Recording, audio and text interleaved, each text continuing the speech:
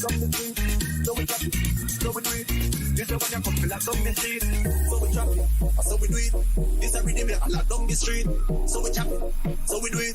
This is when you come feel like down the street. Alright, so we chop it, so we do it. Down down we a lot down the street. So we chop it, so we do it. This is when you come feel like down the street. All I'm full of it go play back again. And everybody say yeah, yeah, yeah, yeah. All I'm full of it go play back again. See them tackle up the big tune. All I'm full of it go play back again. And everybody say yeah, yeah, yeah, yeah. All I'm full of it go play back again. See them tackle up the big tune. All I'm full of it go play back again. And everybody say yeah, yeah, yeah, yeah. All I'm full of it go play back again. See them tackle up the big tune. All I'm full of it go play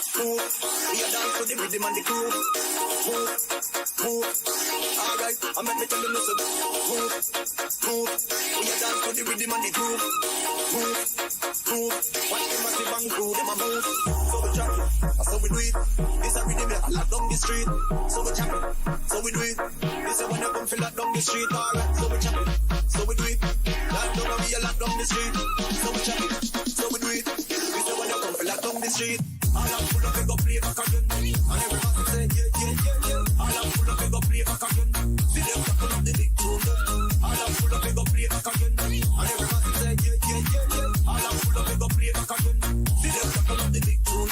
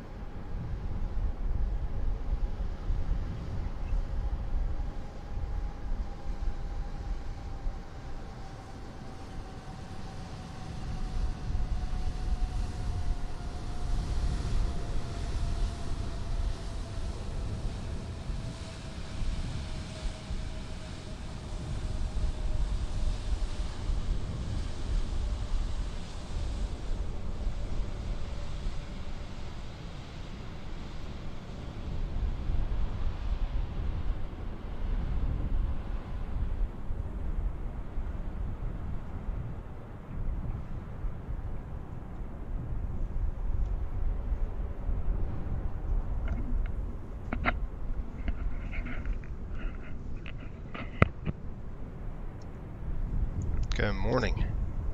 It is nice and early here. I decided to do this earlier than later.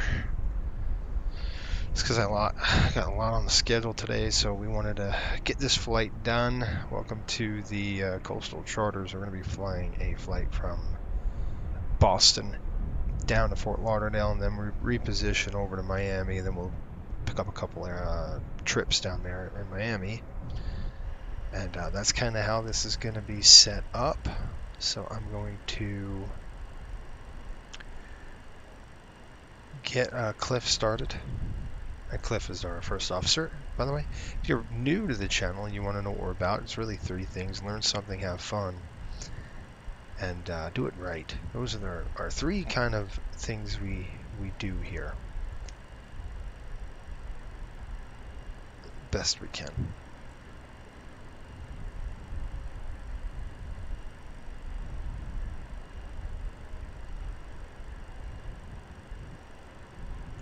Okay, I'm going to call the fuel truck really quick. Before I do that, we've got to go get our ACARs pulled up and all of that. I decided to do this early so I could get it done because I'm probably not going to have time later with work and everything else. So I was like, no, let me just get it done now. So it's just a long flight. This is about, I wouldn't say long, it's about 3 hours and 35 minutes. It's long for us. It's a long, kind of a long flight here. So we've got the correct fuel amount on board right now. Good. Let's go ahead and plug this in. And we're looking at 9,026. No, 926, 9,260, and then 7,600 in the center. And then we'll call for fuel right now. So 9,260.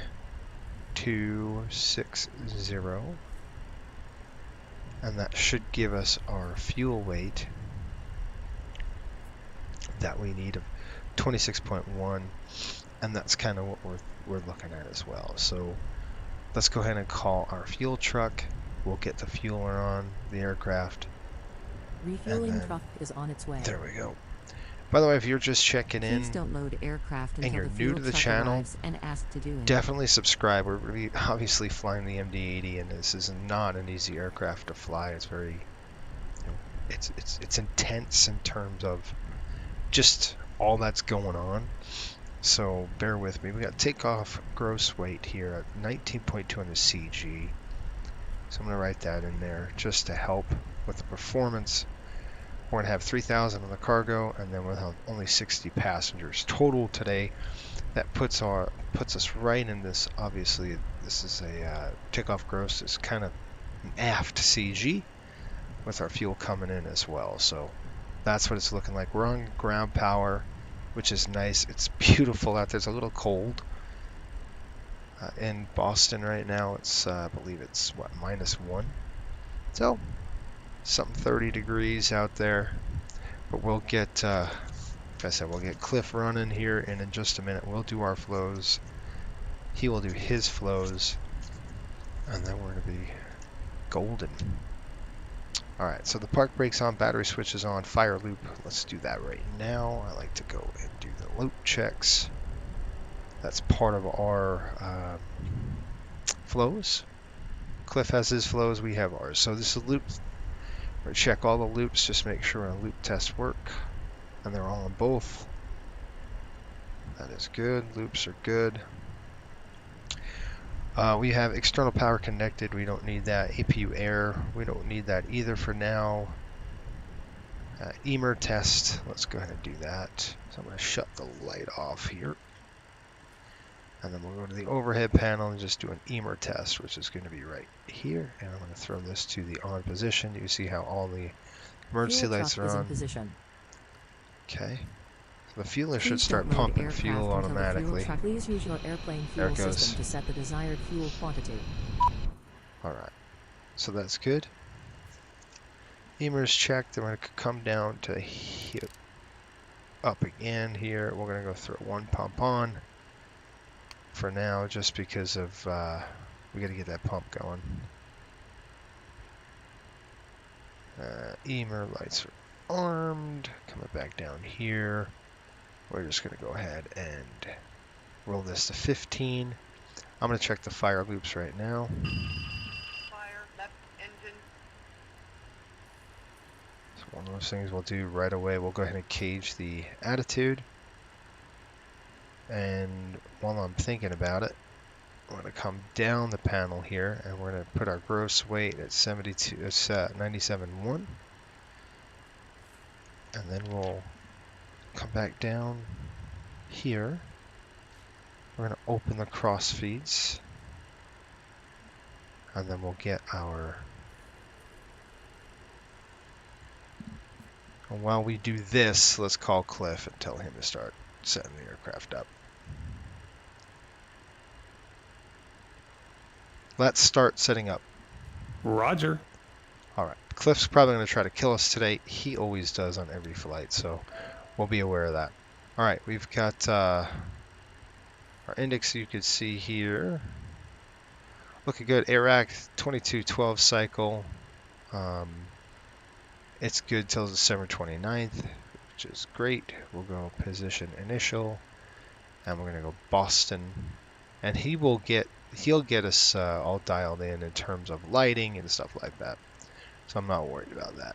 And our last position, we're going to the GNS hook up there. We're going to go route, and again, Boston to Fort Lauderdale. I want to throw that in a co-route there. We've done that with the SimBrief population of just getting that in. So populated by SimBrief, and that's good. So departing, it looks like the paperwork says, I will show you what we're doing on the paperwork. So we've got we're going to be departing Boston, Fort Lauderdale. This is our aircraft number. That's good. And when we get to Fort Lauderdale, 65 feet, we're looking at Boston SOC 6. Wind is right there. Deviation is there. We're going through 60. 0 fuel weight, takeoff weight, and our landing weight. Right there. That's the minimum amount of fuel. This is the maximum amount of fuel. And we're going to get that on board right now. We'll go over NOTAMs and stuff like that, but that's what the deal is. We're going to go SOC 6, 33 left. So I'm going to pull up the SOC 6 here, and we're going to go 33 left. That looks like over the teak. There's SOC 6. I'm going to go 33 left runway. There we go. So I want to make sure that SOC 6 is pulled up. Did I do the right runway? That's the key. Logan 4, pass SOCs.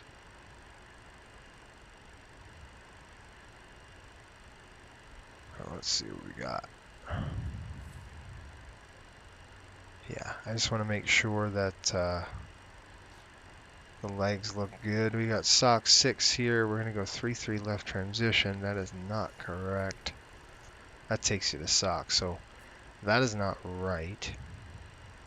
I'll go back over here. Departures.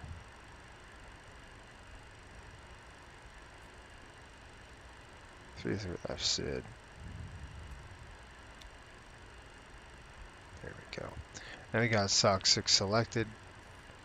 3-3 left transition. Go to the legs page. Now we got Teak, then Kusi, Seabear, Colin, and then over to SOCs. Yeah, and we'll just close that discontinuity up. There you go. And then we're going to click arrivals again. We're going to arrivals into Fort Lauderdale, which is going to be Makuta 2 arrival. I do not know the runway yet. It's probably going to be, let's see where the winds are favoring here. There's probably going to be 10 left. They're favoring. Let's see what the TAF report says in our paperwork, and then we'll go check it out. So I've got Fort Lauderdale is saying.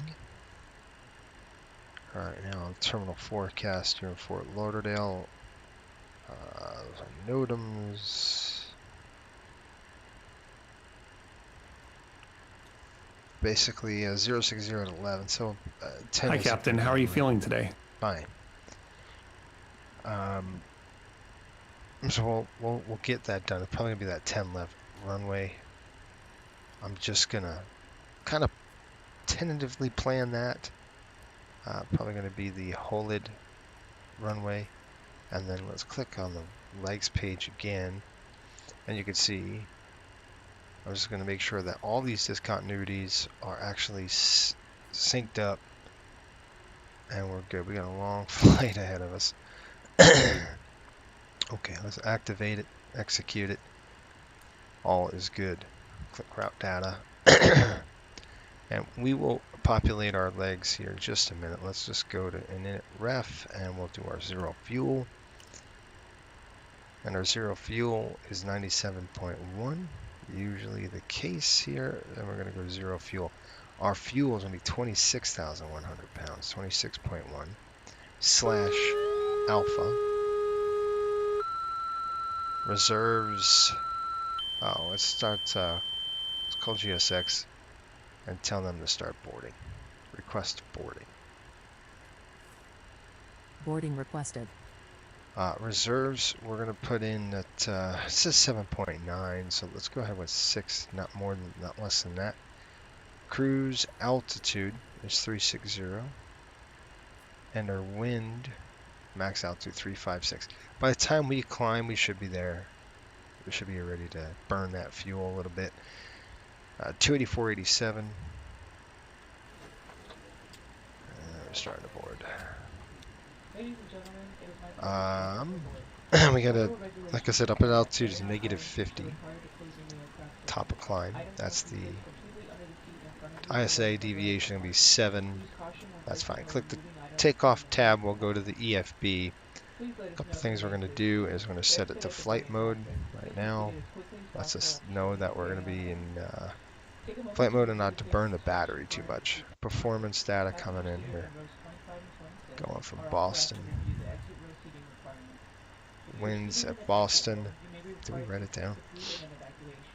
I believe we did. Yeah, winds are 30011. I don't know why I'm flying this early in the morning, folks. This is crazy. Normally, I wouldn't be flying this early, but I am today. There's a lot going on. Alright, so outside air temperature, we're pushing it around, let's say -1. By the way, if you're new to the channel, consider subscribing. Like I said, we'd like to do it right, learn something, and have fun. We're going to go flap 11 on this takeoff for the MD-80. And then our deviation, our QNH is 3002, so 30.02. We'll throw that in there. Good morning, how are you? Checking in, Obnoxious Wolf, that's awesome. Anti-ice is off, packs are on, and then our takeoff weight is going to be pushing right around, I say 122.4 when it's all said and done. So 122.4, there you go. We're not going to do any reduction on the runway, so we're just going to go full. We'll click the calculate, and we'll see what we got. There we go. So I'll write this down with you. So you can kind of see what we're doing in our logbook paperwork. Alright, so flap 11, we've got down 33 left is our departing runway.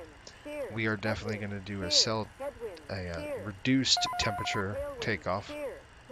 Save the engine where 133, 142, and then V-slat is 184. I'll throw that there. Okay. While that's done, I'm going to come over to here, look at the fuel if we're still burning. We're not. We've got it loaded up. So we're going to go 92. Plane's screaming at me. Come over here. We're going to write this down here. 9250. 9250. And the center tank, we're going to put in 7550 in the center tank. Hope you're doing well. System test, okay. Hope the morning's going well for everyone. By the way, if you're thinking of, you're wondering what Coastal Airways is about, really, we try to simulate real-world airline operations with everything we do. And that comes from training to, you know, the interview process. You actually have to interview with us before you get on board. Then you have to go through a series of training, and that training could take 3 to 6 months, really. You have certain, and it's already done. The training's already done. There's modules that we have. You know, my background's in the 737. That's kind of where, you know, my expertise lies, at least in that aircraft. All right, I'm going to come down here, click takeoff flex, and then throw this to 50. What it's going to do is drive the EPR bugs down to the rate that we need, and that's why you flip takeoff flex down, and then we'll throw this to the off position. I gotta do that again. There you go. See how the EPR bugs? Nope. See how the EPR bugs are down there to flex?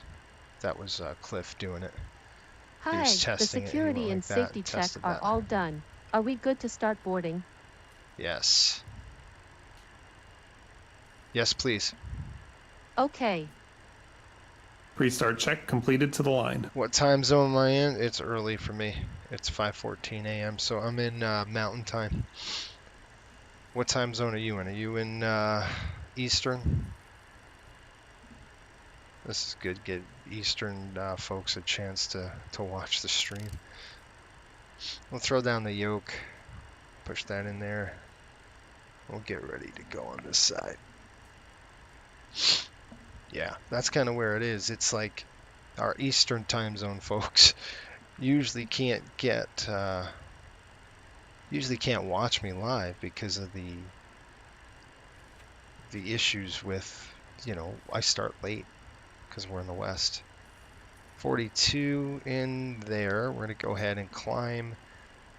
This restriction says on the SOX up to 5,000 feet. Here, there's no restriction on top of any top altitude. So we really could climb higher than that, and I probably will. This is the MD-80, so I'm going to push this thing up to about 10,000. We'll figure we get it stable at that point, and then we'll let you know. I'm going to go ahead and just set that. I'll click arm it. And I am going to throw some flood on this. That'll brighten that up. That'll brighten the other thing up. So let's go ahead and just flood this out just a little bit. He's got some flood lighting on for us anyway. Looks like we're boarding. So I'm going to come back here and just... one click of the flood is usually a pretty good deal. And then I go about halfway on the panel lighting. Just because otherwise it's way bright at night. And you're losing your... You know, you're using kind of your eyesight with that. Eastern Standard at 7 a.m. It's so early. Oh, it's early. Yeah, it's 5:15 for me, so it's early in the morning. But anyway, you know, this is a 3-hour flight, so I figured we'd get in early, get it done, and then at least dump this aircraft to Miami and pick up some line flights. So tomorrow we'll probably fly a line flight for coastal in the 737, and that'll pretty much be not this early in the morning, but it'll be early enough in the morning. Okay, there we go. I'm gonna go ahead and just throw the range back, and you can kind of see what we're looking at here in terms of flight. I'll go ahead and do a brief with folks here in a minute. I'll check the aux.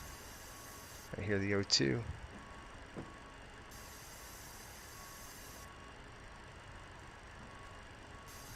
Okay, good. I wonder if I could barely hear that oxygen flow. All right, good stuff. Let's go ahead and keep programming the FMC. We'll do some top altitude stuff. 128, 133. Some old school programming on the FMC. We're not an Airbus, or the 737 even has data link now. Not this airplane. So we're going to the legs page, and I'll show you how to do this. Man, that's early. Let's go over here. I'm going to show you really quick our paperwork that we have. And just kind of how we do this in terms of leg data and finding our route. So we're going to just drill down to our flight plan. This is going to be our lease. And if I go to route data here on the FMC, and then I'm going to next page it to here, I'm going to try to get this in. And then let's pull this up. And we've got Boston, top of climb, HTO is our first one that we care about. and that's saying winds right here up on top, 320 at 22, or 321 at 22. So if we take a look over a previous page at HTO, you could see the difference is quite measurable, as this is saying, I'm sorry, I put the wrong one here. It's going to be 286 at 89. So 286 at 89, that's pretty good. We're going to leave that alone. Let me erase that. I don't want to confuse anybody. It's on the bottom now. It's this one. Okay. So 286 at 89, we're going to leave this alone. We're going down to the next one at rifle, so that's fine. We're looking for a 10-degree shift or a 10-knot shift. The first one looks like it's Cedric or Cedic, 286 at 100. So we're going to flip that over there, and we're going to go 286 / 100. That's 10 knots difference. Okay, we'll pull up our paperwork, and then we're going to just drill through this and see. Then we've got MJ, which is over the ocean. Same thing. We're good to go on MJ. I'm going to give that a check mark. Then Yazoo, 287 at 111. Yeah, I mean, that's over 10 knots. We're going to have to change that there. So the Yazoo, again, 286 at 100. What is it? 286 at 111. So 286, same thing, 286, but the winds are getting a little stronger there at Yazoo. Okay. Then from Yazoo, we've got Zizzy, which is fine. We're going to leave that alone. Then Warren, 287 at 111. SWL is going to be 284, 105. So we're still good there. CB, 283 at 104. Wheatro, 282 at 110. What about 286? That's still good. 281 at 109. Saggy, 279 at 103. Still good. Jordan, there's our change. Jordan is the one we're going to change next. And I'll show you there. You can see Jordan down here. We have a change, a shift. 279.96. It's starting to drop there a little bit. So let's go ahead there. 279/96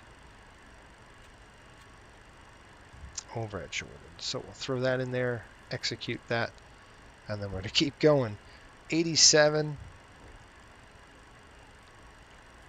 That's fine. Close. Magic, we have to change. That's 278 at 84. So 278.84. That's nice. That means the winds will start decreasing for us a little bit. We're going to be taking a direct hit on the side. Or what did I say? Magic? Yeah, 84. Execute. By the way, everybody, if you're new to the channel, consider just subscribing to us right now.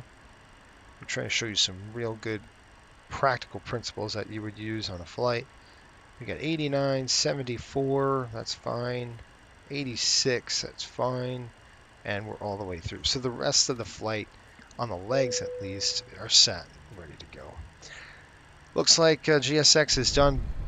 They're pushing back, getting the heck out of there, closing the doors. Doors are closing. And they should be closing our door. Why is the gate not on the aircraft? Okay, because we're done. So the gate moved out. We've got the team boarded already. We're actually using a different gate here. We're using an actual gate instead of,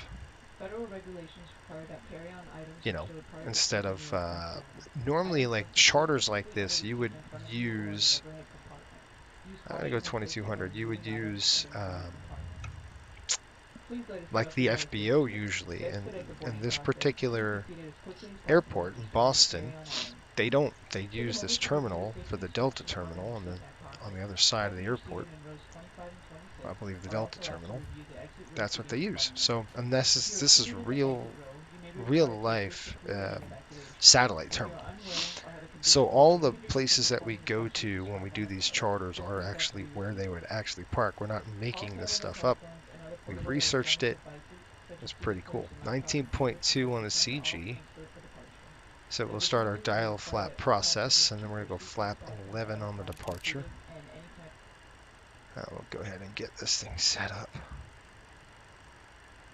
Alright, so there's our takeoff flap and then our CG. We're going to kind of just throw the yoke here, just test it on both sides, make sure it goes, and then we'll throw our suitcase handle back and let it go. That's our long trim. That looks good. Then we're going to come dial a flap down here, and we're going to flap to 11. We'll set our radios 122.8, and then we'll start our checklist process. 120, let's go. All right, I've got 11 degrees there. We're going to go 122.8. Hi guys, here is the load sheet for you. Thank you. All right, so all that's good to go. We'll go ahead and close that out. I've got a speed bug set as well. We'll definitely do a check now. We'll run our checklist. By the way, consider saying hi too. If you tell us where you're from, probably from the eastern seaboard, say hi on the chat. That'd be good. All right, let's do our pre-start check.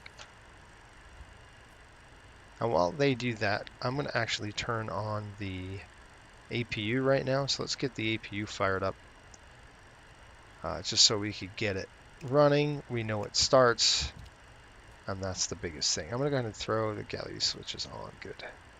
So we're going to watch this start coming up on us. There we go. Once we get to about 20% on the APU, the RPM, we can go ahead and throw it to run. This is an old school airplane, folks. This is not your typical new, okay, throw that to run. It's not your typical new aircraft. This is old. 64 feet. So let's go ahead and check that right there. Yeah, where are you? Slightly under the one, I'd say about right there. 3000. I'm just going to put it right now. There's the APU. You hear the APU is lit. This back door is hydraulic pressure actuated, so we have to actually turn the hydraulic pumps to get that back door closed. And we'll call GSX, tell them to remove the power, and I'm going to actually throw on the fuel pumps right now and the center tanks. And we're going to go ahead and throw this on. Now we're on APU power. We can disconnect the GPU. We're going to throw the APU air on, and then the right valve. It's perfect. We get some airflow through the aircraft. Let's call up GSX, and we'll have them remove the GPU. Smart Pirate, what's up? Watching from Australia. That's awesome. Safe flight. Australia is great. Obnoxious Wolf, I'm from New York. There you go.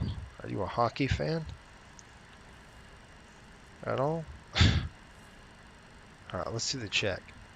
Nice. We have a fellow New Yorker. I love it. Boston traffic, United 448, taxiing to 33 left No to the Alpha problem. Charlie, Have Boston. a safe flight. Pre-start check below the line, please. Covers and pins. Removed. Aircraft log and documents. Checked on board. Altimeters. Set. Fuel, oil, hydraulic quantities. Set and checked. Zero fuel weight. Set. TRP. 50 takeoff flex. Stabilizer. Set. Set and checked. Flaps takeoff selector. Stowed. Speed bugs. Set. Pre-start check below the line completed.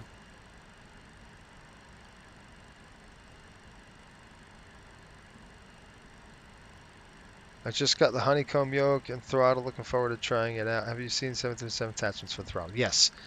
I have the 737 throttle kit for the 7.3 for this honeycomb. Now, when I fly the 7.3, I have my other setup, but if you go on Etsy, really cool businesses that do like 737 setups. So I would look at Etsy. I think I did, I can't remember which one I got, but I got one for the flaps that hook onto this. That's a spring load, and you could drop the flap like a 7.3. So Boston Traffic United 448 crossing 4 left and 4 right at Charlie, Boston. it's really cool to get that because it adds a bit of realism to it. It helps with immersion, and it feels like a 737 system. So definitely would get it and check that out. It's awesome. I do like it. All right, let's go ahead and get that door up. So I'm going to click this, and I'm going to go over to here. We'll go to the aft stairs. I'm going to pull that aft stair, but you see if I click that, nothing's going to happen. So we got to get some pump on, and then we can turn it, and you can see, all right, it's kind of closed right now. Back to off. That's it. Now the door's up. All right, let's call for the pushback. We'll go get a push. We're going to go ahead and go tail right. So we'll get us pushed back out of this way. Sun's coming up nice. Normally they're going to fly this flight, by the way, with this hockey charter at about 11 o'clock at night. So this particular flight is going to be flown tonight at 11 o'clock, right after their game. They're usually going to fly it. I'm not going to do that tonight because I want to actually flip the script a little bit this early and fly it out of here this morning, and then we could do that. So I'm going to call for we're actually going to do our pre-start check is done, and then we'll do just our briefing. So let's just do a briefing while I have you here, and we'll do it right now just to let you know what we're doing, how we're doing, and how we're going to do it. Oh, man.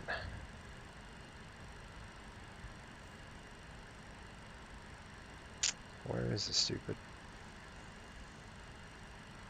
Where did they go? Oh, they're there. If it had teeth, it'd bite me. All right, let's pull this thing up. And I'm going to click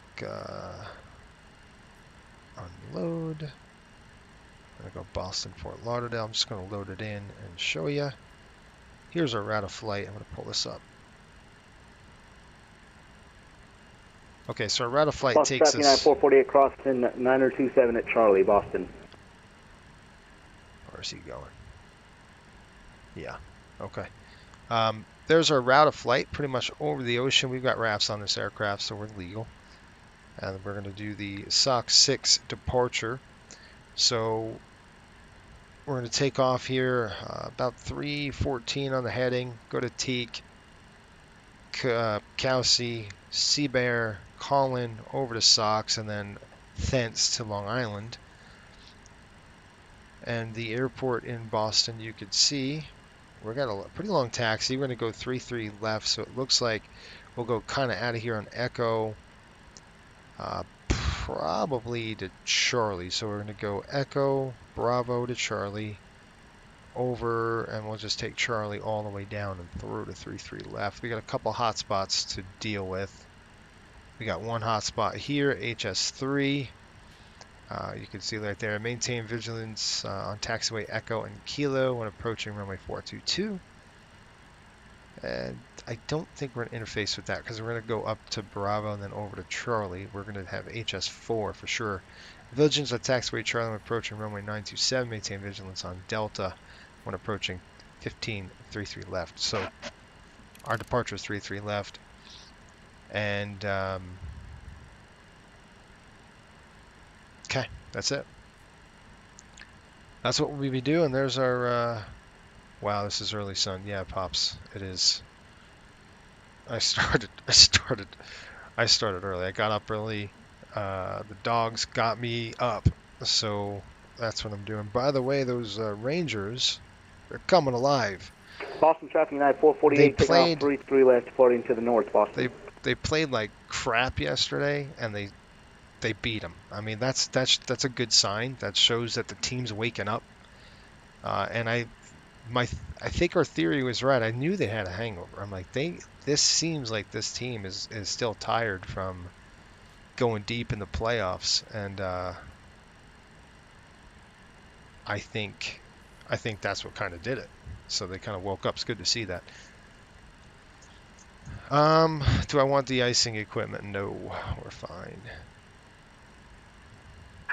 Due to icing conditions, please stand by for engine start until push completed and brakes set. Australia is really cool. What time's in Australia? It's probably afternoon over by you, give or take. Anyway, it's good to see. Let's do our pre-start checklist. Just want to make sure that we're good to go. Hello, Captain.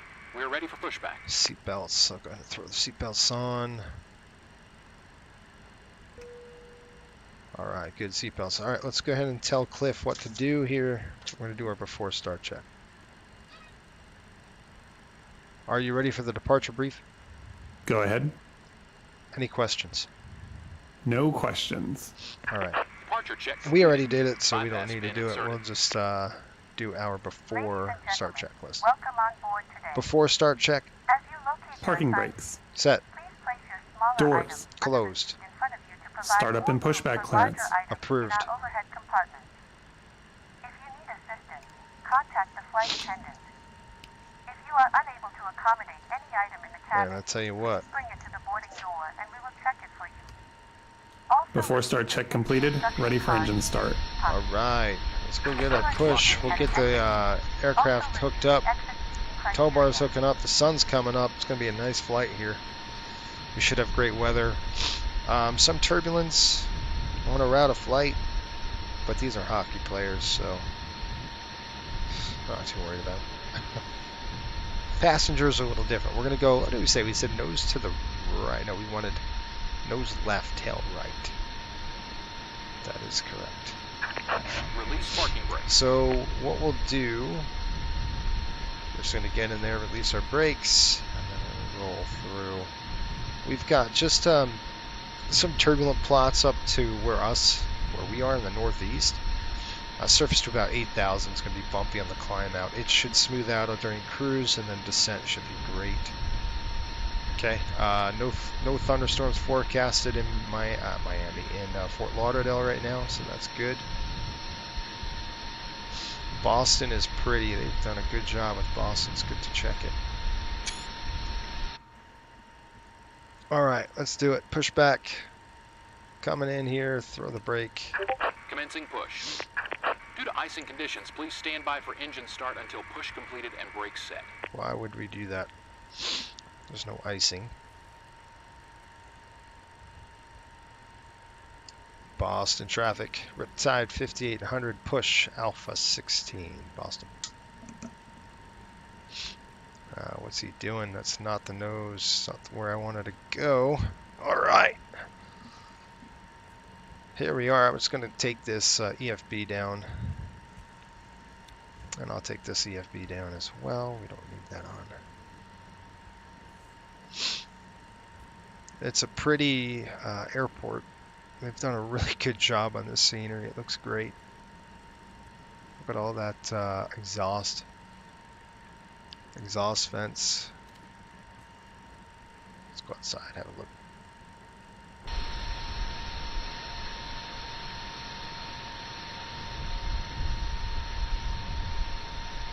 Look at that nice hotel there. What's up with my nose gear? It's in the ground. Oh, it's pretty, huh?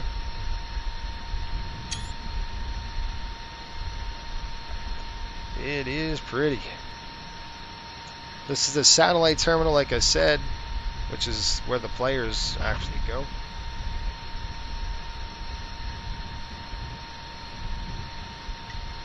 Oh, gosh. It's early. It's early. What do I do for you folks?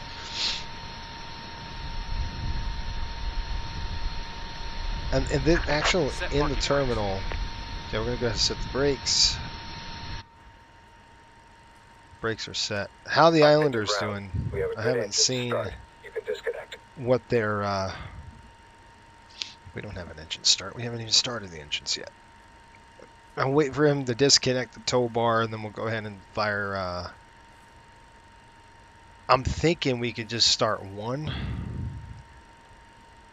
just because it's going to be a little bit easier to handle. Well, you know what? We're going to start two, and the only reason why I say that is because we've got Unlocking gear. got a lot of weight on the aircraft. I mean, it's still not bad. We're about 123,000 on the gross. So there we go, and that should have popped the nose gear back up. Yes, it did. See you later. I'm gonna get a couple good pictures here before we Tow go truck anywhere. disconnected. Bypass pin removed. Left is clear. Right is clear. Let's go back here.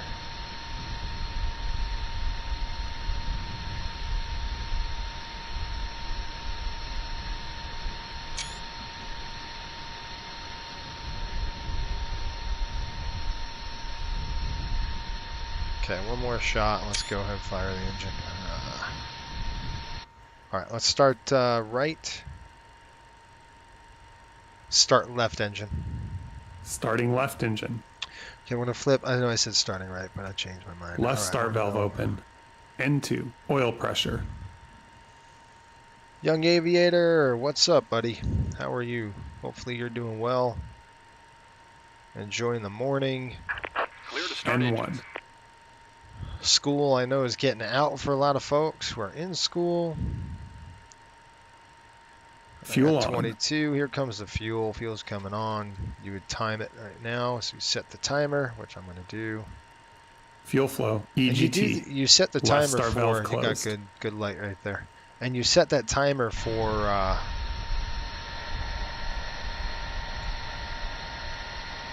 You want to make sure that you're not having a hot start or a hung start, and that's why you would set your clock like that. Stabilizing. I love the sound of a JT. Stabilized. So nice. Okay, we got a good start on number 1. Let's go ahead and fire number 2. EGT is setting. That's good. That's what you want to see. Ladies and gentlemen, if I could please have your attention to review some of And we're going to start right engine. in preparation for Start right engine. Parking brakes. seat back is straight up, your tray table is stowed, and that your carry-on items Cancel. are placed completely under the seat in front of you or the Cancel checklist.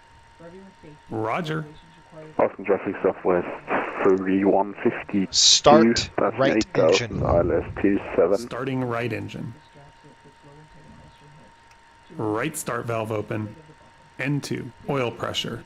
37 points, huh? in front of you. It explains the safety features The of aisles. as I well know as the the Rangers rotational did pretty well.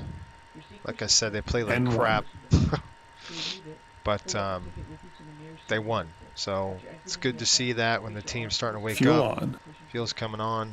There are 81 Shusterkin's exits playing to the aircraft. good. I honestly think it was a hangover from late in the playoffs. Fuel flow. EGT. Still, that was Right start 25 valve games closed. where it just was like, oh my gosh. And they were back-to-back last night. So they played Philly and then went back-to-back with Chicago. So you had to travel in there, and that's just a lot of, it's a lot. You're tired. You're coming in late nights. We know because we fly these Stabilizing. flights. Stabilized. It's a lot of work. Board our flight today. All right, we got 2 good engine starts. Let's go ahead and Please direct turn your off attention the to cabin APU. We don't want to burn all that fuel. So we're just going to come over here. We're going to throw the APU to the off position there. You can see how we're going to go APU now off. We're going to go supply on. You can see how we got pressure now in the ducts, which is what we want. And let's go ahead and just check our good. This is our generator. It's looking good. Volts are looking good. I'm going to come down to the DC system, and that looks good as well. You can see the DC system here and here. And we're all set. Okay. Aisles 8th in the east. Good. I know the Rangers are creeping up. They got to keep playing like they're playing now. They got to get to make the playoffs. They're on a tear. I mean, I think they've won the last 6 or 7 in a row. Good to see that after such a lethargic start. Start the flow of oxygen. All right, Oxygen will be flowing let's to do the our mask, checklist. even though We'll the do an bag may after not start inflate. check. Cover your nose and mouth with the mask. Okay, galley power's coming on now. We're Place going your to throw that on. They elastic usually band just around throw your that head off and for tighten to by pulling on the end. start. We're going to throw that off. Secure These your are own on. mask before assisting others. That's on. That's on. Bottom Okay. cushion may be used as a Let's foot start our device. Hold after on start to check. Ignition. passing 3000, Off. turning right. Electrical loads. 12 miles Checked. south wireless. Air conditioning supply. Auto This is a non-smoking Galley flight. power. on. Smoking is not Ice protection permitted in panel. cabin or Off. laboratory. Pneumatic Cabin crossfeed lights valve will now levers. be turned Closed. off. Reading Flight light buttons controls. are located above your seat. Thank you for your attention. Checked. Set and checked. Hydraulic pumps and pressure. Checked. High. Set and checked. Annunciator panel. Checked. Ground equipment. Removed. All clear signal. Received. Flaps, slats. Set and checked. After start check completed.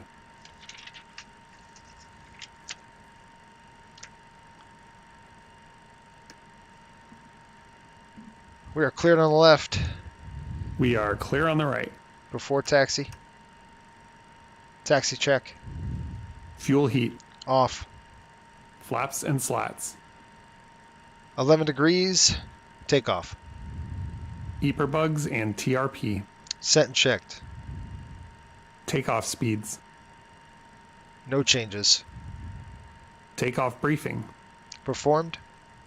ATC flight guidance systems and nav aids. Set and checked. FMS. Pre-flight completed. APU air and master switch. Both off. Brake temperature and pressure. Checked. Taxi check completed. Request taxi clearance. Ground, good morning. Eagle Flight 5. Okay, folks, here we go. We're going to go ahead 0, and ready to depart. Like I taxi. said, we're going to go ahead and taxi out right now. Brakes off. Cleared And to I'm going to taxi. keep the Eagle Flight 580. see if I keep the throttles at idle. It's going to just slowly start creeping. That's just idle thrust, right? That's not any forward thrust. So I will help it along. I'm just going to try to get another picture here before we depart. Boston is too cool.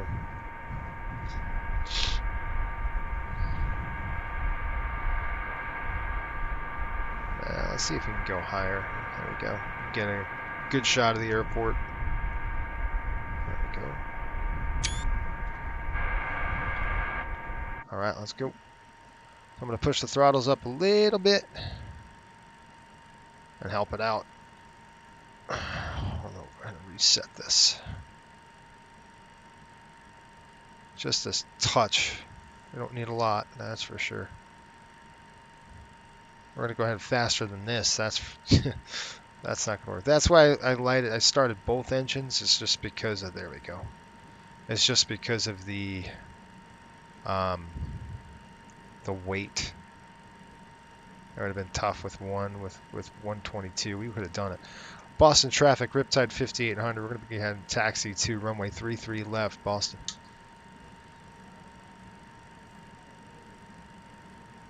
They're departing, they're departing 33 left, so we've got that right. Okay, we're going to come on the lower end here, which is fine. We're going to just pop out there, and then we're going to go up Bravo.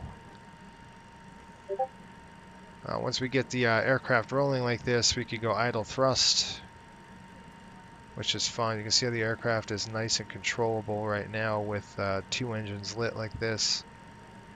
I know the lighter weights on the airplane, it just tends to go so fast with 1 engine.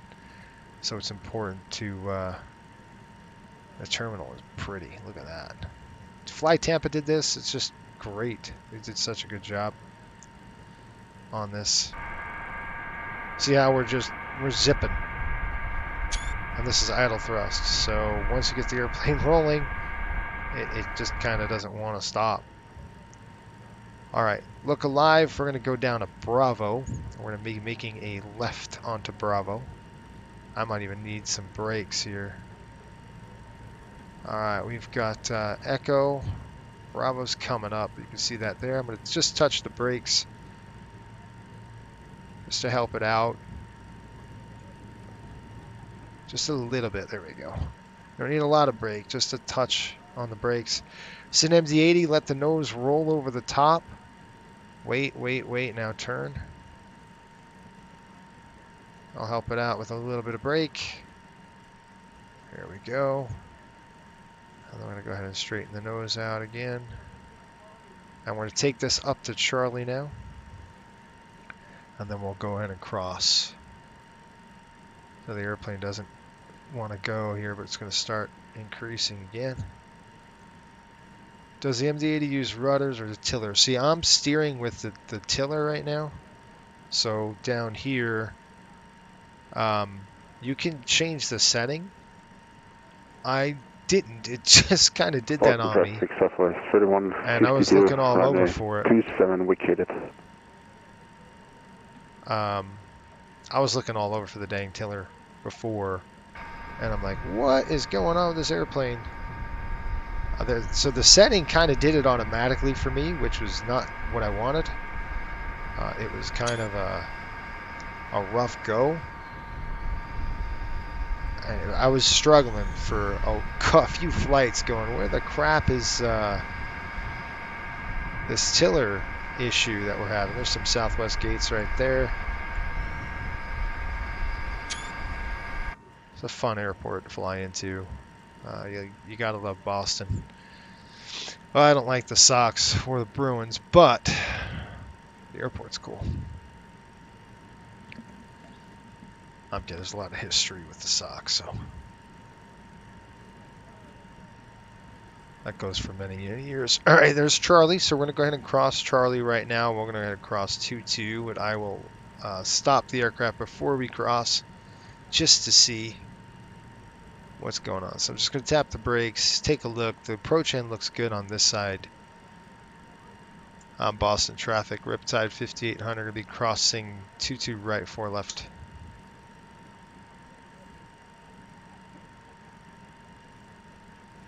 And that side looks good.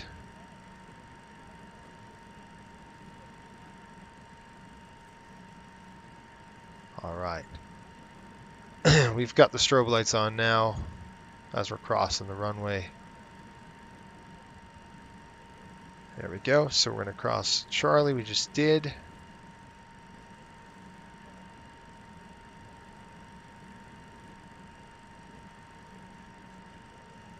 This should be Mike right here. Yep. So this taxiway's Mike.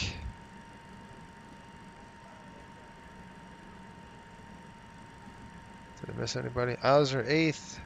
Cody, good morning. You've got an early AM grind. Have fun. Yeah, Cody, we are doing this early, buddy. Welcome aboard.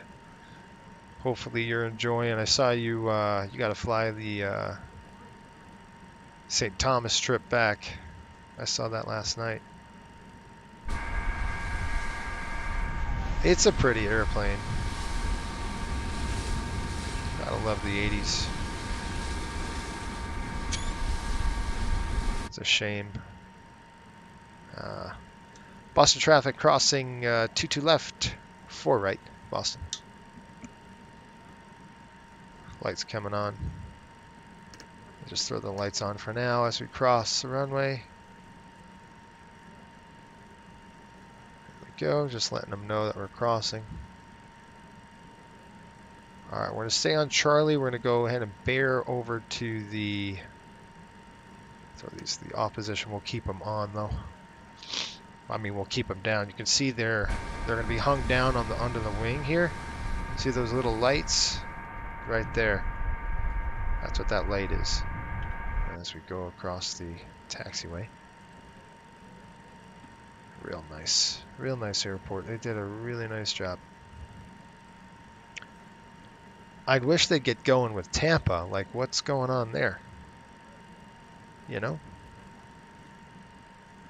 It would be nice to get Tampa going. Okay, this is Gulf. We don't want that. There's a nice little hold area here.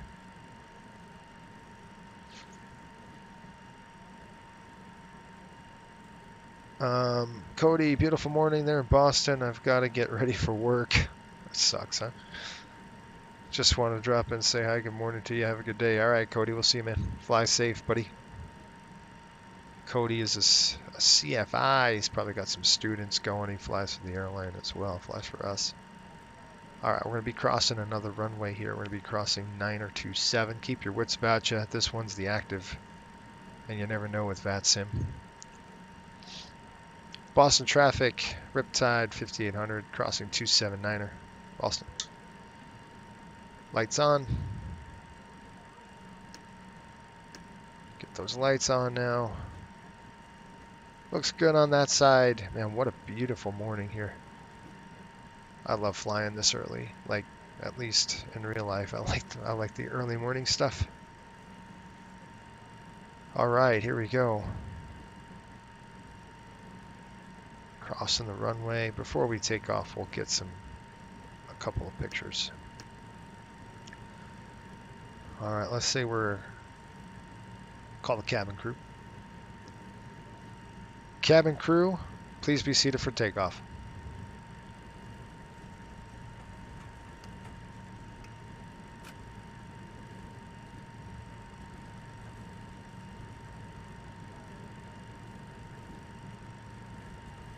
Okay, we gotta do a lineup check. Lineup check. Cabin. Secured. Windows. Left side closed. Left side closed. Right side closed. Annunciator panel. Checked. Ignition. Set to alpha. Air conditioning supply. Auto. Transponder set to TARA. Takeoff clearance. Received.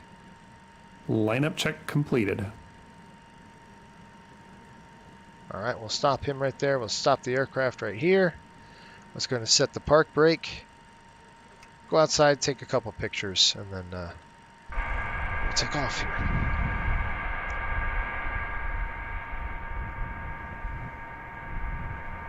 That's really cool. Boston in the background. You see that? The city.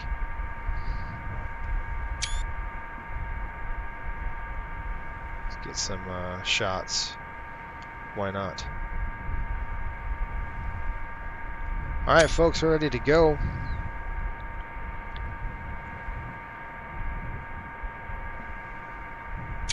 Okay, normal departure today. If anything happens before 80 knots, we'll stop the aircraft. Anything above 80 knots, we're only going to stop on like fire, failure, fear, or shear.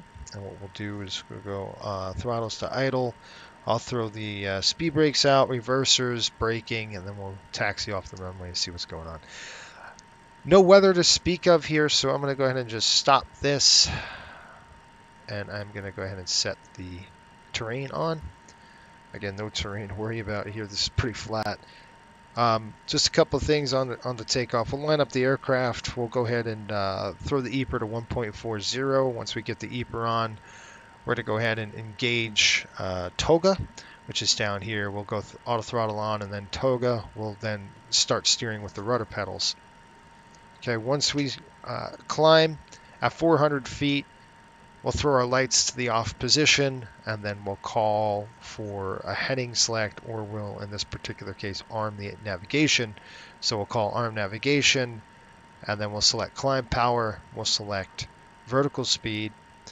We'll say engage VNAV. We're still going to be manually hand flying the aircraft up. We've got SOC 6 departure, so we're going to be flying a runway heading about 314 degrees. So I'm going to go ahead and set that here. 314, altitude is set. So I just want to crank this course over here really quick to 314. There we go. What tiller am I using? I'm using I don't know if you can see it on the screen here, but this is a a SciTech throttle that I have, and I'm using the top button here for the steering. So that's kind of what I use. I don't know if, let me see if I can just turn this a little bit so you can see that right here? That's what I'm using to steer the aircraft. So I mapped it to this, and it seems to work better that way. All right, we ready? Let's go ahead and check our approach, and I think we're good to go. Okay, we got to reduce thrust. Ready? Ready. Timing.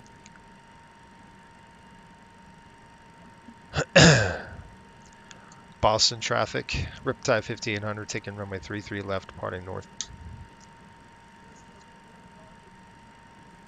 Okay. Lights coming on, folks. Look at the sun. Man. There we go. Lights on.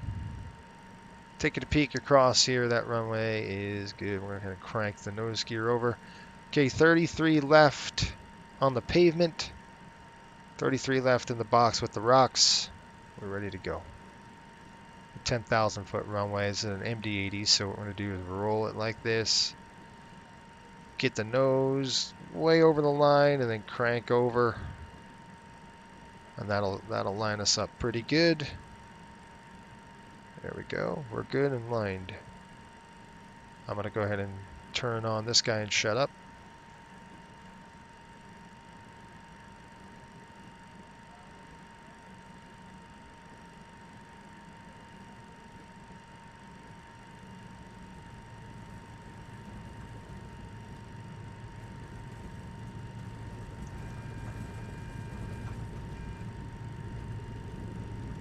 Takeoff thrust set. Clear.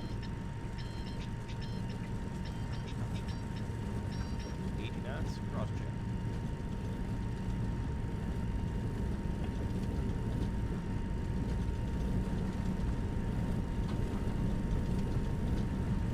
V1. V1. Rotate.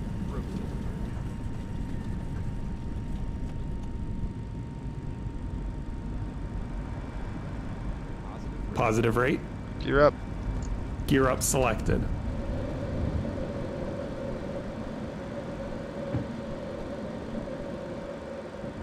Gear up. Lights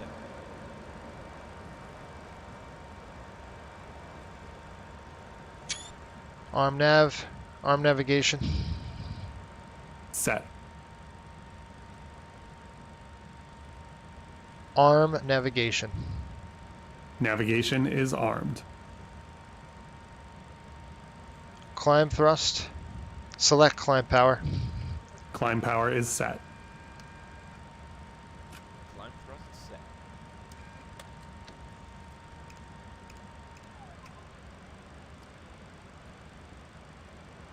Flap 0. Seatbelts.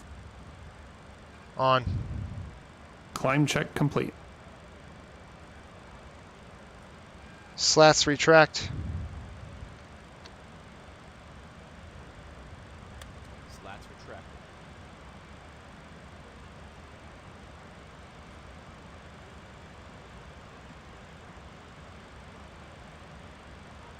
Autopilot on.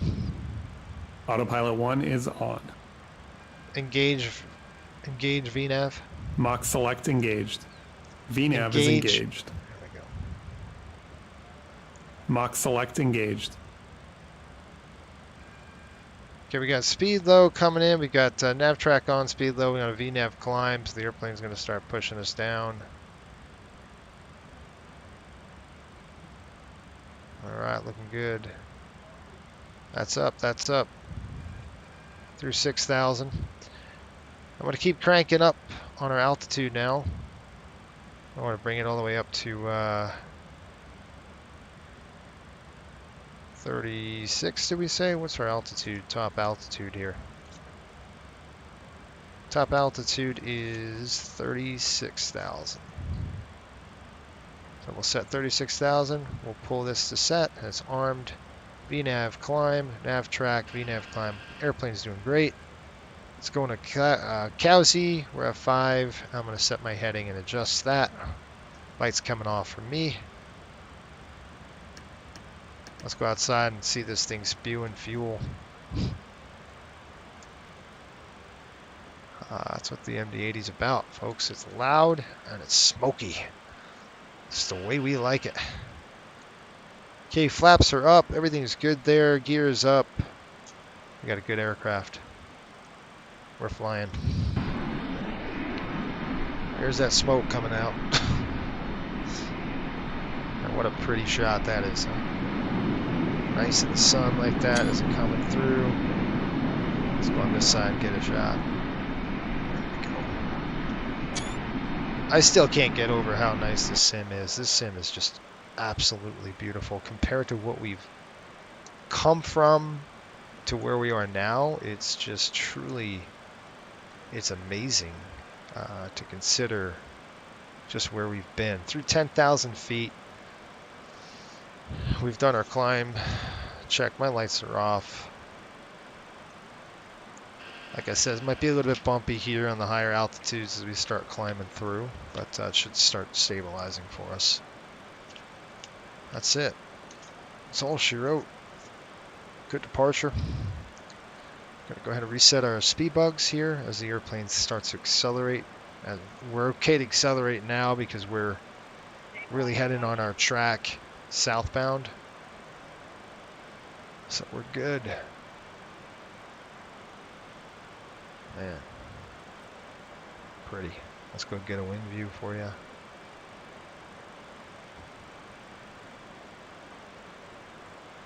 There's the city of Boston right there. There's the airport we just took off on. All right, we're going to fly over to Long Island right now. So that's kind of the route we're going to take. Penn, how are you? Good morning, just got back from Taiwan last week. How was that? Probably a lot of fun, huh?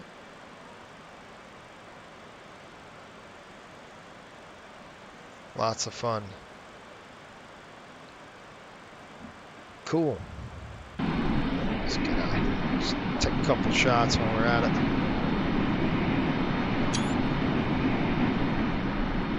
Welcome aboard, by the way.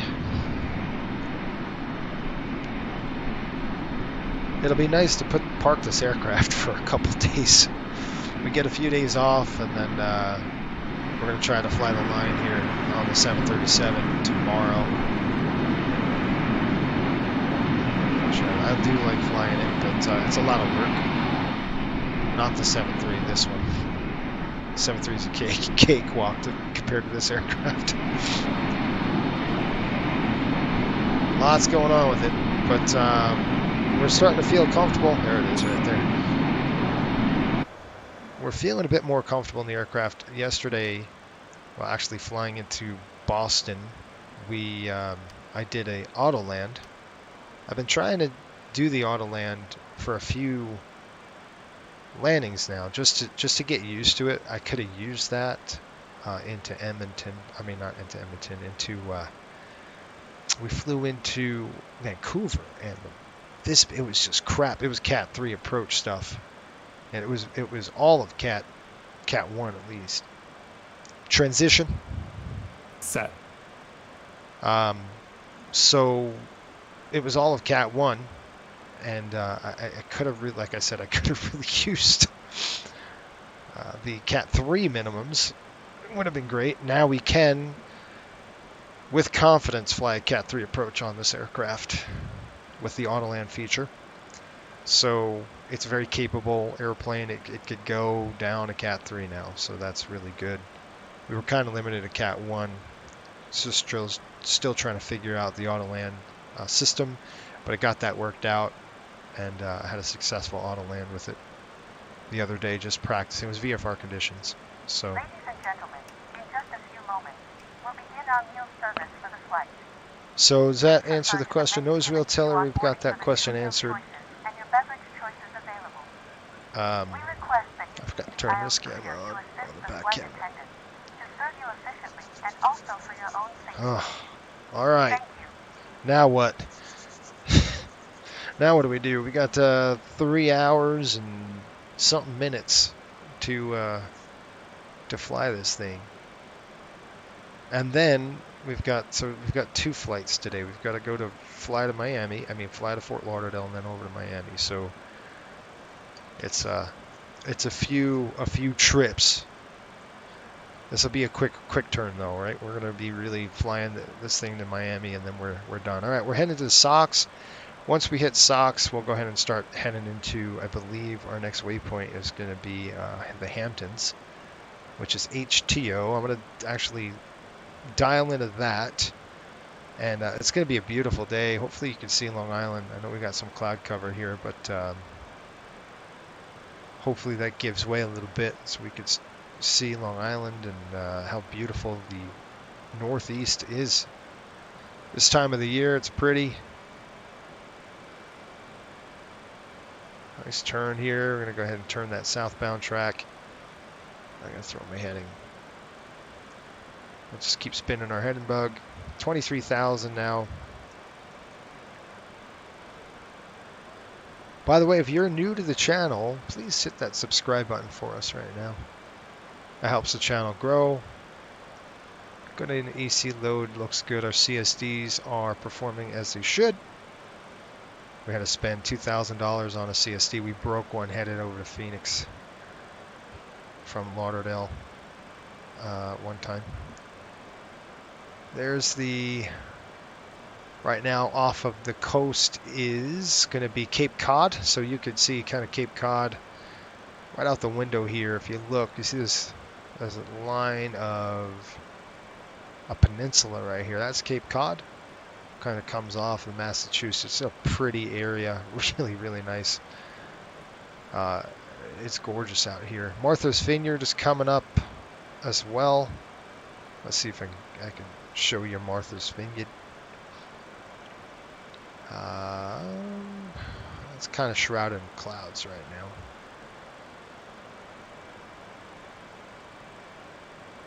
You can kind of see the vineyard. It's going to be right there. There's Martha's Vineyard. And then if you threw and just flew, right over here is going to be Nantucket, one of my favorite places to actually fly to in real life. I love Nantucket. Lots of fun. One of these days, right? And then we're going to be heading over to Hampton VOR, which is, I'm going to set that right now at Hampton. We're going to be pretty much right over the east end of the island of Long Island. So 1136. I'm going to plug that in here. Give everybody a good idea of where that is located. We've got about 78 miles to there. This is the coast. You can see the coast of Massachusetts. Let's get outside. So there's the vineyard. Right here is Martha's Vineyard right there, this whole thing. Alright. Passing through.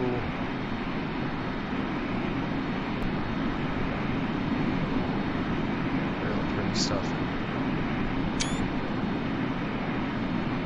We're heading southbound toward Long Island. We're going to be, like I said, we're flying the whole eastern side of Long Island here, coming up on the south side, South Fork. Through 30,000.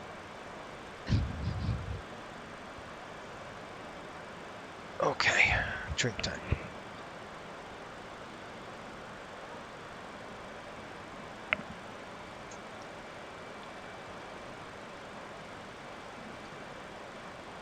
I don't know about you, but I need a nap.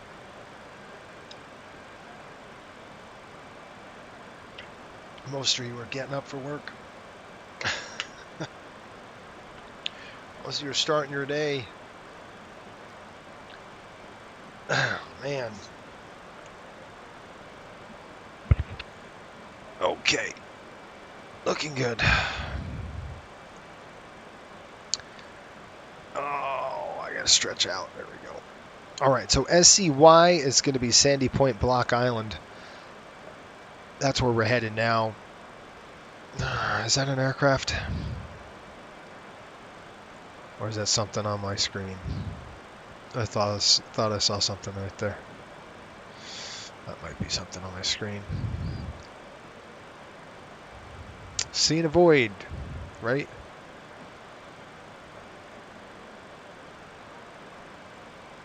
We got TARA on, it's on above, so that's fine. We're gonna go ahead and click our legs. I'm gonna click prog page, show you where we are.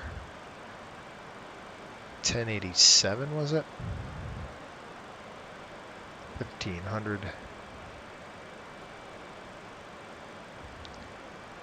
So about 12:30 right now, 13:30, 14:30, it's 2 hours. 2.5 hours on the ETA, which will put us when here at 6, 7, 8, quarter to 9 maybe, 9:15. Straight ahead's Block Island. You can see we're almost flying over the top of that thing right there. And then directly in front of that, we're not over there yet. Sandy Point, Block Island's coming up.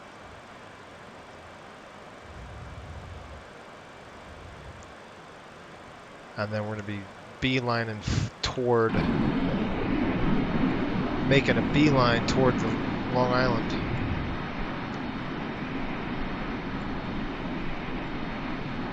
Mast is behind us.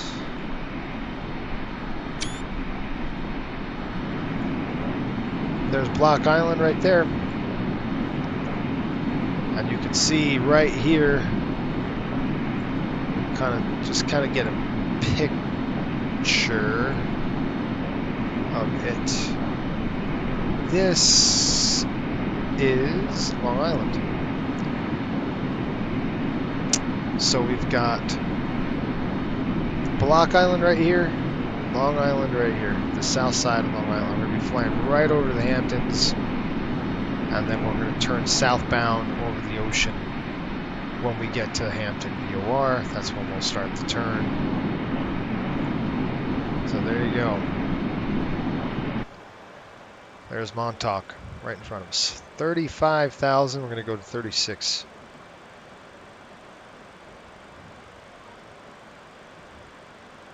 Pretty cool stuff. Let's look at our ACARS. Make sure ACARS is doing its thing. It sure is. You can see kind of where we are right now. We're headed over the top. We've got 35 for 36. There's Long Island straight up. There's Montauk Point. Right off the nose of the aircraft. And it's pretty. Probably got 47 miles to go into the Hamptons. It's looking real nice. Is anybody doing anything over the holiday break? Over Christmas break at all? Any fun plans? Anybody doing anything? Going anywhere? Oh, Penn, you just came from Taiwan, which is a blast, I'm sure. Alright, there's cruise altitude. If there's any turbulence, it'll probably stabilize about right now. Alright, now the fun part. Let's just sit here and do nothing. Honestly, you just go through and we're going to read about a system. That'll be fun. Right? There it is, right over Montauk. Sandy Point's behind us, and then we got Montauk right directly in front of us. Long Island is right there. I don't know if you can see it out of the nose of the aircraft. But that's it. Let me just kind of sit here and look at the burn. I'll do the burn rate here over Hampton. It says 21.6, which is fine. We're forecasted to be at 20.9. So we did a burn check over the Hamptons. That's perfect. We're not even over there yet, by the way. We're just passing Sandy Point, Block Island, pretty much over it. But we're so high, it looks like we're over Long Island. We're very close. There is Long Island, right off the coast, off the nose. So you have North Shore here, on the south side here. Pretty. Then we'll hit Hampton, and then we'll go feet wet all the way down on Juliet 174. I'll give you the route. I'll show you exactly what we're gonna do.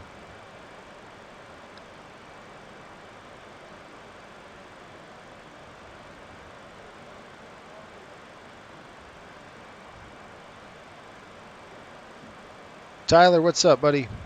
Sean says I turned 50 on Wednesday. Does that count? That counts. That's great. Congratulations. That's awesome. Of course, after you get a certain age on birthdays, you're like, really?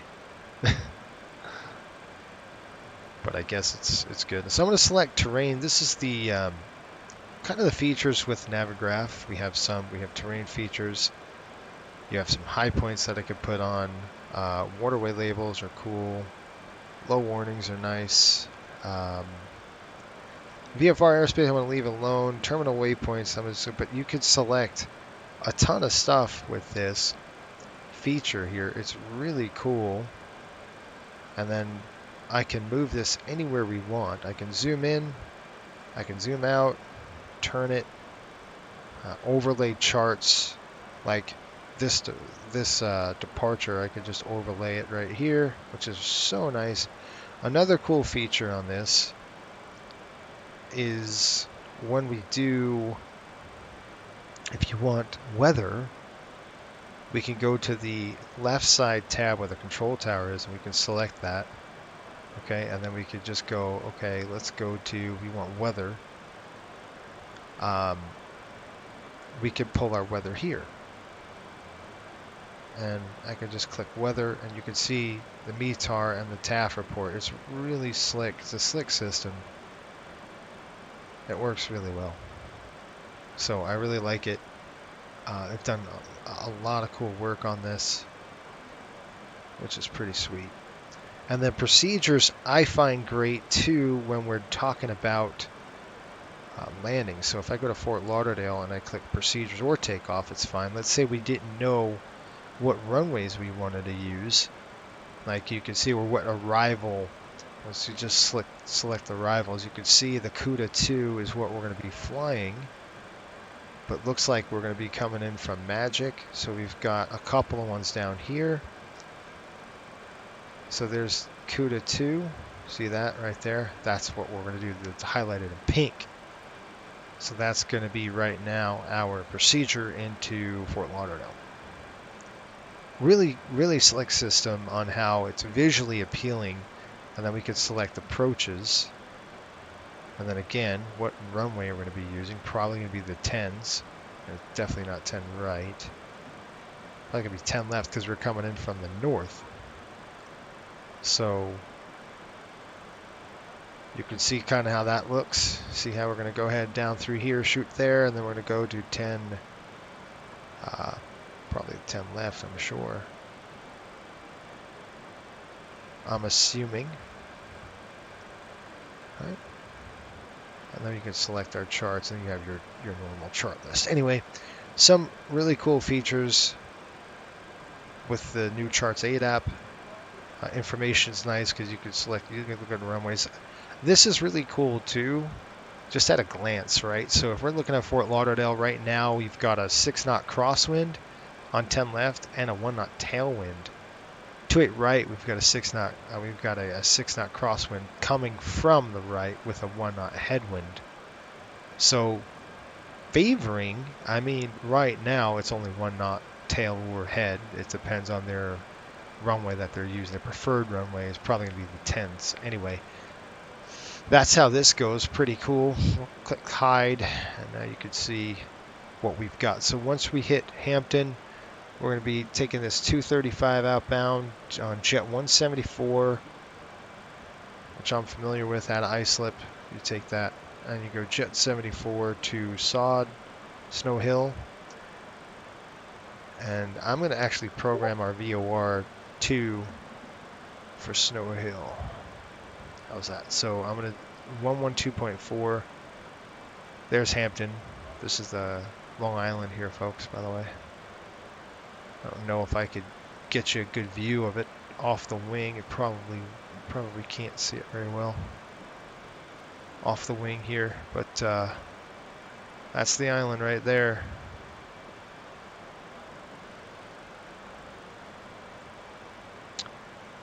Cool. Back it up. Here we go. We already did a burn check over Hampton. Now we're going to go feet wet.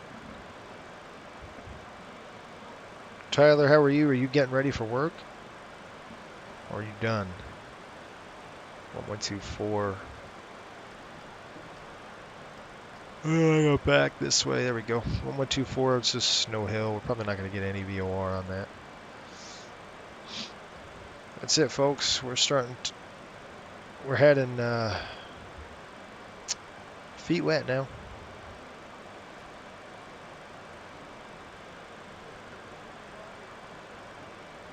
All right. We're heading that southbound track over the ocean now, and we won't go feet dry until we get to Snow Hill, which is going to be Delaware. We got Jersey and then Delaware.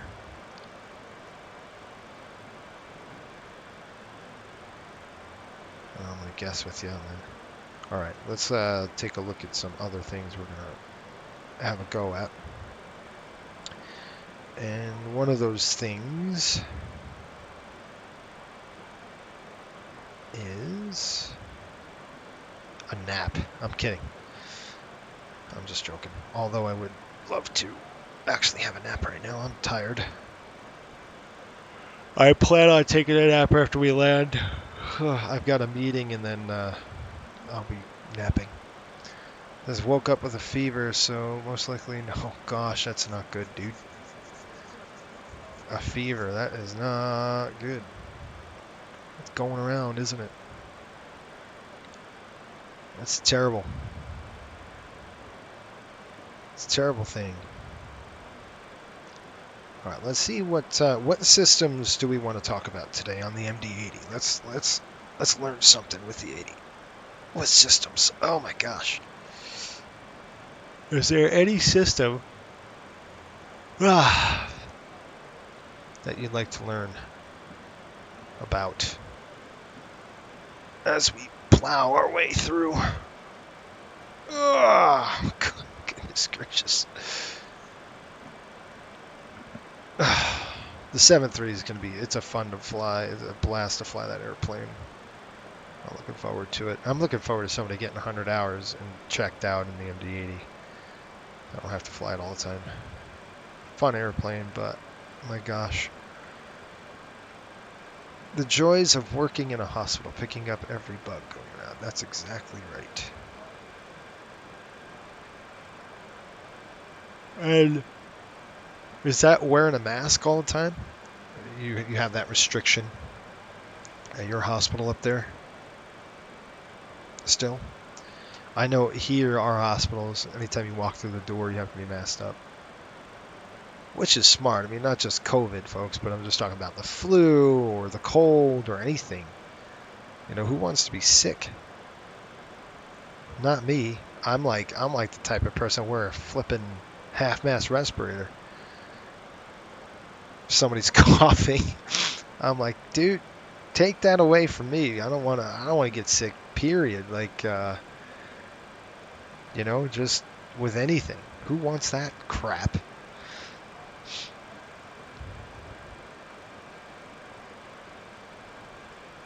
Oh, excuse me.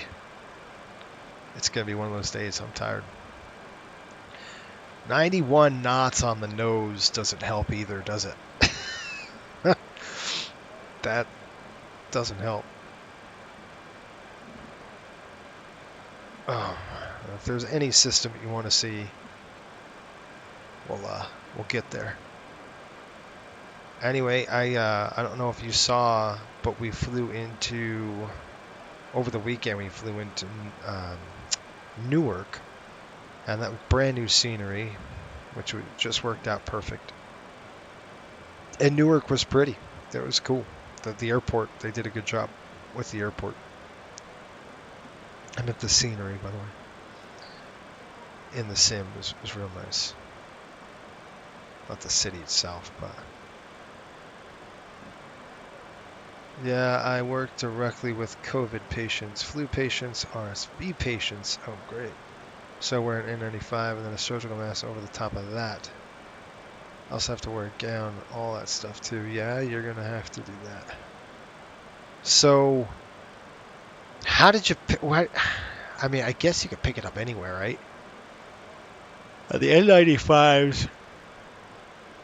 The N95s give you like 3 hours of protection in a loaded. So let's say you had like, let's say you had a face shield on.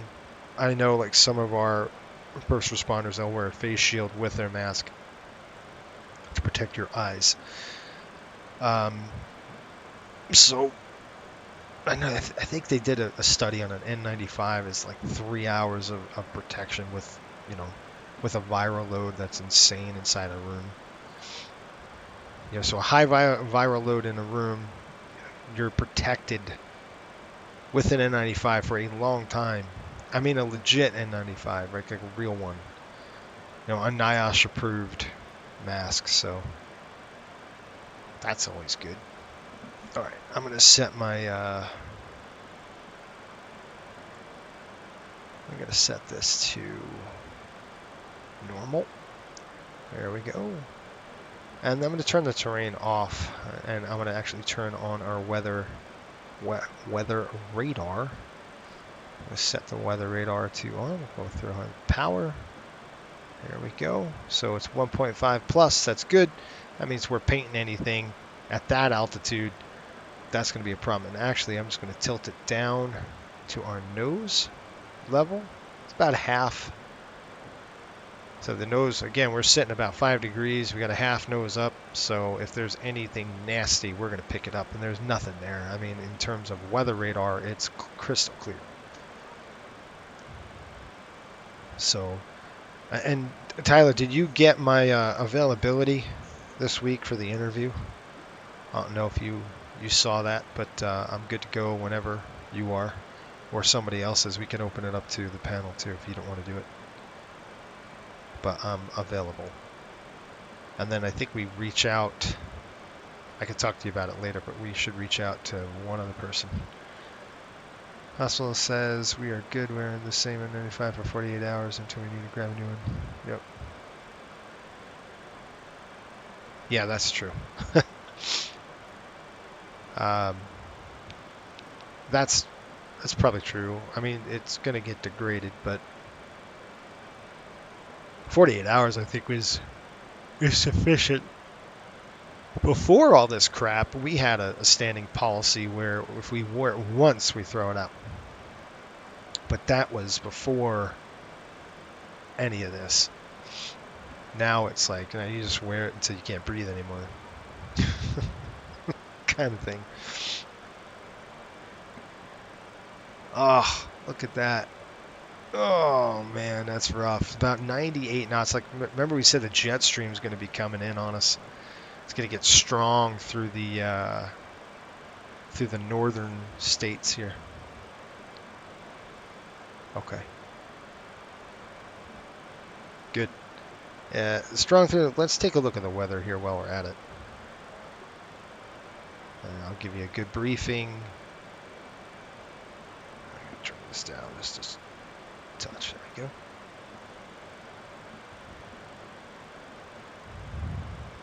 No, I don't. Really cool. You can see what's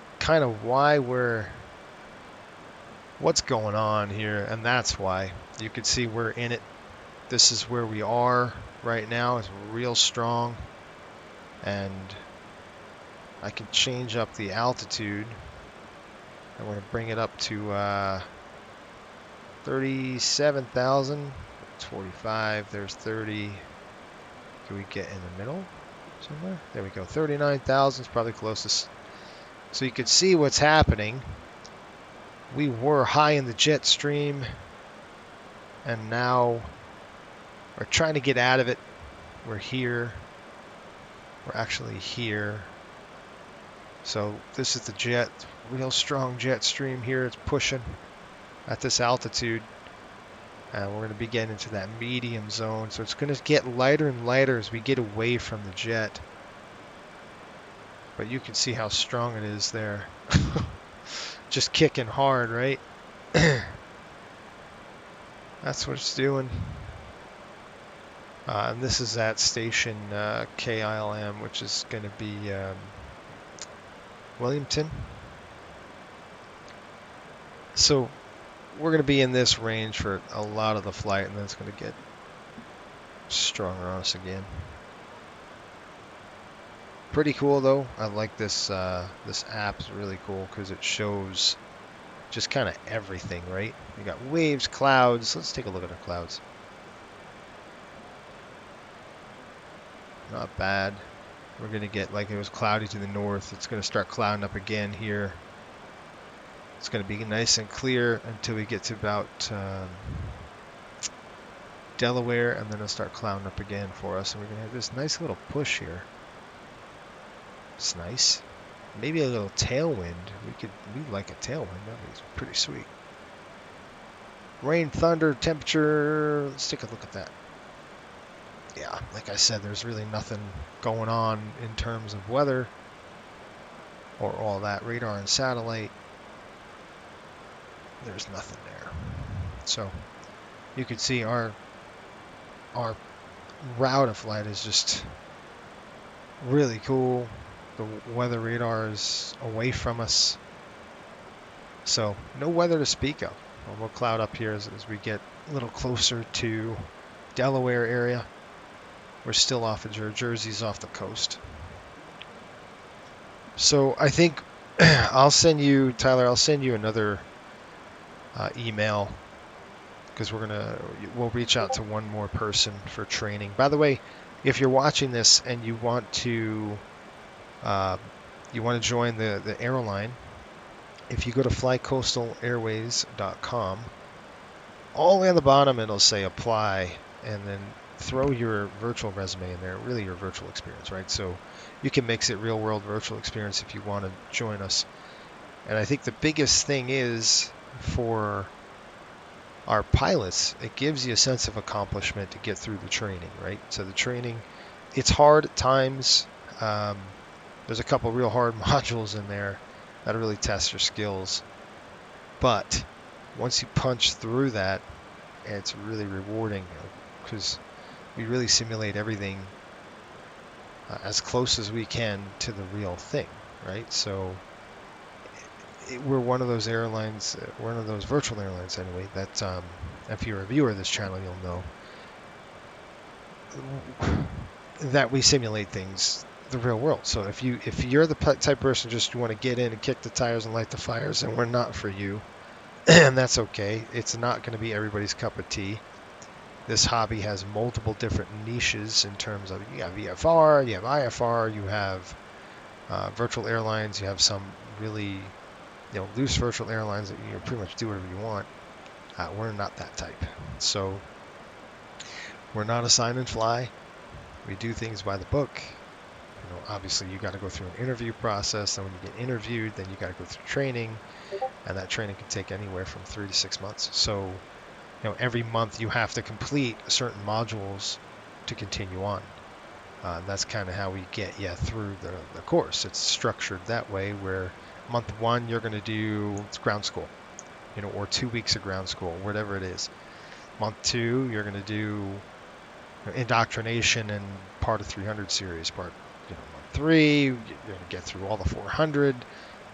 There's five modules. So anyway, that's kind of a little bit about our training and what's required. And I think the biggest thing is we're seeing a lot of people just kind of burning out. Just with it's a marathon. It's not a sprint. So if you want to get it done and done fast, that's fine. You can do that. But just know it's a marathon. It takes a while, or could take a while, depending. Good stuff, but check it out. I've got to update. I'm actually going to be updating the website here today. That's one of my list items. I got to go ahead and update it. we've got a couple new destinations on their way as well, which is going to be awesome. I'm looking forward to releasing those. Liam, what's up? Instead of VATSIM time, can I use Pilot Edge time? Yes, absolutely. As long as we can verify it, that's no problem. But we fly on VATSIM, so as long as you understand that, then we're good to go. How much Pilot Edge time do you have? Obviously, we don't use Pilot Edge because we're not on the West Coast yet. We will eventually get there. We'll start expanding.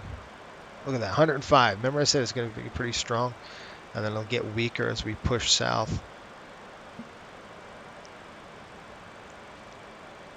That's a good question, by the way, Liam.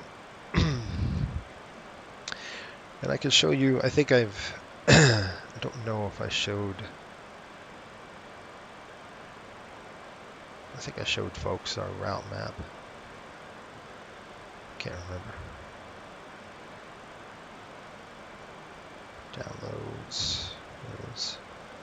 So right as of now,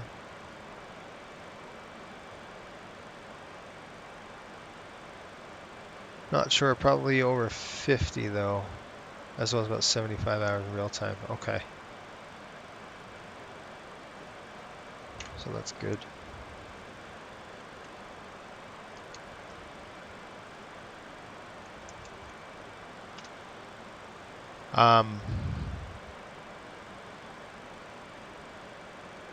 Let's do this.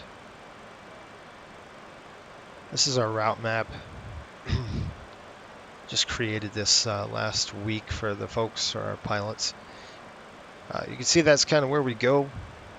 Right now we have 2 tracks, or if you will, 2 trips loaded. We have trip 1, which is a 3-day schedule, and it goes from, I think I did show this on the other stream, but this 3-day we start at Miami, our crew base is in Miami obviously, so we go Miami to LaGuardia, do a turn, you go from LaGuardia to Bar Harbor, do another turn, go Bar Harbor back to LaGuardia, do another turn back to Bar Harbor, and you overnight in Bar Harbor. That's day 1. Day 2, you go Bar Harbor, LaGuardia, Miami, St. Thomas. Done. That's day 2. Day 3, you go St. Thomas, Miami, Birmingham, back to Miami, and you're done. That's a late night flight, by the way. You get in Miami at like 1 o'clock in the morning. But then you're off for 4 days. So it's 3 on, 4 off, whatever you want to do. That's kind of what we, for 117 purposes, we have to give you at least 36 hours off, so we give you 4 days off. Now we simulate that. You know, you don't have to fly the exact schedule. You can fly whatever leg you want, as long as you fly 1 leg a month. That's the requirement, the minimum requirement. So that's day 3 schedule. We have a 2-day schedule. Goes from Miami, Myrtle Beach, Charleston, West Virginia, Buffalo. You overnight Buffalo. That's day 1.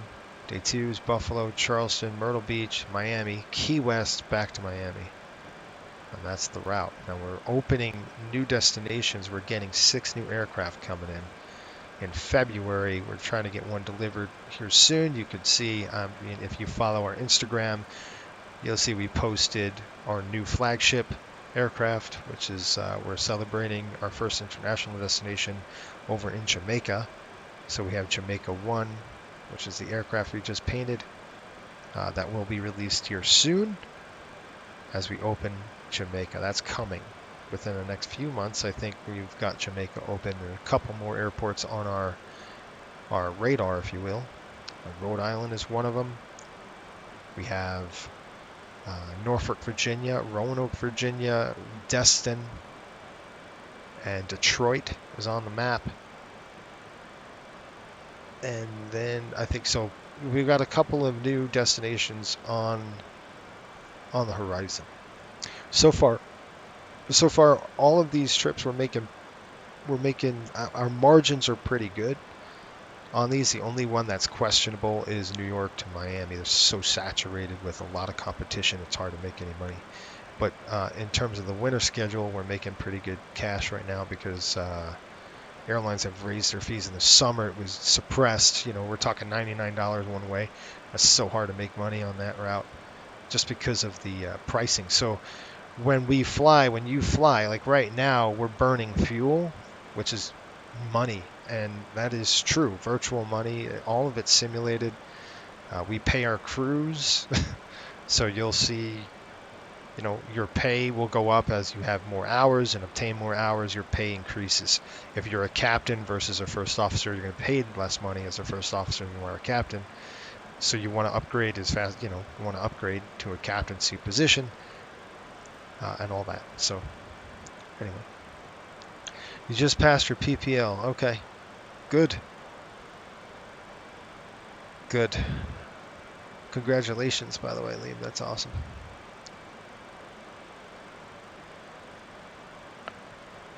Passing your PPL, that's a no easy task. So congratulations on that. Do you fly for a Virtual Airline now or no?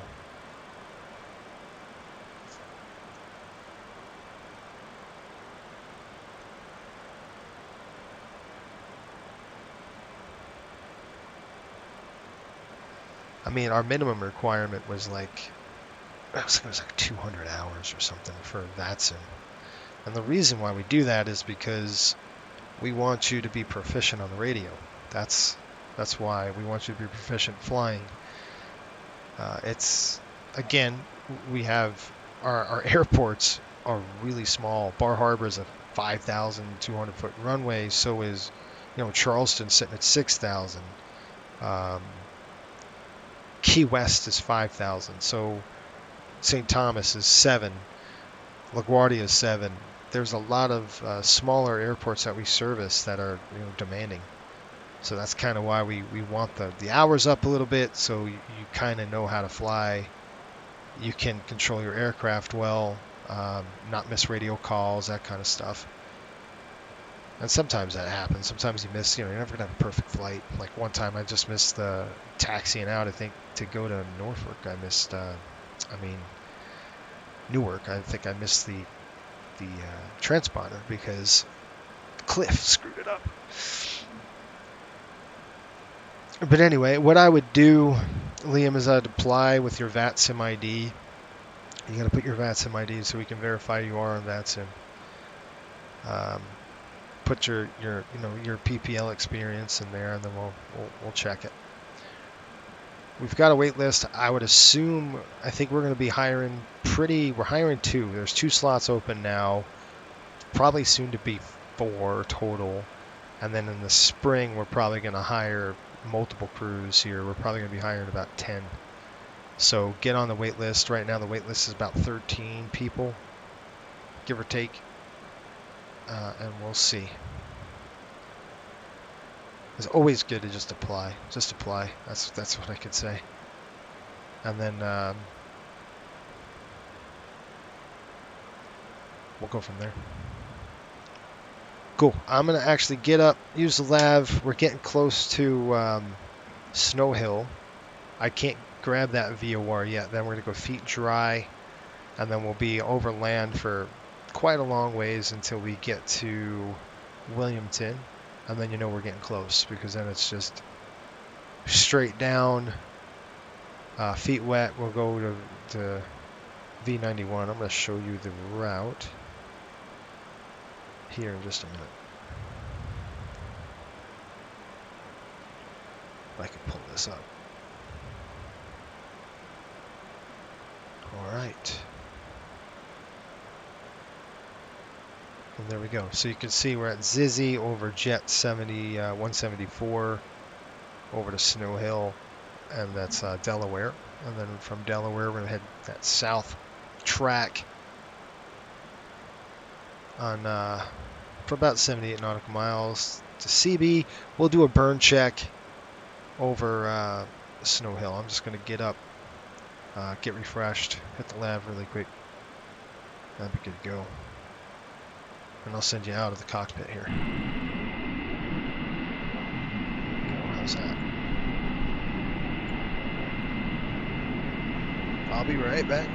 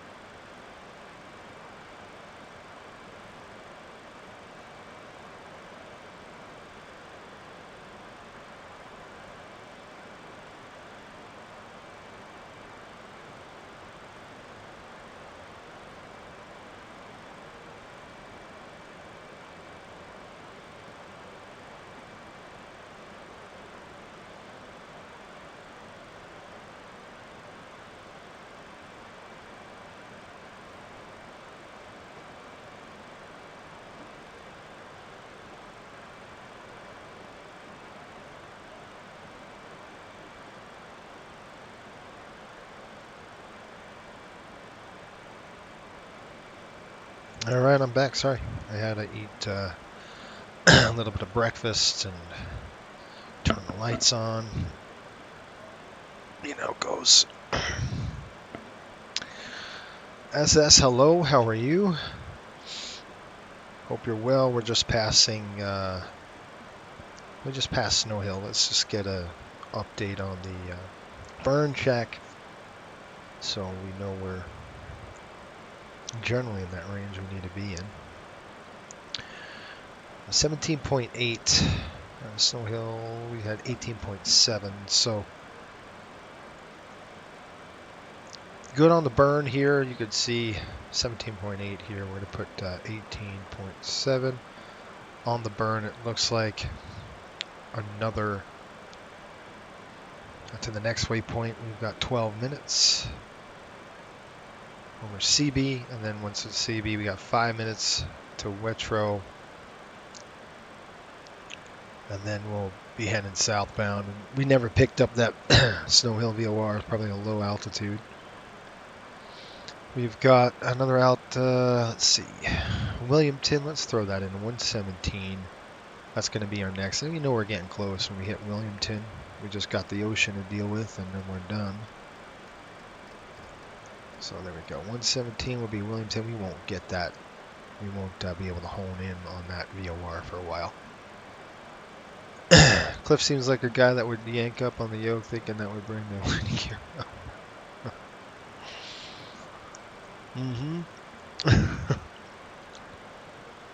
Cliff is our co-pilot, folks, and he's always trying to kill us, so, you know, it's Cliff. But I agree with you. He keeps us on our toes. That's for sure. Today he did good. He was where he needed to be today. Cliff did a good job today.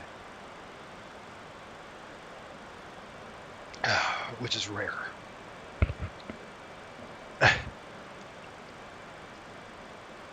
Sean, what's up, man?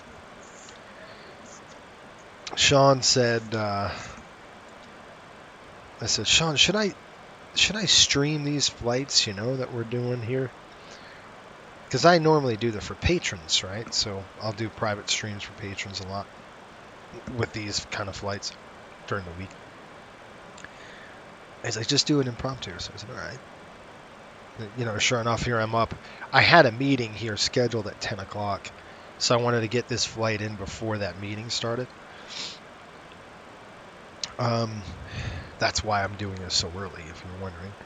Like, man, Jason's up early. That's because of that. I plan on sleeping for an hour and recovering from the weekend. We went, we had, yeah, I think I told, well, Saturday we went sledding in the morning, and then we ended up snowshoeing. So I got up at like 8 o'clock. The family got up.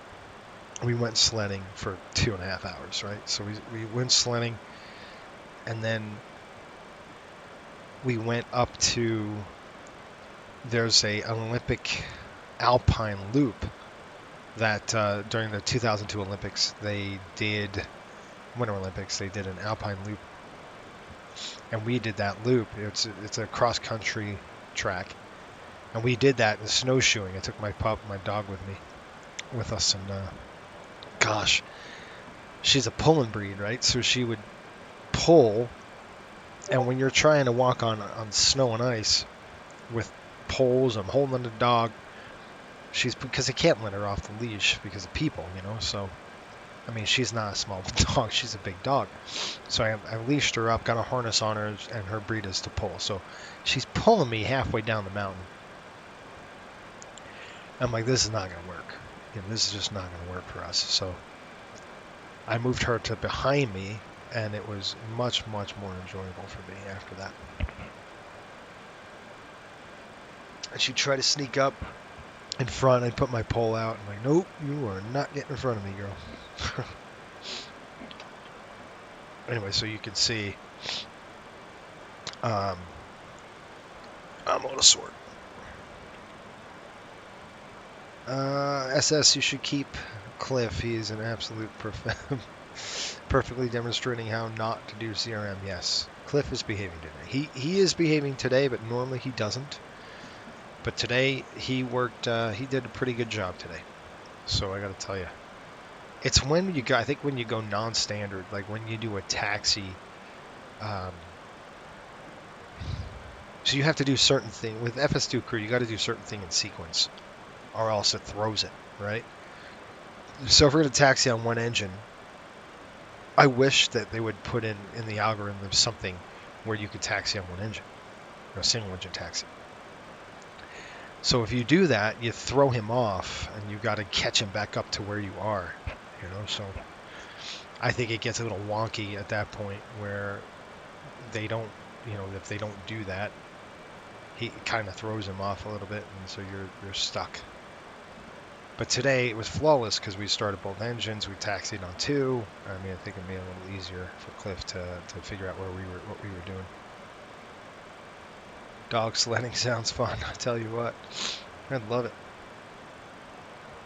You have a question to ask. Hope it does not sound rude. Yeah. Curious why you did delete. Yes. Well, that's a good question. I answered it before. I'll answer it again. We had so the Swab Operations channel. We had a couple of things. One, it was pigeonholed to one thing, right? You know, Southwest Operations, and a couple of things that I wanted to distance myself from that brand of South, because I'm not a spokesperson for them, and I didn't want to come across that way, and it was getting to that point where I was getting a lot of you know, PMs and stuff like that about the airline and that stuff, and I was like, you know what, that's not what I want. So that was on the back of my mind. That wasn't the driving catalyst for it, but it was one of the many things. So I was kind of thinking about it before, and I wanted to do something, you know, with Coastal. I was just starting at Coastal, and I'm like, man, you know, this doesn't go really well with SWAB operations. That makes sense. They're different. So, and then the other thing that I think the straw that broke the camel's back was that there was a software released, and I thought I had a green light to show it, and I didn't have that green light, and I thought I did. And so the perception was, oh, and I didn't know this at the time, right? But I think there was a ton of streamers in line, which I have no idea or no clue about, that were trying to stream it. And it was being streamed, by the way. It was out there, it was released, it was streamed, and I thought I had a green light to do so as well, but I guess I didn't. So there was a little miscommunication with that, and the perception was, oh, you cut the line. And I was like, you know what? I didn't cut the line, and to show you how serious I am, I'm just going to delete the whole channel. And that's what I did. It was an option that I did because of the perception, and I don't want that perception. So I think there was the admirable thing to do, and I did it. Now I've lost 3,000 subscribers for it, 2,900 or whatever it was. But at the end of the day, I think my integrity says a lot, and it's more than it's more valuable to me than subscribers. Does that make sense? Like, the number of subscribers doesn't really mean anything. It does, but it's not the end all be all. Does that make sense? So, subscribers will come back. You folks are watching, you'll subscribe. It's not the, if you like what you see. It's not about really that. It's about the perception of, oh, this guy just cutting the line. He's trying to get ahead, and that's not what I was doing. And to show that,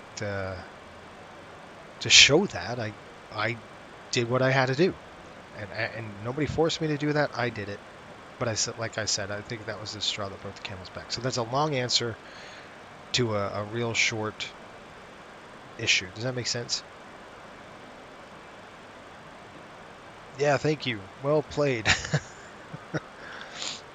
Keep up the good content. Well, I appreciate that, and that's kind of why I did it, right?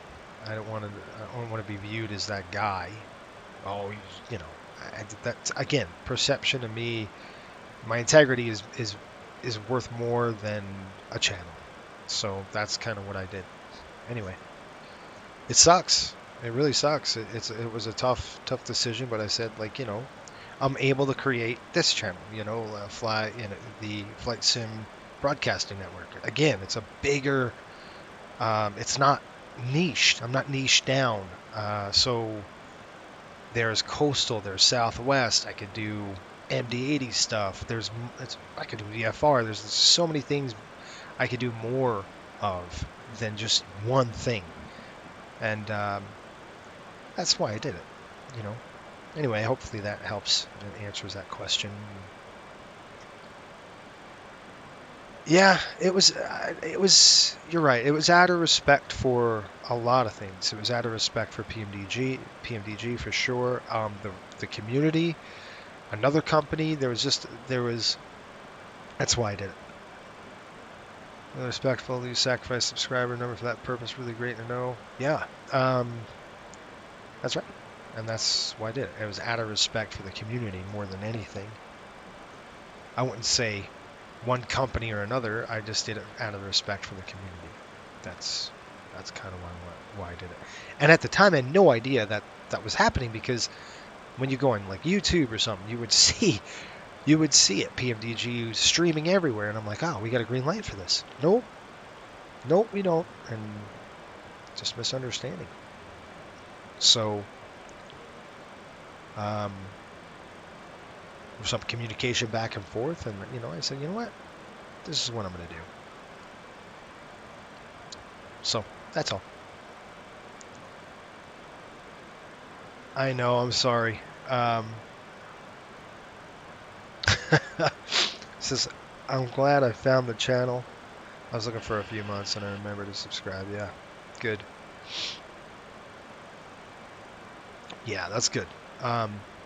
I'm glad you found it too, and like a lot of, and you'll see, like, if you typed in, if you knew, like with the Swab Operations channel, if you knew, oh, it's Flying the Line. If you typed in Flying the Line on YouTube, I have, you know, every time we do a Southwest flight, you'll see a Flying the Line. So hopefully you can see it pop back up, and you can see, oh, wait a minute, that's Jason. You know, I can subscribe to that channel.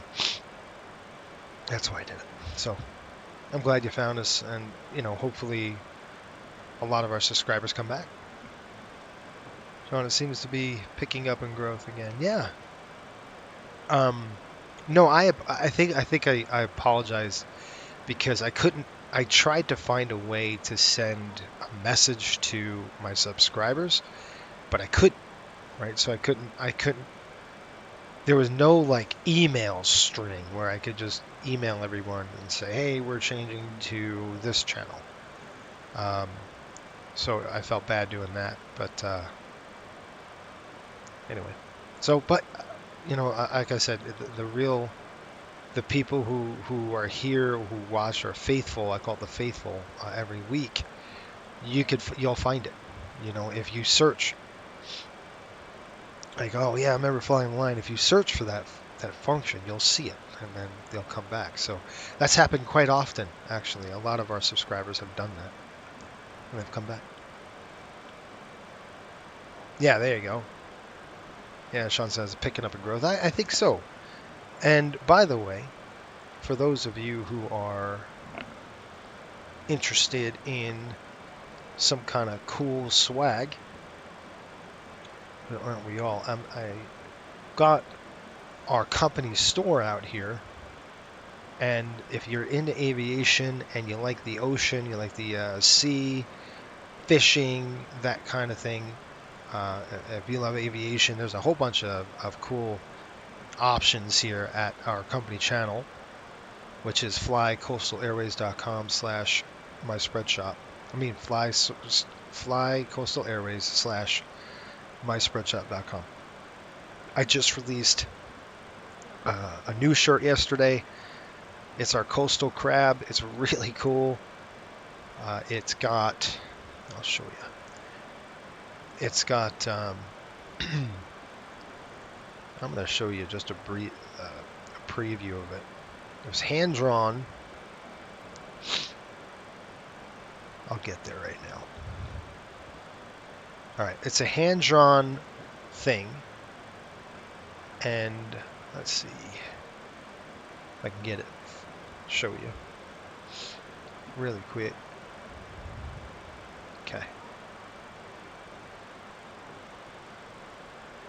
Open this up.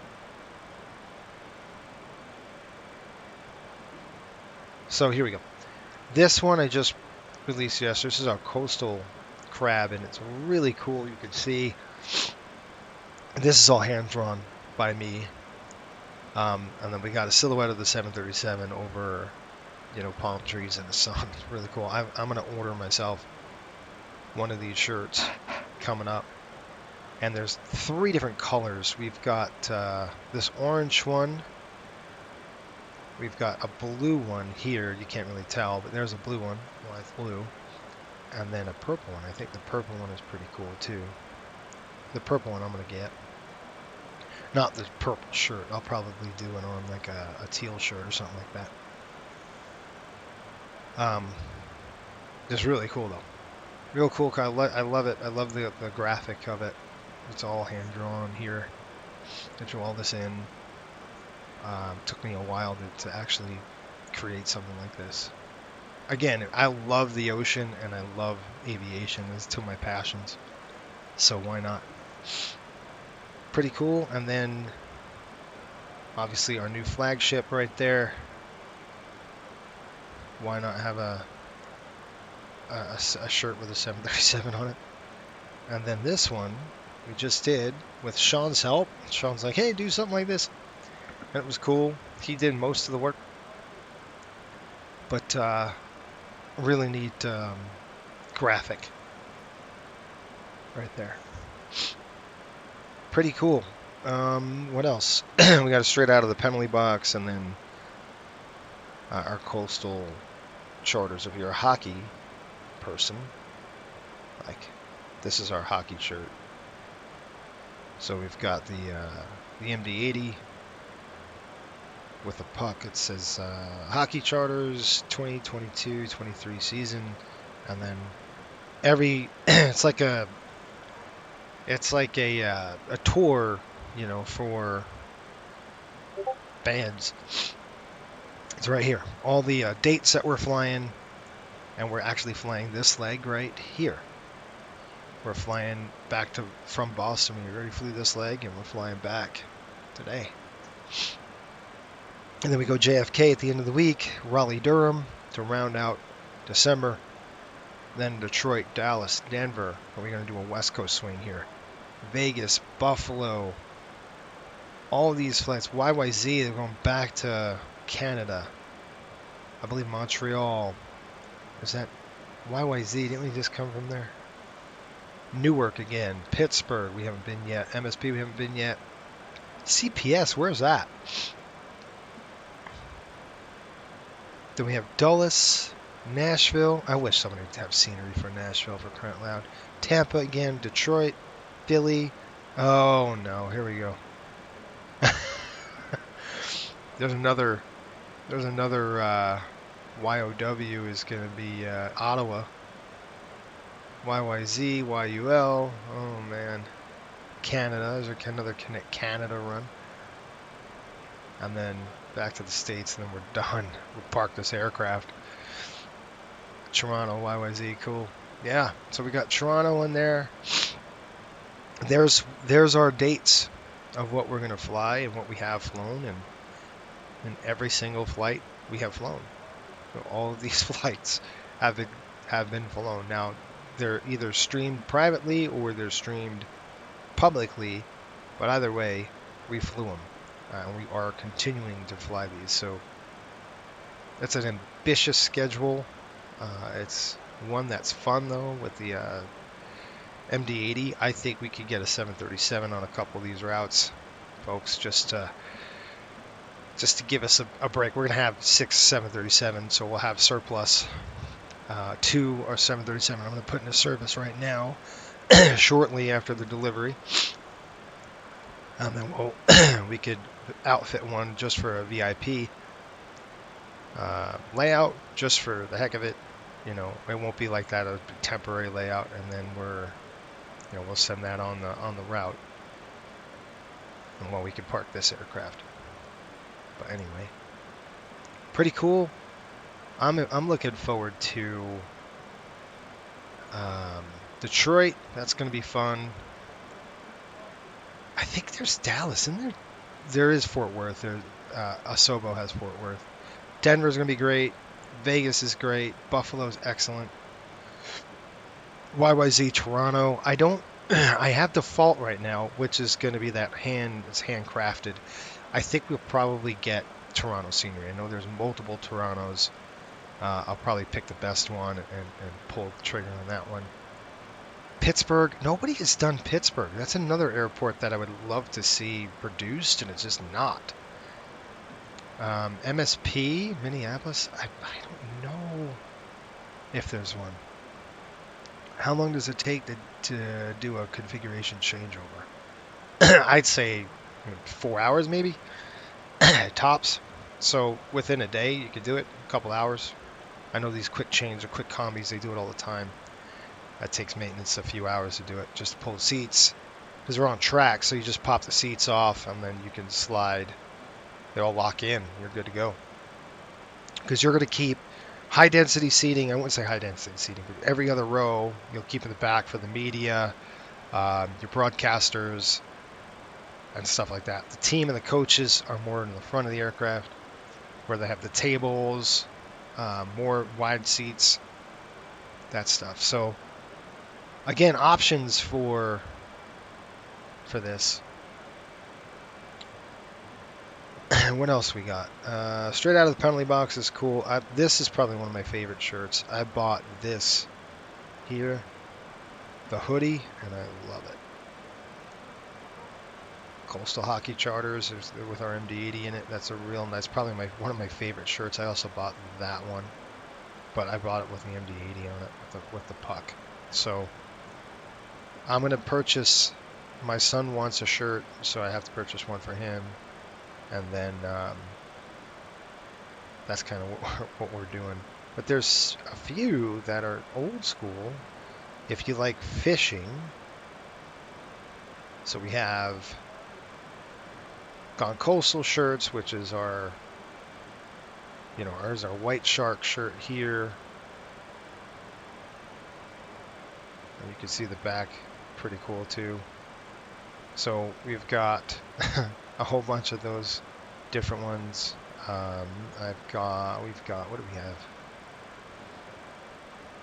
Where's our design? This is all products, but there's a design that I'd like to see. And I think, hold on, we gotta decline that. Don't know why that's doing that. Hello? Hey.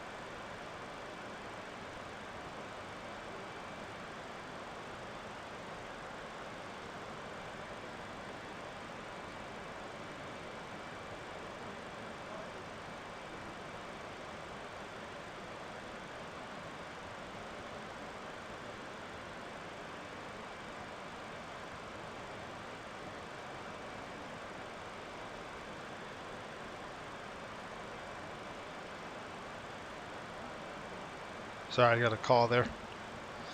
A Russia plane has been parked in YYZ for over a year. Really? Let's hope it arrives similarly in Newark. I agree. Oh, MSP is planned from Flight B, but who knows when? They actually usually go to Dallas Love. Oh, great. I think there's a Dallas Love scenery, isn't there? I hope there is. I remember seeing it. I just don't remember who. Tyler says time to fly to St. Thomas. That's right. I was passed by it. Interesting. Cool. All right, I'm going to run down. We've tripped a breaker, so I got to go throw a breaker really quick. I will be right back. I'll see you outside.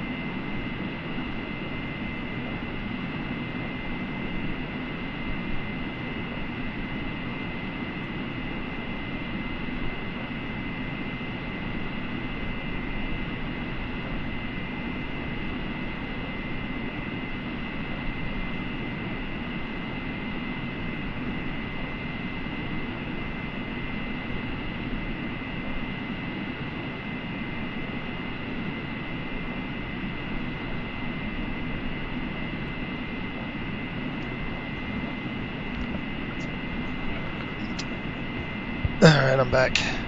Alright, we're feet wet. Just passing Williamton. And we're got North Myrtle Beach on the way here. We're almost, I think we're passing Myrtle Beach. Let's just check our ACARS program and see. We're almost there, folks. We're about at the halfway mark. I think a little less than that now. Surf Island, that's cool.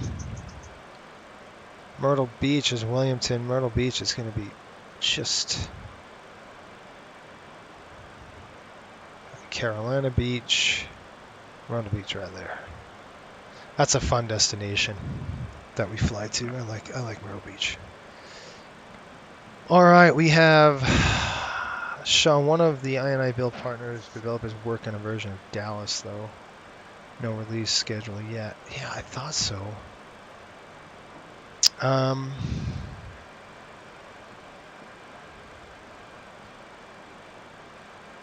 Yeah, it would be nice.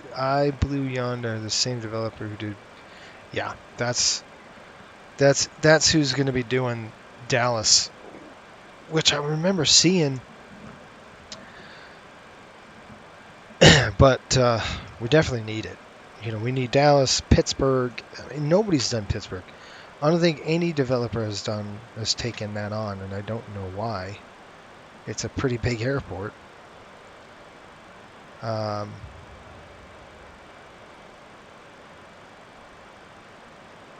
So you would think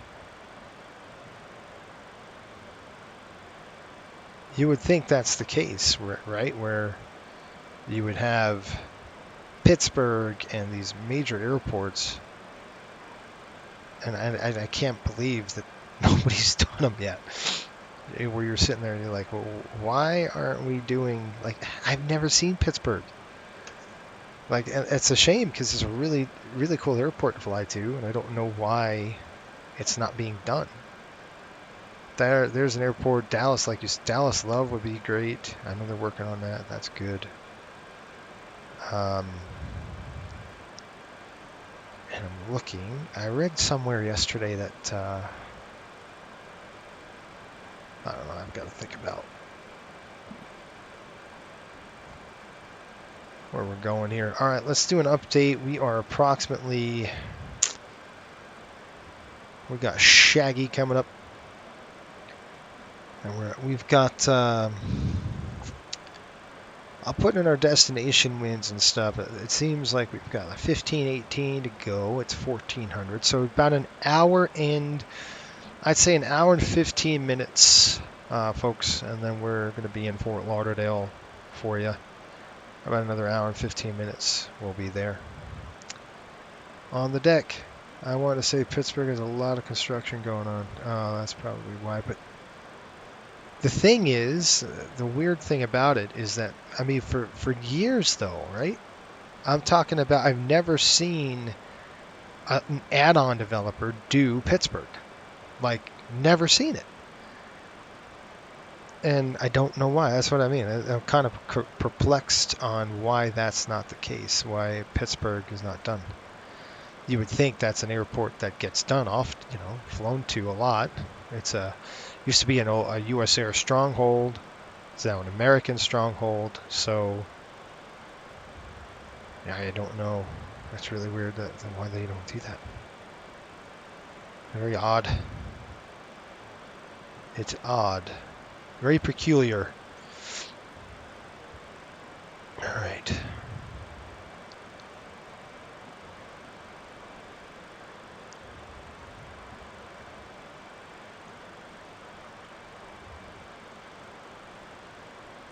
All right. So, let's see what we've got. We got about an hour and 15 minutes to go into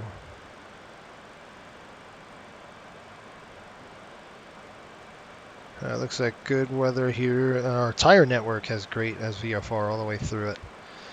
That's good. We're going to be looking at Fort Lauderdale right now. The weather in Fort Lauderdale, winds around in the north, 4 knots. Visibility is great. Just a few clouds up there. The temperature is another beautiful thing. The temperature is nice and warm. It's probably pushing, what is it? Where is it? 20, it's about 72. It's like beautiful out there. It's my kind of weather. Let's see here. There is freeware? Okay. I think I installed that. I don't know if I did or not. Think about how DTW is, though. The freeware in P3D took forever and was still in beta. Yeah. True.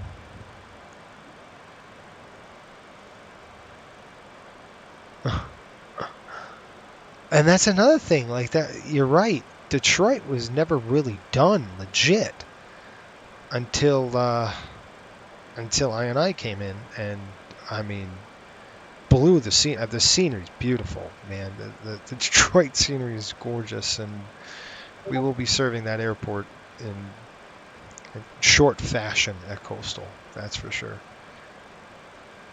All right, Shaggy, do a burn check here. 15-1 at Shagalicious, and we're looking at not there. Oh, Shaggy's coming in. There's my dog. You can call that dog Shaggy right there. No, I don't know.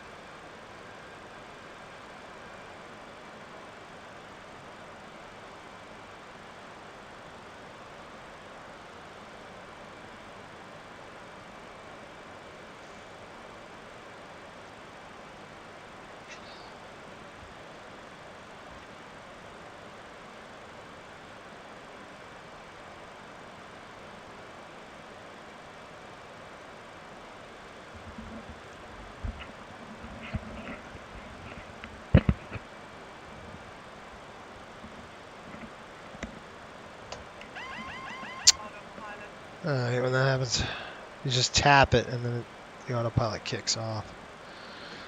It's not very fun.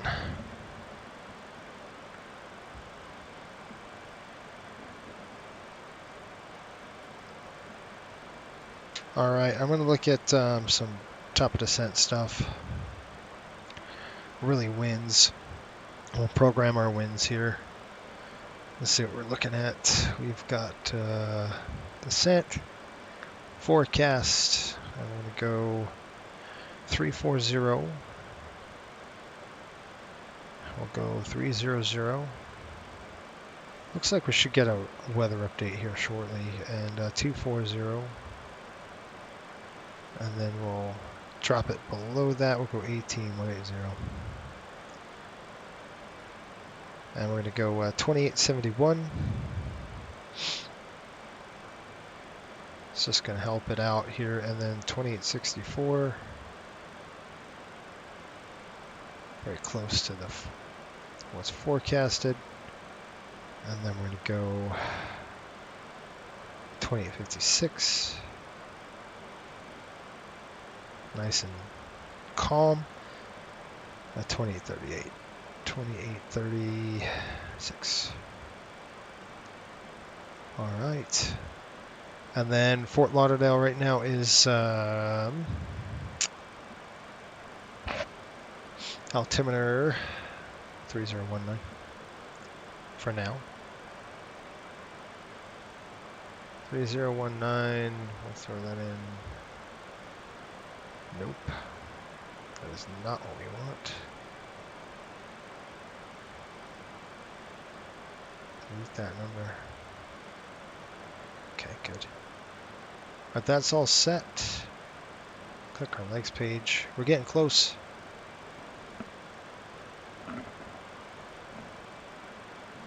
Now we're looking at Birdman. Cuda 2 arrival. We'll go Birdman. 280 on the speed. Level 28,000, 24,000. Good. Then we've got Holt.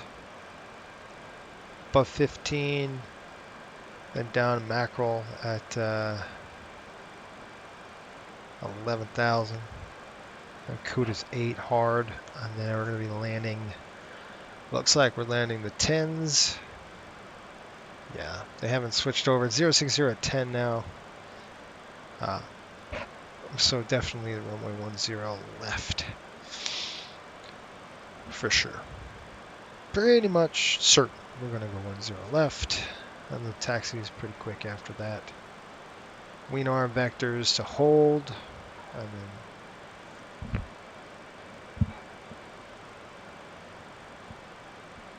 my dog barking. JM Aviation, hey Captain, I watched the series on YouTube. Glad I finally watched one live. Keep up the great content. Hey, thanks. Appreciate you watching.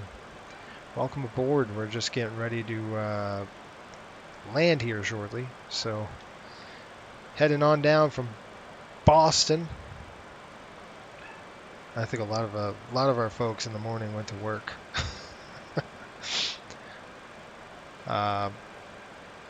Yeah, really cool. So, looking good. We've probably got, what are we looking at here? In terms of time-wise, I think we're very close. Let's say 15:19. So just about 1 hour we're going to be on the ground here at Fort Lauderdale. We've got about an hour left. So, give or take. And then my day, I'm going to probably stream again, but it'll be a few hours. I'll take a break and then we'll jump on the line and fly on the 737 on a line flight.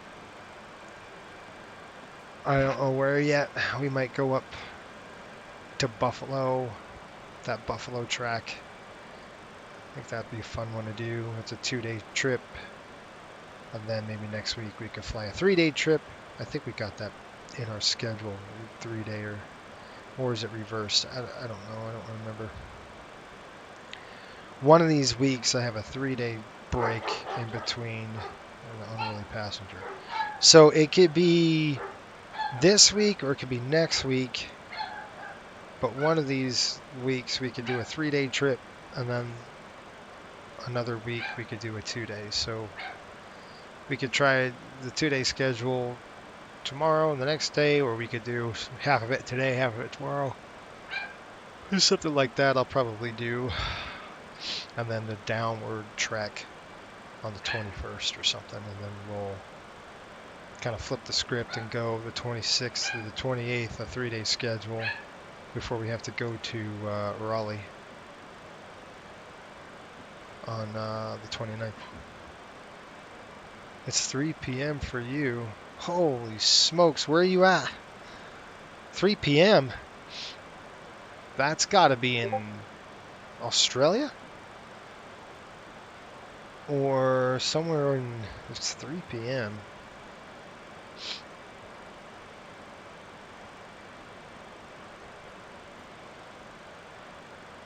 Any updates on when Coastal hires next? We're hiring right now. I'll tell you the truth, buddy.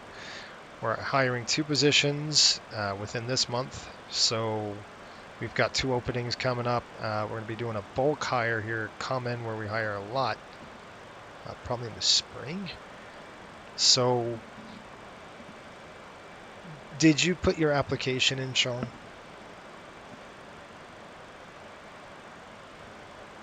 I don't remember. Just remind me if you did or not. Because if you didn't, I would say get on the wait list. Just get it in there, and we'll take a look. Are you interested?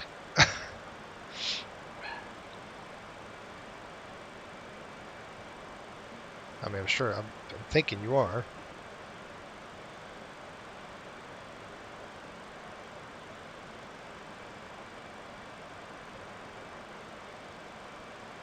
And the reason why I say that is we have 2 openings right now. So we're starting interviews for one of them. I haven't even reached out for the second position yet, but I will soon. So months ago, I can. Nope. If you've done it, let me look, Sean, really quick. Where they have you? Don't go anywhere. I want to make sure you're on the list, right? So.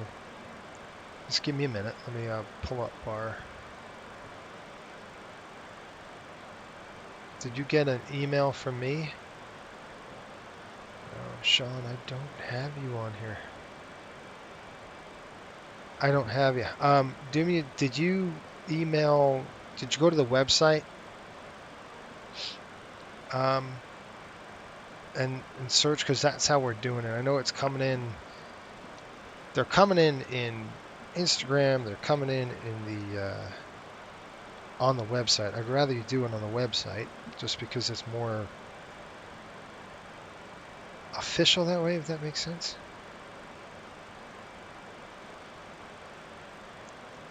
So do me a favor, if you can, go on our website, Fly Coastal Airways. I'm sorry to do it again, but I don't have you on my list. So I did use the form at the bottom. Okay, let me look.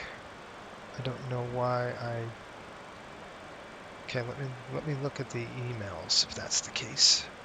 When'd you do it ago? When'd you do it? You said a few months ago?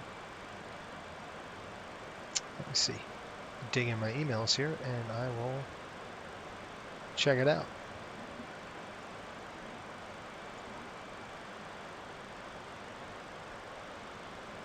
Da-da-dum, da-dum-dum-dum.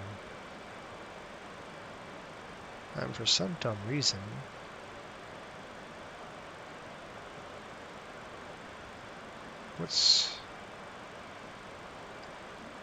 what is your, I don't want to tell you, I don't want you to give your email address out, but, no, Sean, you're okay, just stand by. I'm trying to see, oh, I gotcha. I got you right here. Sean, the only email I have from you is a question, really. And it says, when are you hiring, essentially? So it's not really an app.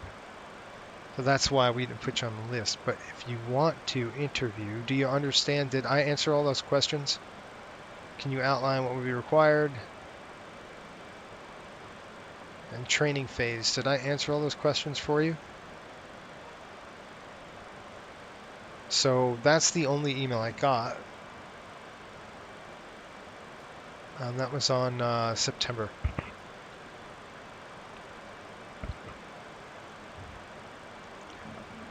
If I answer those questions, then by all means, go ahead and actually put in your VAT SIM ID number is what we'll need. We'll need kind of your virtual background, you know, what VAs you flew for, if you flew for any of them. You did via stream, good. Okay, so you know what's what's required there. So what I would suggest, Sean, is put in your virtual resume. That I don't have. What we'll want to see. So we can do that. We'll get you added in, and you might get a call soon. Will do. Thanks. Good. Yep. Excellent. Thanks for your interest, man. It's good. Like I said, we need. We're gonna be hiring here. I think in the next, probably February, we're gonna be hiring at least 5 to 6 again. Another maybe 10, maybe another whole round of crews, depending. We're putting 2 new aircraft on, so I got to figure out the crew scheduling. At least a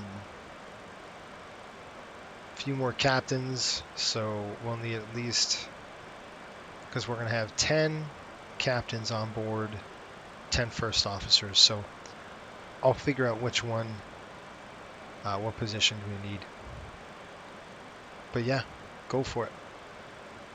Sorry to put you on the list, but that's probably wise. It was just more of a question thing. But yeah, dude, get it on there today, and we'll get you hooked up. Thanks for checking in.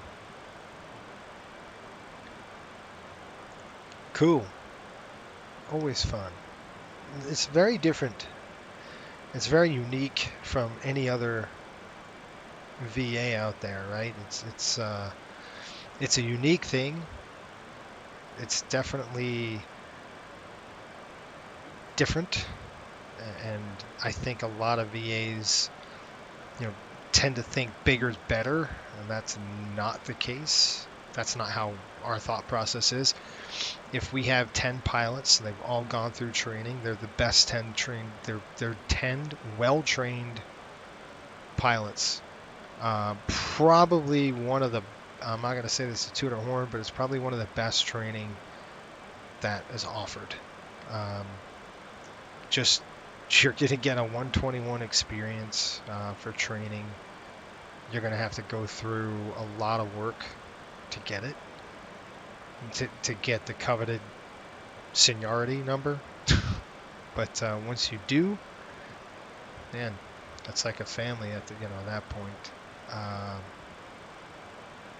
But it's cool because it again, you kind of teach, you get taught the 121 way essentially, and it's like how you knew how to fly something. Throw it out the window.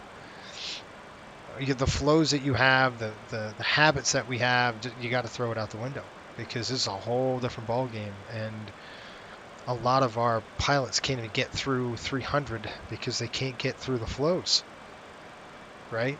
Or they don't take their time to go through the flow and study the flow and close your eyes and chair fly. Okay, this, because you're not going to pass 300 if you don't do the flows. Just like an airline. If I'm sitting there and you're starting to flip switches non-standard or non-specific to what the airline requires, you better believe I'm going to XT you and say, you got to get this down right, because we're turning aircraft in 30 minutes. And the only way you can do that, single pilot, is know your flows really well. If you know your flows, and it takes time and practice, but if you get those flows down, you nail them down, there's nothing stopping you. And it's just me just flying at that point. So don't be scared. If you're listening, you're like, oh, it's okay. As humans, we're kind of creatures of habit, right? We want to stay in our own little box and not be challenged or push the limits. It's those people that are willing to push the limits of comfort and get out of their comfort zone. That's who we want, right? That's the people that we want to and then keep, when they fall off a horse, keep getting back up and doing it. That persistence, the grit, the determination, that's who we want.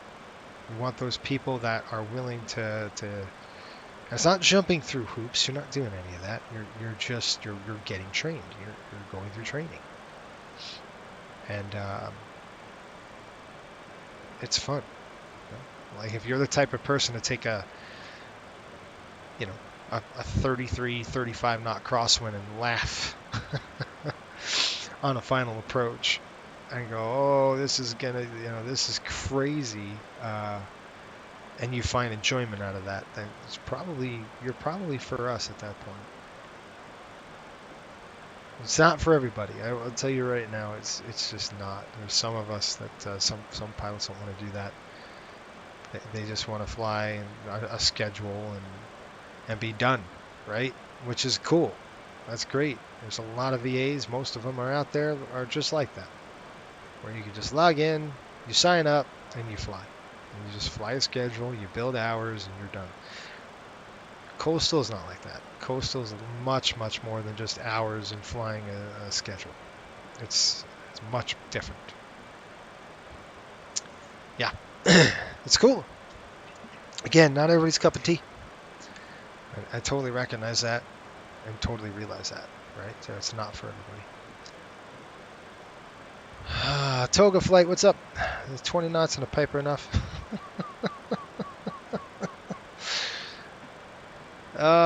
Yeah, that's strong in a Piper. 20 knots in a Piper's, that's pretty brutal for that airplane.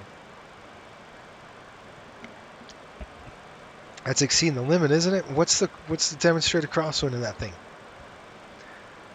Pops, I'll play the Rangers this week. Ooh, it's gonna be a good game. I think finally the Rangers will be able to give the Islanders a little bit of taste. It's been good to see. We're finally waking up. Gosh. And yesterday, watching the game, the announcer said the same thing. Gallant said it as well, the coach. He said, I think they were hungover from going so deep in the playoffs last year.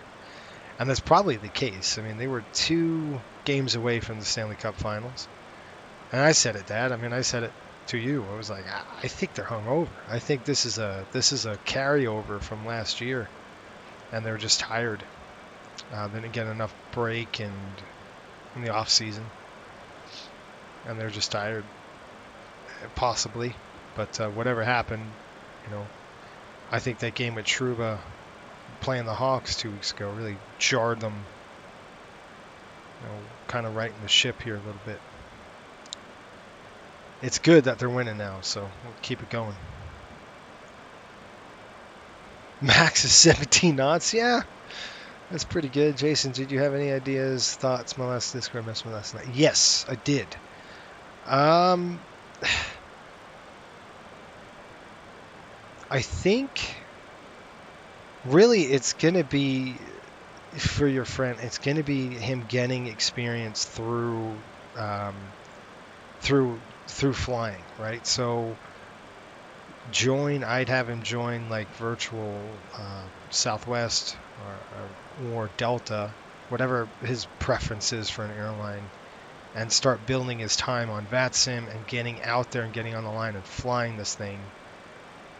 It's kind of trial by fire almost initially, because there's nothing out there for a rookie.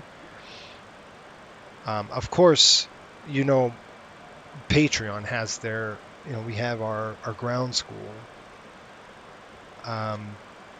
which I just uploaded 2 new videos this month, but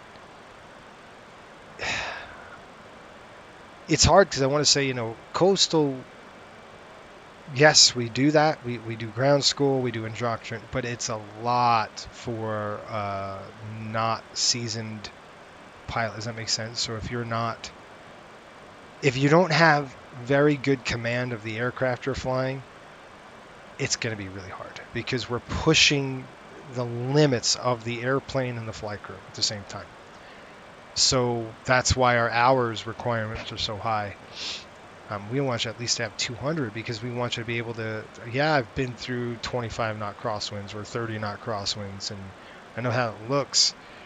I could fly a visual approach without the autopilot. Those kind of things where you're not going to get as a rookie, Sean, you know what I mean? Unless you just do it, right? You've got to actually just sit there and fly the thing.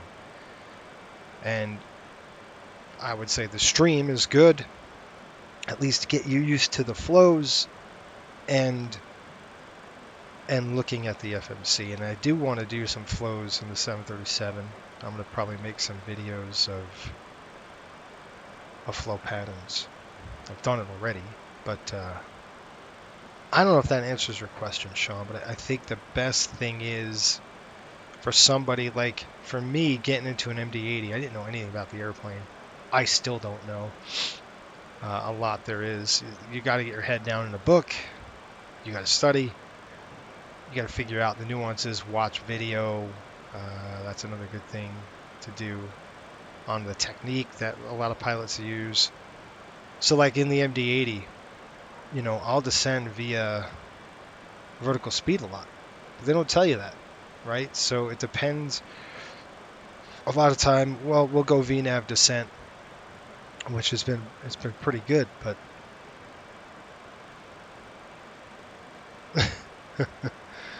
yeah, the Isle's got good defense, that's for sure.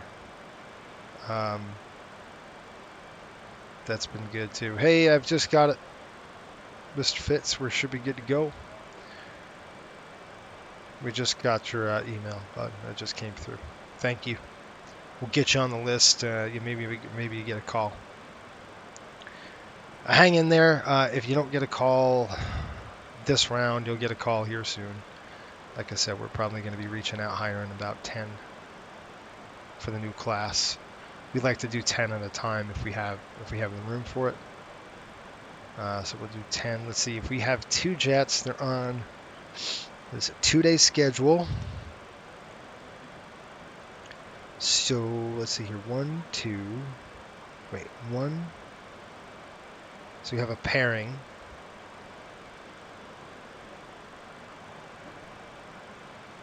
I'm trying to think. So our new... Oh, crap. Okay, we got 2 aircraft in our new one. I'm just thinking of our new schedule, what it looks like. So there's 2, 4, just on that day. So maybe 6.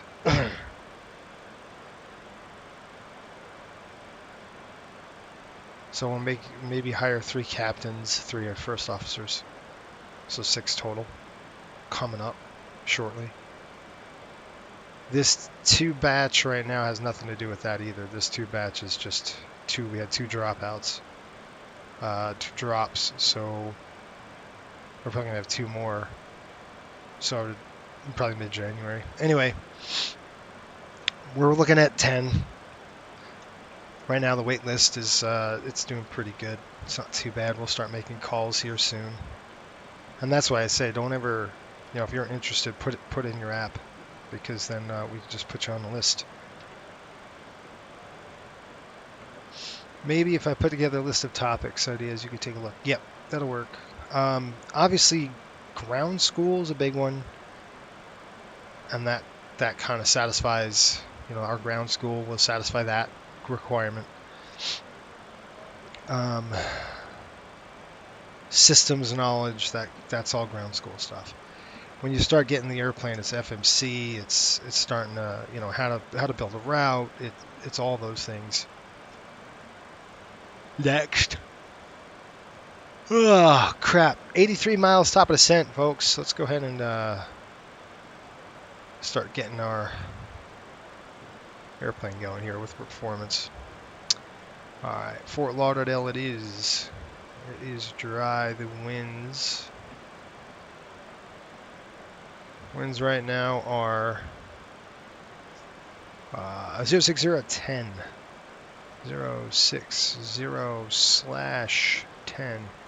By the way, I've just got word from our manufacturer the wings are getting done. So coastal wings are being produced as we speak. I'm super excited to get my little filthy paws on those. Should be really nice. 23, they're gonna look real nice. Only 10 left. Flaps are gonna be 1540. So that 15 means that's our go around. So our go around flaps are 15, but our landing flaps are 40. That's what that means. QNH, what about 3020? 30.20. Reversers, yes. Auto brake, good. We are going to be probably landing with an estimated landing weight 105. Give it another 1,000, so let's go 106 on the landing weight. And right now the aircraft is 108, so maybe 107. I'd say 106.8, right around there. By the time we start going here, 106.8. All right. Enter. I'll click calculate. Very cool about the wings. Yeah, it's cool. What type of aircraft does Coastal use? Virtual United Pilot. What's going on? We use two types right now. Really, we only have one type. Hang on just a minute. What's going on? There we go. Obviously, this aircraft's the MD-80. This aircraft is just for the charters. That's all it is. This is a charter aircraft. This does not fly the line at all. This just does charter. We use it as a spare as well. If one of our 737s go down, we'll throw this in the mix, but we won't have to do that now. So this is exclusive charter aircraft. We're flying NHL charter, the Panthers, around this year on a contract with them. So the whole NHL season, we're flying them with this aircraft. So then we carry the 737-700 right now as we speak, but we're looking obviously expanding into the 800s eventually, and if it fits our operation, right? That's what we're going to do.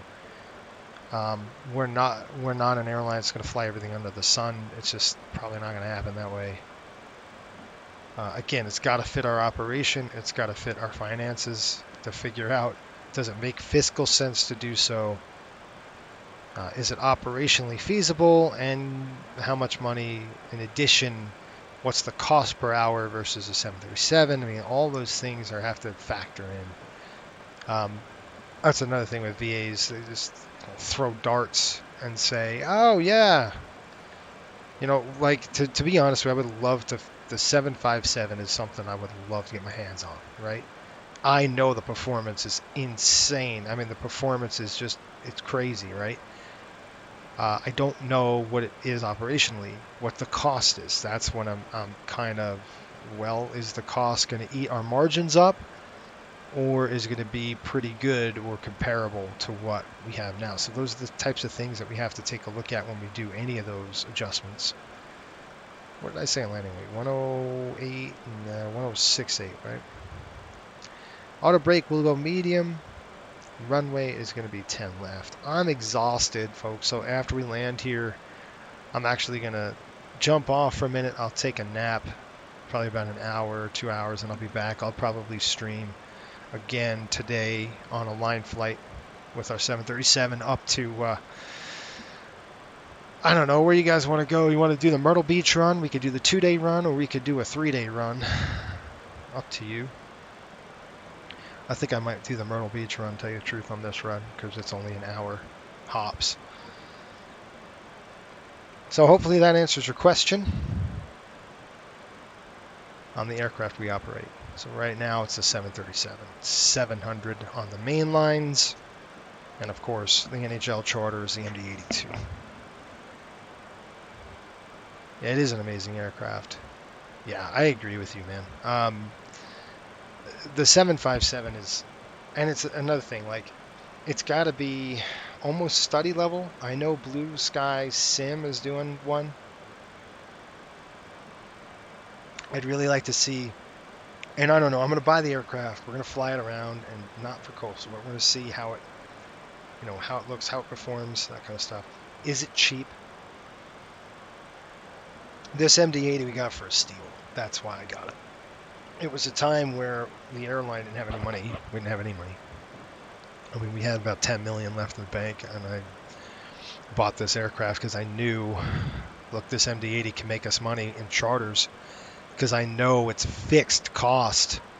We have indirect costs, we have fixed costs, and I know I could fill this aircraft with charters and make money right off the bat with the fuel cost.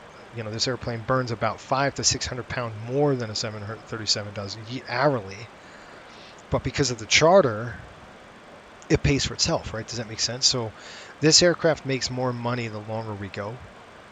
4-hour flights. This flight we're gonna make pretty good money. When you're operating with passengers, it's very up or down.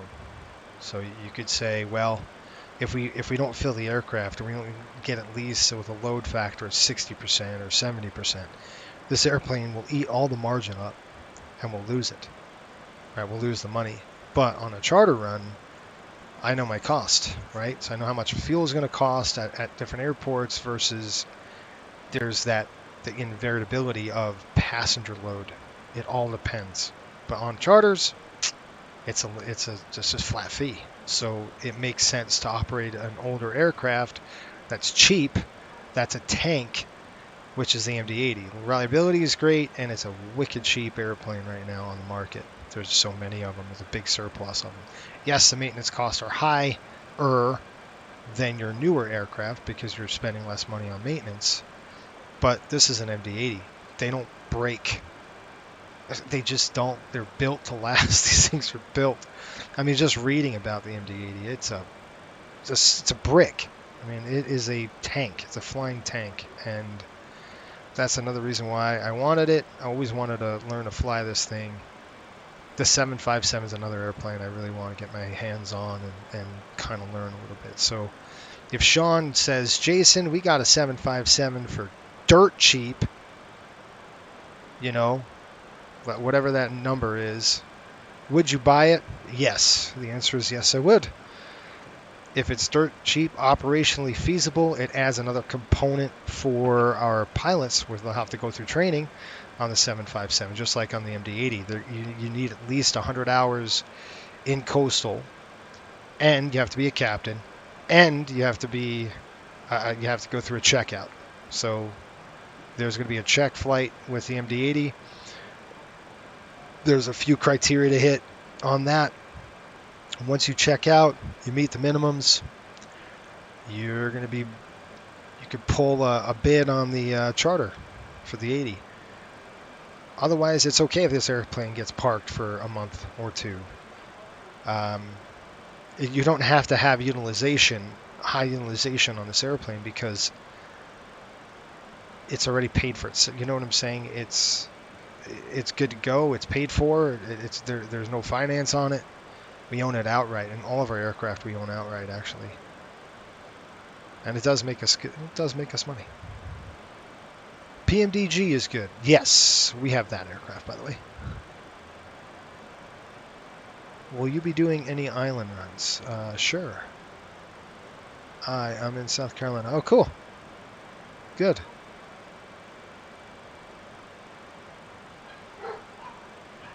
What if you have over 3,000 hours split between 777s, 78? So, yeah, good to go. That's good. As long as, so the only requirement for us, and we got a top descent here coming up. I got an unruly passenger. I need some duct tape. The only requirement for coastal in terms of hours is really 200 minimum VATSIM hours. And I don't know if you heard my spiel before on what what it actually takes to get through training with coastal. It's not easy. It's something that you're gonna have to want to do. just because there's a lot to it. All right, I'm going to bring this down. Hang on. I'm going to bring this down to 24,000 on the bottom altitude, and then we'll set that. We'll pull it out. That arm's 24. We'll select VNAV again. Here comes the power. Power back. I see the airplane does this a little bit. This is a bug. The MD-80 wouldn't do that. You go altitude home mode. There's a couple of things you could do. It's going to start stabilizing again. You can see how it's now at 1,000 feet, but we're descending either way. Let me just do an approach briefing with you. Are you ready for the approach briefing? Of course you're not. My microphone just doesn't work. Completely no power to it, dude. There's no power on my mic. That's not good. Let's see if that works.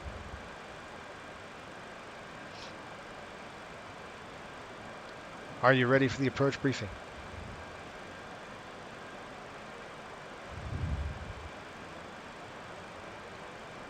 Okay.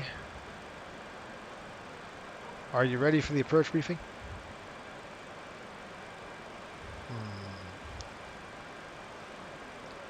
Sometimes the microphone is a little screwy. Okay.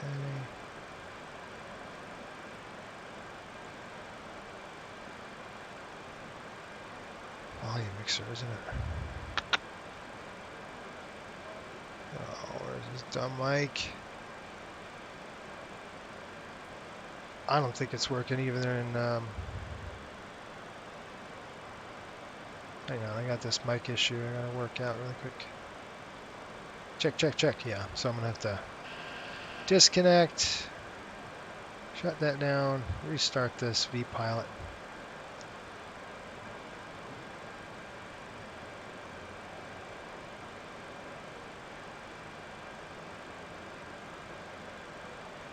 Hold on.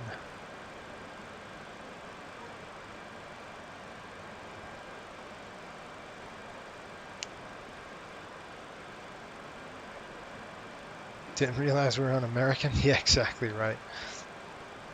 Plummets. Let me see if this works now. Are you ready for the approach briefing?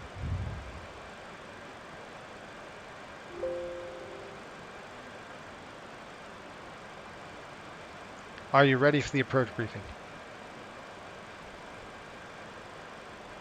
No, it's not. It's not ready for the approach briefing because it doesn't know what the heck's going on. Output device is there. Where's my input device? We might have to do it. No big deal.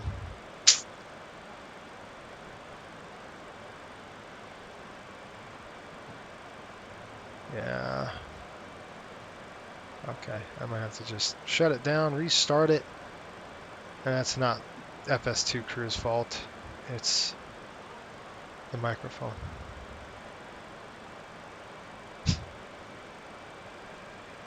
Cliff, I tell you this Cliff guy. Are you ready for the approach briefing? Go ahead. Thanks for waking up, you moron. All right, let's do this. We've got CUDA 2 arrival. I'll pull it up. All right, we're at the CUDA 2 arrival. We're descending now through it. We're going to go Birdman bottom altitude at 24. It's set to 24,000 right now. Descending through 29. We've got from Birdman, we're going to go down to Holt at 15,000, then on down. The next waypoint's CUDA out at 8,000 hard altitude. Then we're going to kick it back. We're going to go to Locker, Sheriff BPAC, and then Winnar.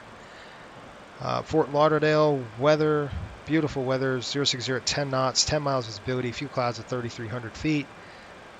The temperature is about 74 degrees, 3020 on the altimeter. We'll expect 10 left approach. 10 left approach coming in here. We're going to do just a straight up visual. We'll back up the ILS so we have it. just in case something goes haywire. You never know. It's always good to back it up.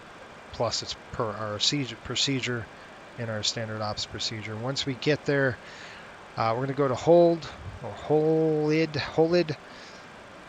5,000 mandatory. Hit that at 5,000. Give it, flip it around.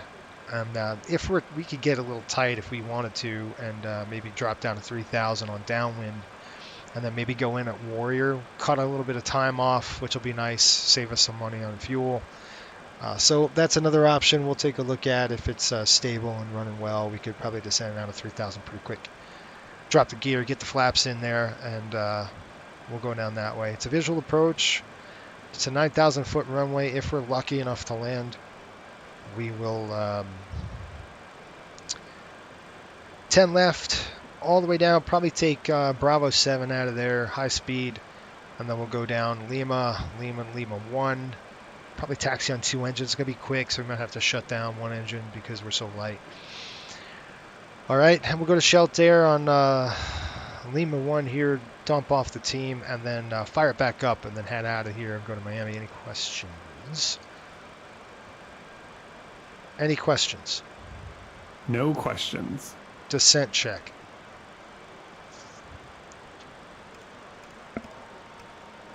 Fuel quantity. Checked.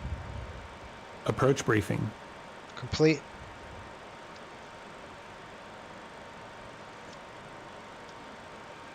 Performed.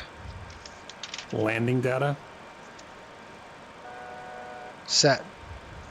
Descent check complete. Thank you, Cliff, you moron. Alright, he's going to try to kill us. He just does. Alright, the CUDA 2, we've got Birdman.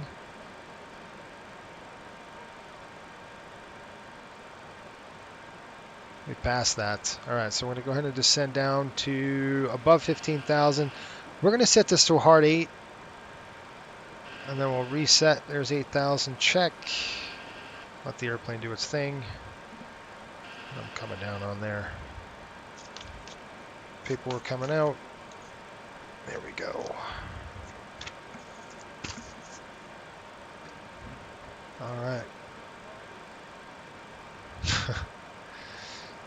Yeah, Virtual United Pilot, if you want to, go ahead and go apply.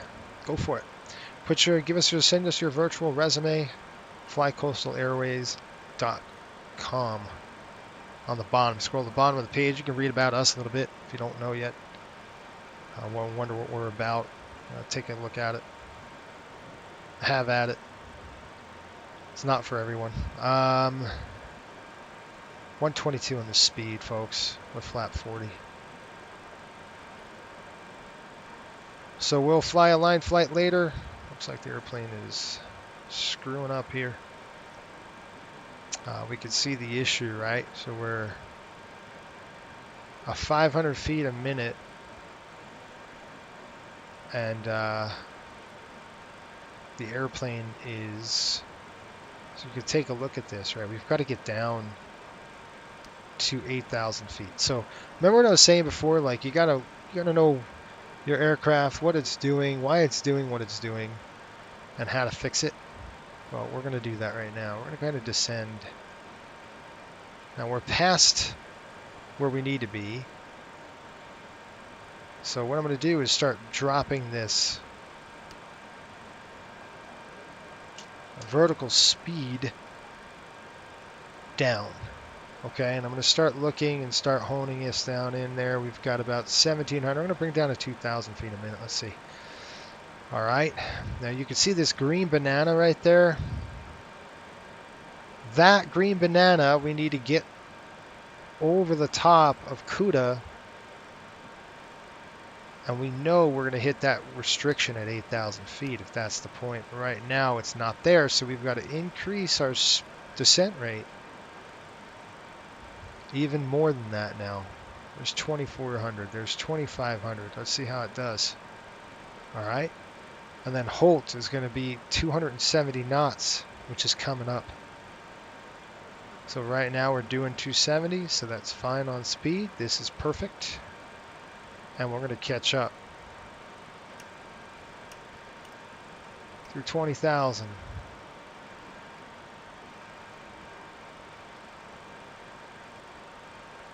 Lights are on.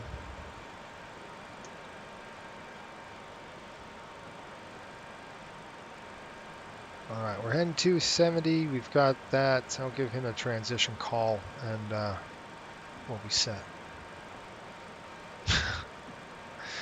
I love that. He's not ready.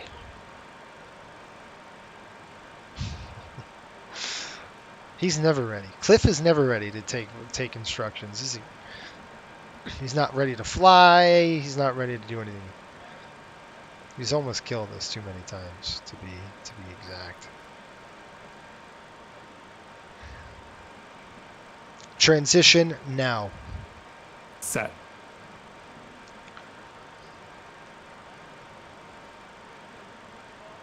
Okay, we got through transition. Lights are on. Everything's looking good.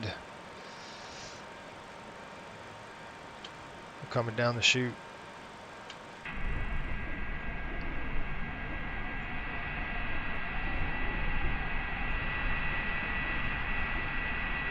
Love the sound of JT8s. I wish there was a 737-200. I really do. Love it.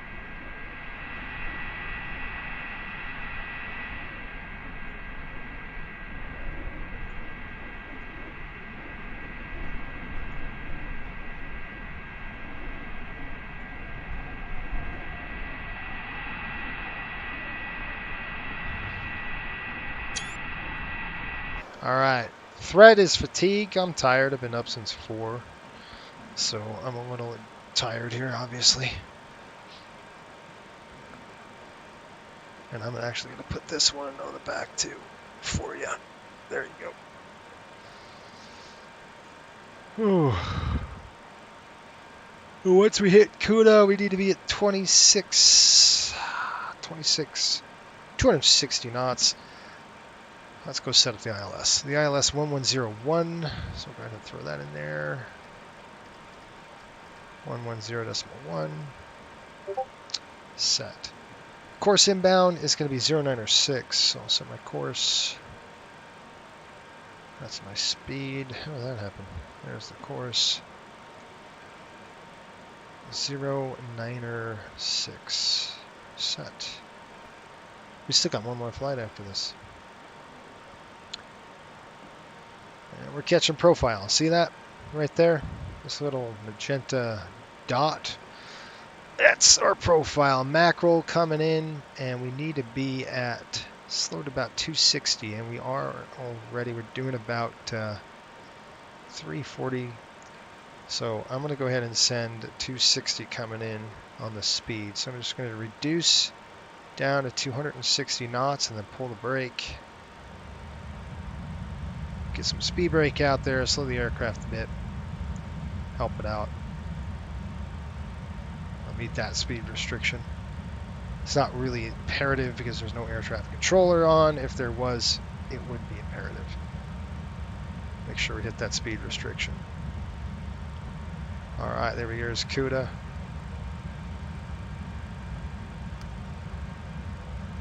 So now I could be a little less aggressive on the descent. And, maybe go up a couple hundred feet. It'll help slow the aircraft down. Brakes are in. Sean, do you know if the PMDG will let you set an all or mostly all J configuration for the virtual cabin? I don't know on how that looks. I'm sure there's a BBJ out there.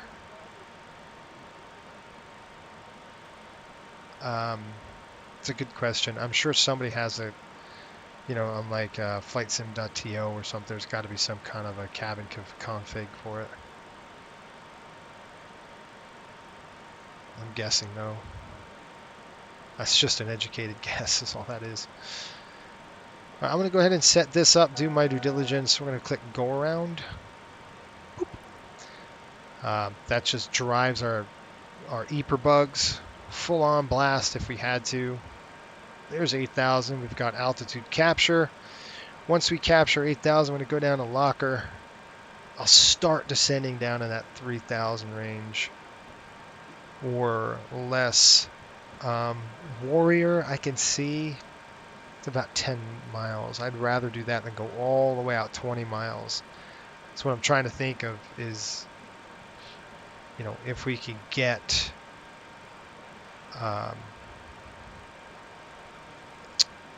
speed check. We got to go down 250 now. If we can get a little more aggressive on the descent, we can get to about 3,000 feet. I'll be happy, just because it'll help us get there quicker. From Russia, are you a pilot? I am a pilot, yes. Juliet or Fox? Yeah, the BBJ is pretty fancy, I think. It's very fancy. I don't think I'd want to spend the money on it, though. Just because it's only used for that. You know, when you can swap configurations out of the cabin. And my background, by the way, my background's in aviation safety. So I was a 737 instructor for angle of attack for a while. My aircraft of choice is that. This is the MD-80, and it's been fun to learn. But greetings. We're looking at... I'll start my descent now. I just figure... What the heck, why not? Let's get it down to about 3,000 if we can do it. And I'll set my own rate, because the thing is going to plummet like that. So let's go 1,200 feet a minute. Let's see what we can do. I'm going to take the weather radar off now. We'll just click power. We don't need that. And then we'll throw the terrain on just to have it. Well, here we go. Let's do an approach check. All right, Cliff, wake up. Approach we need check. to slow down a bit first. Approach check. Navigation. Set. Approach check completed. What are you talking about? Slow down. What does he mean? That's all I wanted. Slow down a bit. It's out of his mind. See what I mean? Guy's stupid. Alright, I'm going to bring down our speed bug all the way downtown. Alright, take a look. We're going to actually increase our descent rate. Decrease our descent rate to about 1,000 feet a minute. Let's see how that goes. We're going to slow the aircraft down. You know, I shouldn't have done that on the speed yet. We'll bring up that speed. I want to hold about 200 knots, so that speed's going to start coming down. We're getting to Class Bravo airspace. So technically speaking, we got to be about 220 knots, right around there in the Class Bravo. There it is. There's Fort Lauderdale, dead ahead. That's where we're going. Oh, man. Let's take a look. Novi. So we've got Sheriff BPAC and then Novi coming up. That's about 1,800. So we're going to go past that to Warrior. Warriors, we're going to start our turn. I'll fly it myself. We'll start a base leg turn in there. This is perfect. Matter of fact, I could probably slow it up on the descent just a touch, maybe a couple hundred feet differential here. Yeah. Set to 3,000, so you don't want to go too much. Looking good. Lauderdale traffic, Riptide 5800 on a downwind for runway 10 left on the Coup de Tour route.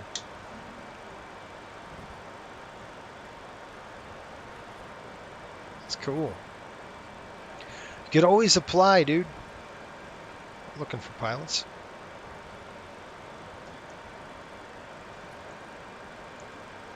It's just a lot of work.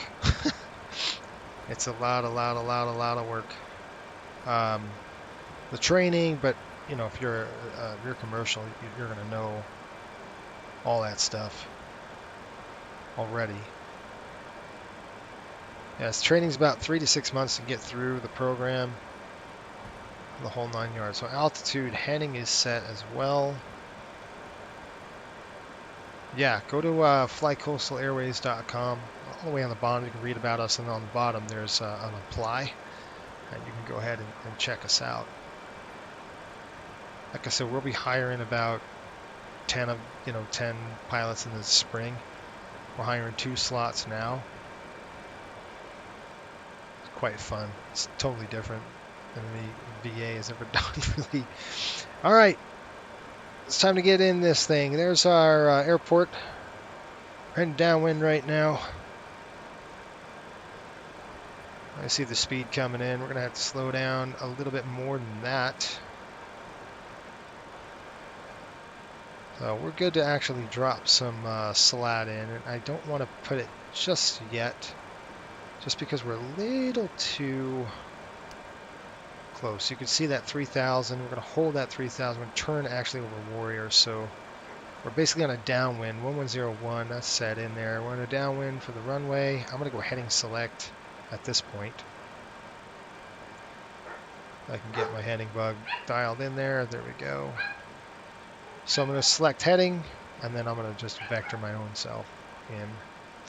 Let's tell Cliff about the slat. Extend slats. Slats extend. Speed checked. Slats are extended. Slats extended. All right. Slats are extended. I'll slow the aircraft down even more. We're going to start coming down on the speed. I want to get the speed down now because we're going to start our turn in over Warrior. And we're going to cut a whole bunch of miles off of this route. So we're going to do altitude hold. We should.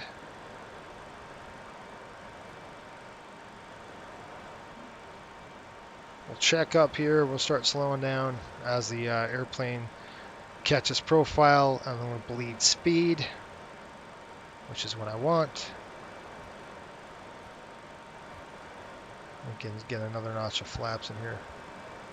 We're going to go flap 11. Flaps 11. Speed checked.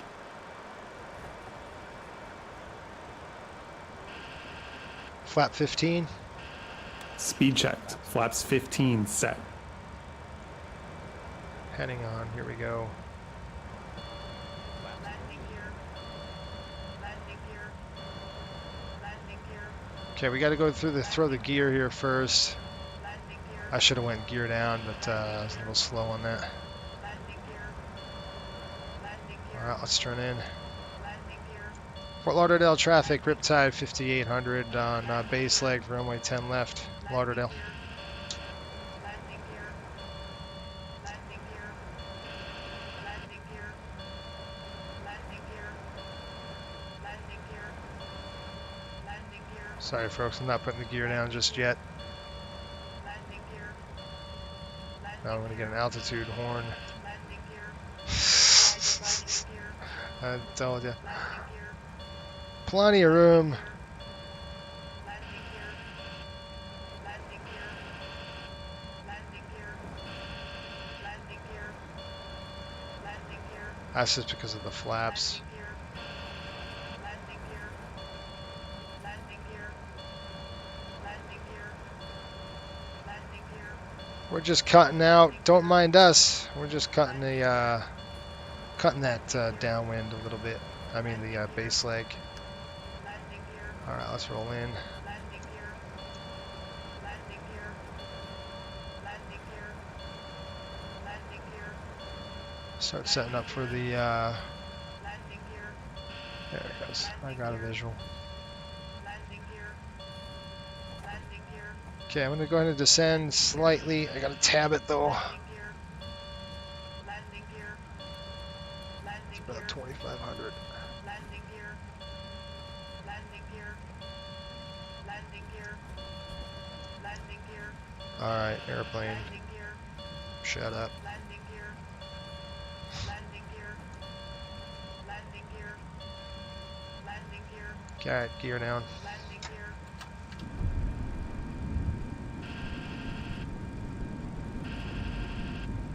Speed coming back. Gear down. 3. Heading.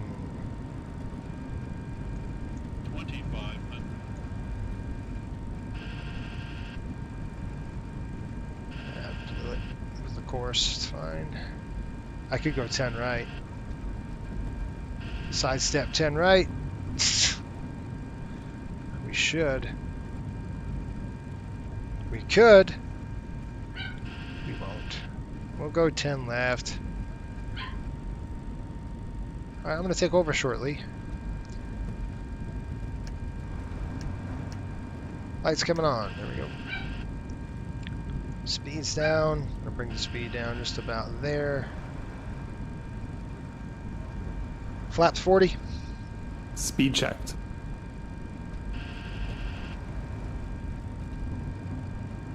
Flaps 40. Speed checked.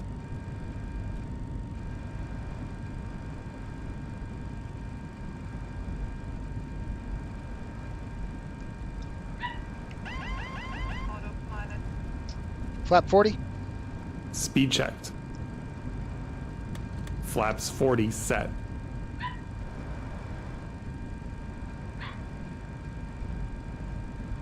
Flaps 4. Final check. Gear. Down. Ignition. Set to alpha. Auto spoilers and auto brakes. Set. Set and checked. Flaps and slats. Set, checked. Landing clearance. Received. Okay. Received. Final check completed.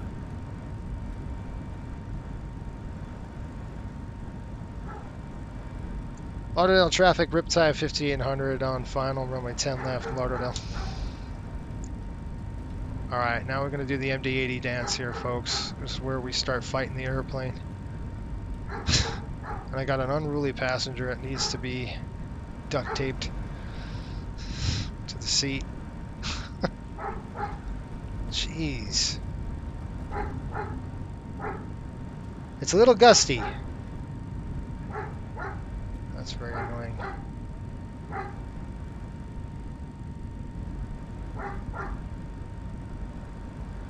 Now, obviously I have a pad here. Check. That looks good.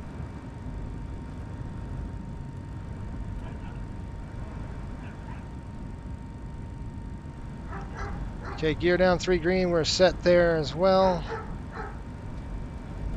Oh my gosh. There's the increase.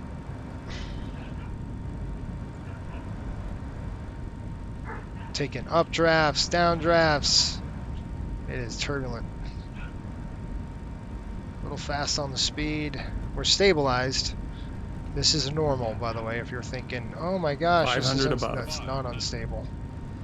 This is just turbulence. That's all this is. The MD-80, you're about 3 seconds behind the trim. So if you set trim,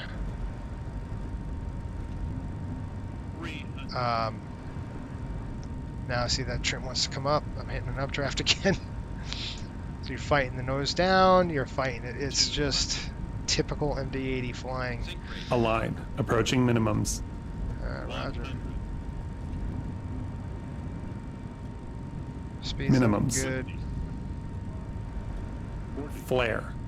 30, 20, 10. Come on, airplane, get there. Get there.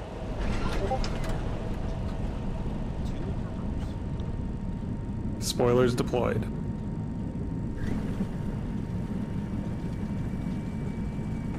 $80 knots. 60 knots. Welcome to Lauderdale. I got the aircraft. Don't you stop me on the runway. Yeah, it was nice. Nice and windy. Typical MD-80 landing, right? So you're fighting the aircraft down on the runway. It's kind of how it is here at this airplane. I'll help you turn here. There we go. After landing check.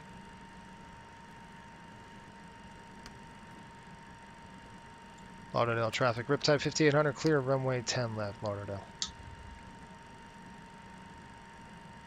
Alright, that's off on my side. Landing lights coming off. And actually, I'm just going to keep them extended just because of the... I got to cool down the engines, so we'll go ahead and just select cool down. We'll call them up. We're going to go spot 42 today. So we're going to take this all the way down to Gulf. Please remain seated with your seatbelts fastened until the captain has turned off the seatbelt sign and the aircraft. 70-something degrees. I'm opening the window. This will be your indication if you move about the cabin. Gather your belongings in the bar. Flaps and slats. We'd like to thank you for flying with us today. We appreciate your business and hope to see you again on a future flight.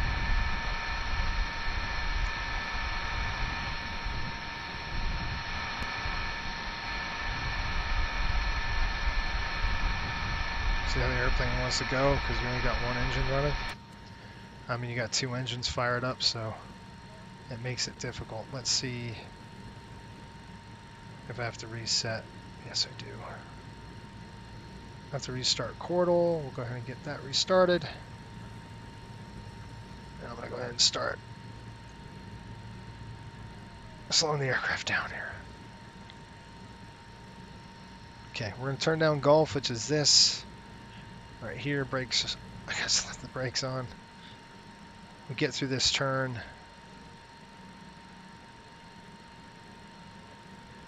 We'll just kind of have to turn it, help it turn as well. All right. Time to deliver this hockey team. Spot 42. Parking 42. The chosen position is too small for your aircraft.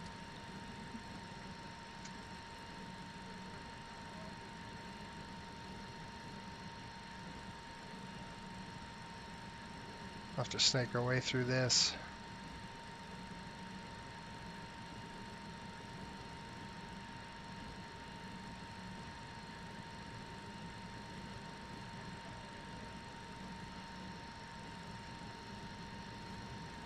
Don't want to hit that guy. Crank the nose over, slam on the brake, let the airplane turn.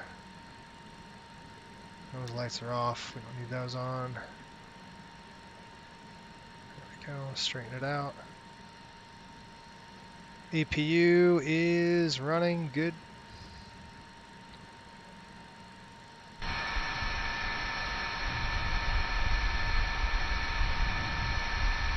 We're home. Woohoo!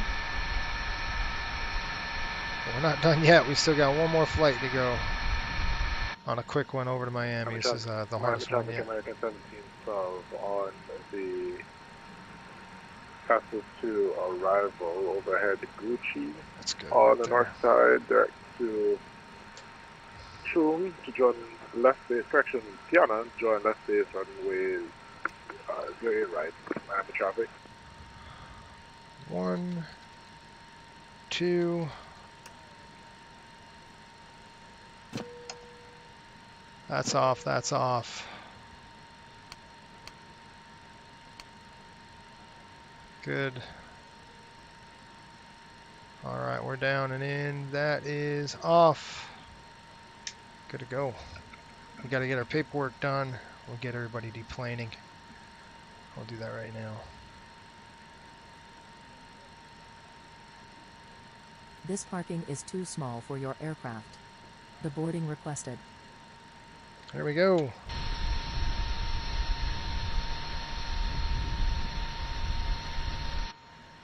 Town parking check. Parking check.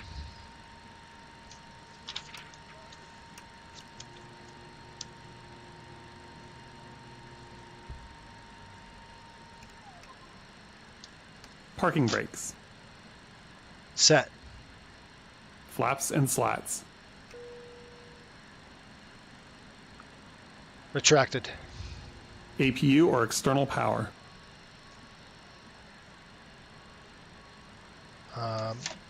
Established. Fuel levers. Off. Passengers bus is Anti-collision. Off. Hydraulic pumps. Off. Seatbelt switch. Off. Ice protection panel. Off. Transponder. Standby. Parking check completed. All right, folks, let's go and get the paperwork done. Wonder what Cliff heard when he said, okay. 136, I think, yeah. I think a little doll could demonstrate more strength than Cliff. Yeah, Cliff is, he's not great. Like I said, Cliff tries to kill us like every day with this thing. It's unbelievable. All right, let's call up our ACARS program and see how we did. We're going to go ahead and file the flight.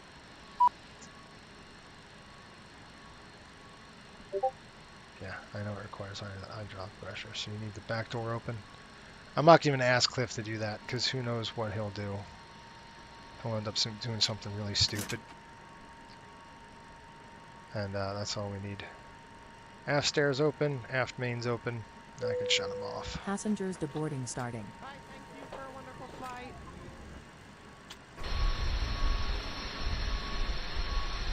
All right, folks, that's it. We're going to go ahead and get the passengers off the aircraft. And then I'll have to do my paperwork, and then we're going to fly the next flight over to Miami. It's very fast. I'm just going to hand fly it over. I'm not going to even do anything. I mean, I'm not going to program it. We're just going to go. How's that? So I'm going to get out and get with our release. We really don't need one, but I'll just see if the fuel is going to be okay. We got 8,800. Matter of fact, I'm going to tanker fuel out of here, so I am going to fuel up out of this airport just because our next flight, we'll have to fly it back, and we won't need to fill up in Miami. The fuel's cheaper, actually, in Fort Lauderdale. So I might fill up and get some tanker fuel out of here, which would help. So it's going to help the cost a little bit. 43.50. Okay, good. I will be right back. I'm going to let you go outside the aircraft, see what's going on. I'll be here, but I'm just going to be hammering out a release, okay? Stand by.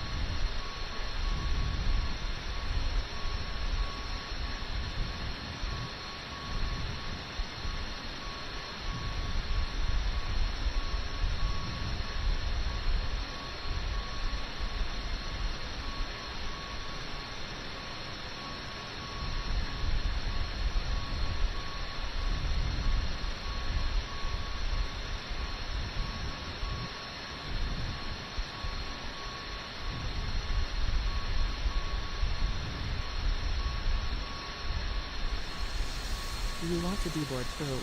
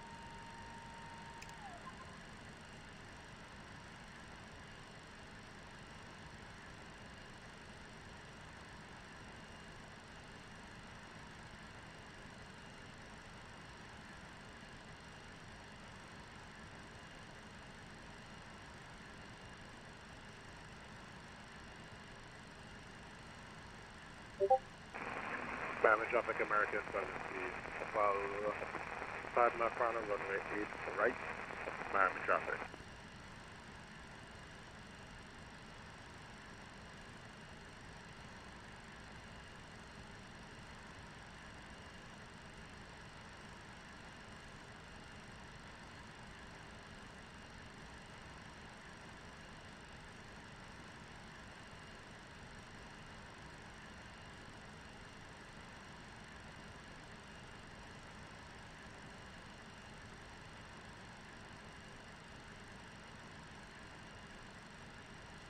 This parking is too small for your aircraft. Refueling truck is on its way. Please don't load aircraft until the fuel truck arrives and ask to do it.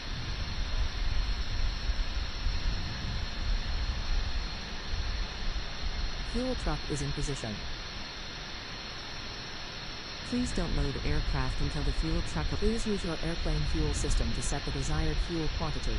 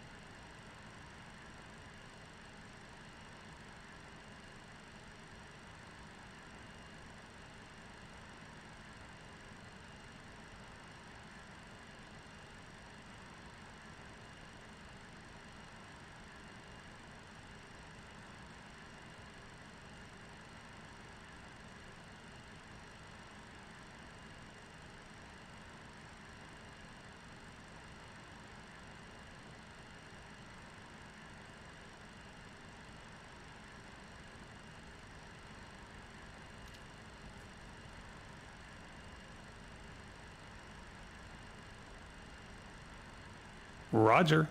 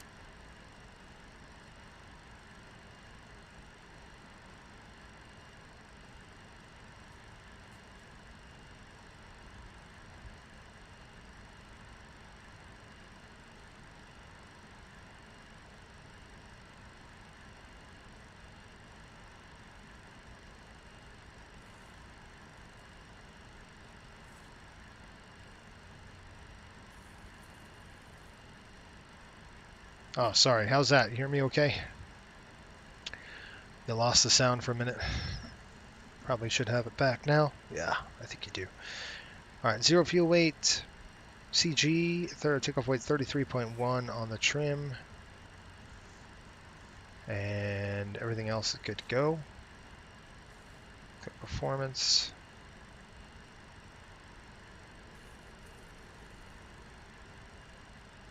Packs, good. Takeoff weight 95. You know what? I'm not gonna actually have him on here. Cliff, I'm gonna throw him out for this flight because he's just much more of a pain in the neck on a short flight like this. Because he's just stupid. So I'll take it from here, Mr. Cliff. Appreciate all the work you're doing there, bud, but I don't want you. Flap's gonna be 10, and we're done. And this is why we have flows, right? This is why we do these kind of things, where we have flows and make sure that we're good to go. We don't even need to do an originator or anything like that because we already did it. So I don't need to test any of that stuff. The testing's fine. We're just going to go ahead and fire up the engines. Okay, I'm actually going to close him down. Bye-bye. Okay, Cliff is now kicked off the aircraft. We have somebody else in there. Okay, coming down the overhead here, looking good. I'll reset that. Fly with the door open. Actually, I'll go ahead there. We're going to go ahead and unlock.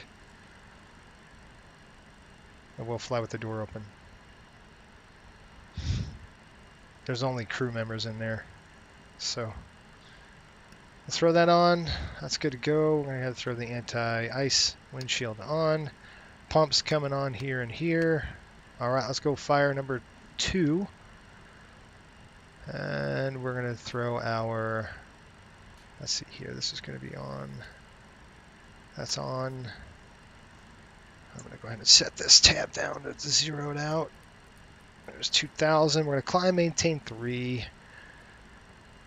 3,000 for us, folks. That's what we're going to do. Set that. We'll check this. That looks good.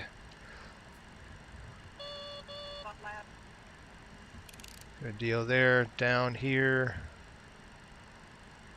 Oh man, did I not set it to park? There we go. Coming back down here, CG is pretty darn high. It's like 33 on the CG.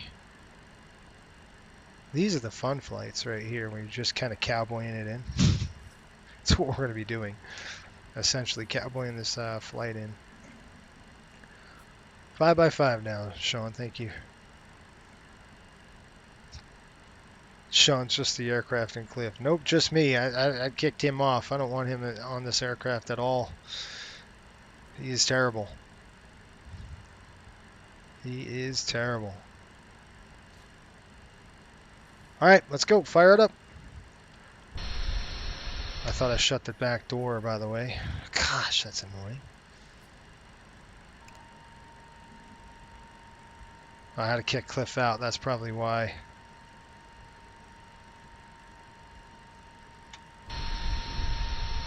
Alright, Cliff, sorry. I don't want you in here anymore, buddy. Time to leave. This parking is too small for your aircraft. Get the stairs out of here.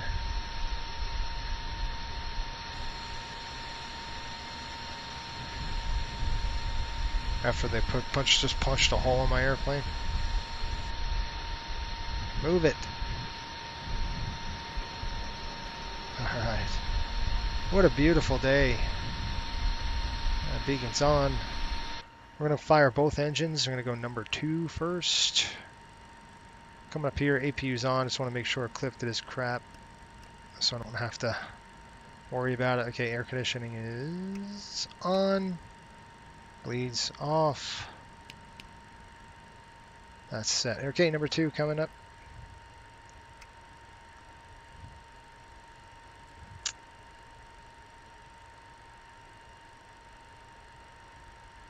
I gotta open the valves. I bet she closed them. Oh, they're open. Stand by, stand by, stand by. Here we go. System B. Let's start the left one first. Start valves open. Here we go. Got rotation.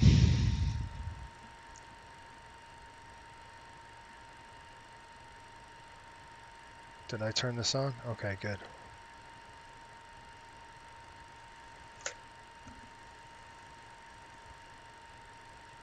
Here comes the fuel. Fuel in. There's the light.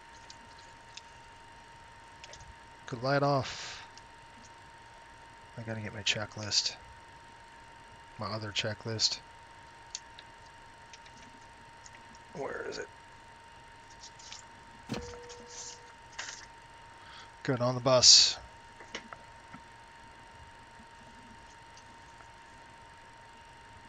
There it is. I'll use the big old checklist for this. I mean, all we could hear before was the aircraft. Oh, I gotcha. I thought you meant the only thing in the aircraft is cliff. I'm like, that's about right. All right, we're started here. Let's go over here really quick. I'm not going to do anything here. I'm just going to plug in a route. And we're just going to tell it Fort Lauderdale and Miami.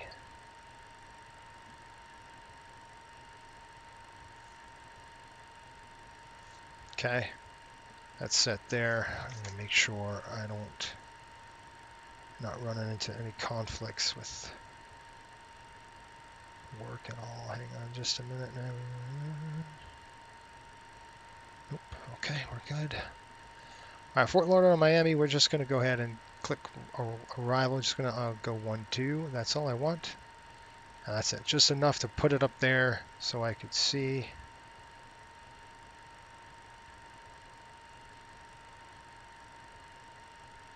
DHP route. We'll activate it, execute it, done. Okay, fire it up. Number 1's on the bus, so I'm going to go ahead and fire number 2, just because we're so close. And I should have shut that off, by the way. All right, here we go.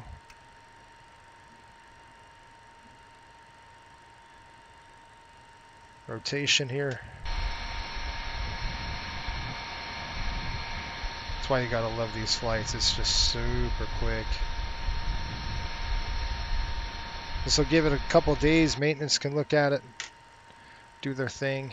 Here comes the gas.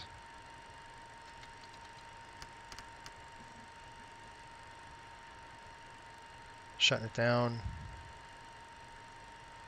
Right here. Start valve closed. Flip that on. Art switch is good. Takeoff flex. 50 set. On the bus, coming overhead. I mean, is it worth even stopping the APU over? Yes. Burn all that fuel. That's auto, that's auto. Coming across on the B system, set. Looking good there.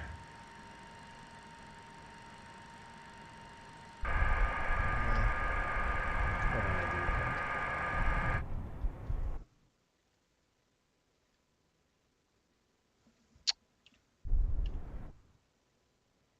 What happened? Why can't I hear the aircraft? I can't hear anything in my headphones.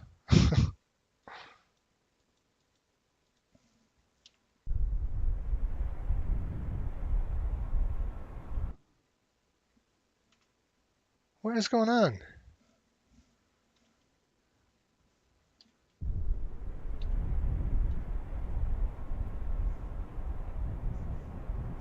It's like it's paused?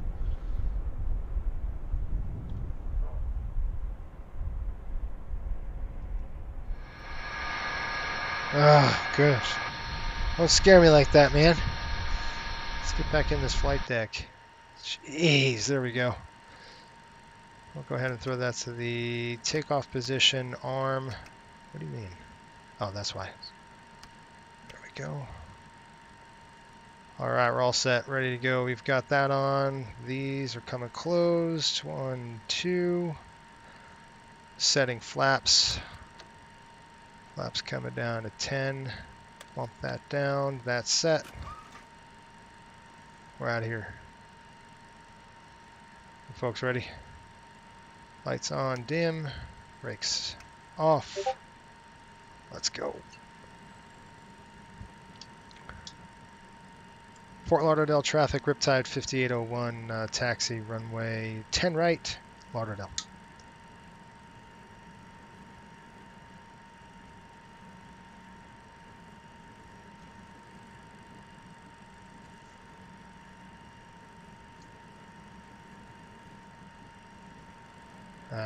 Shoot, hold on.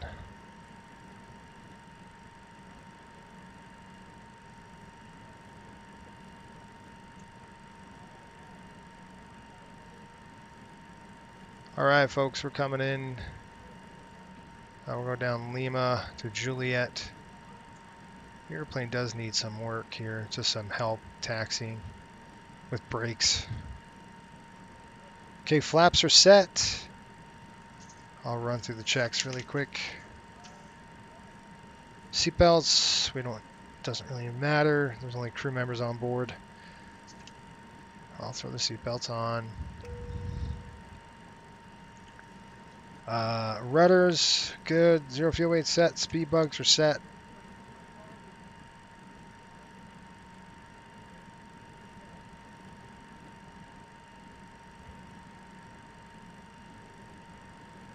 Yeah, I gotta just turn the dang airplane like that.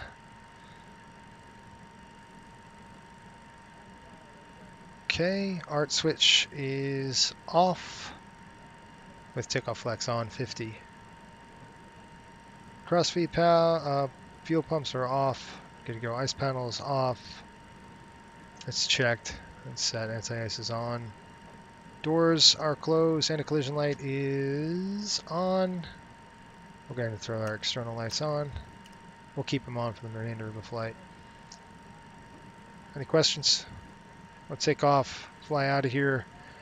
We're going to make an immediate turn to the right, and then we'll join up.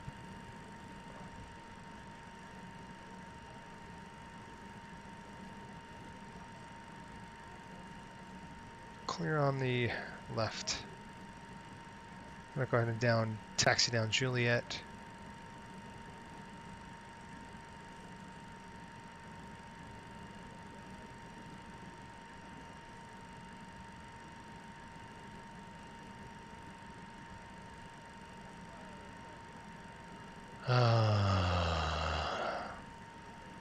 Short taxi. It is a very short taxi. This is a shorter flight. Okay, we're taxiing down Juliet. Flaps and slats are set. Yep. I'm going to just check this really quick. Push it up, push it back. Good to go. Doing that just for a check.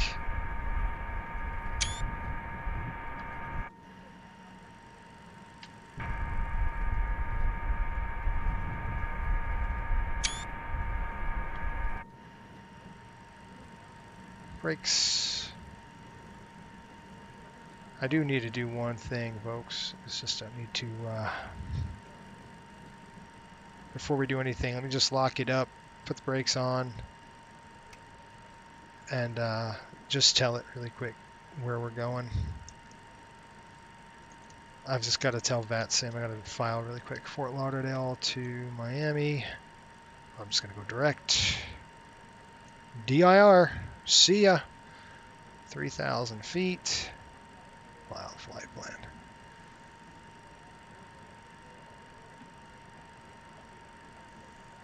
Yeah. All right, here we go. Lauderdale traffic, Riptide 5801, taxi, taking runway 10 right, Lauderdale. Okay, looking good on there. Lights coming on. Are we ready to go? Locked, windows are locked. Good deal.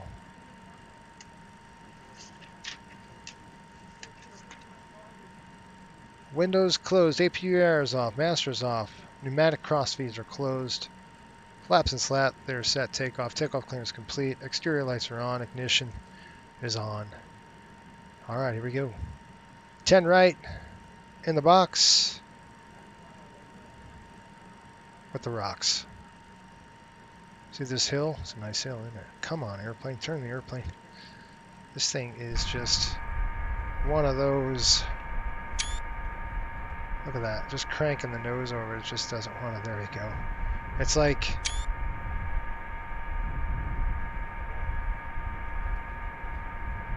it takes forever to line up, so you got to get the nose on this side, then crank it over here, but I don't care, we're going. Here we go. Be all set, ready to go here. Auto throttle is on, toga, and I've got the aircraft. Stop the aircraft.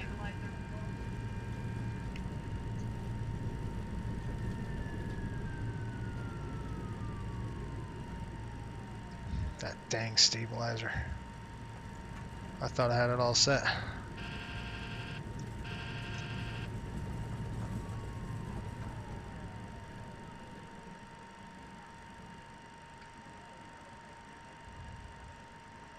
Crank that nose over here. Let's get the stabilizer locked in. That's why the airplane's good.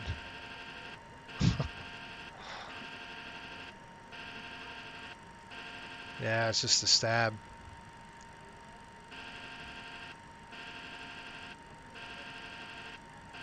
Everything's set. It was just I didn't set the dang stabilizer, and I checked it too. Didn't you see me check that?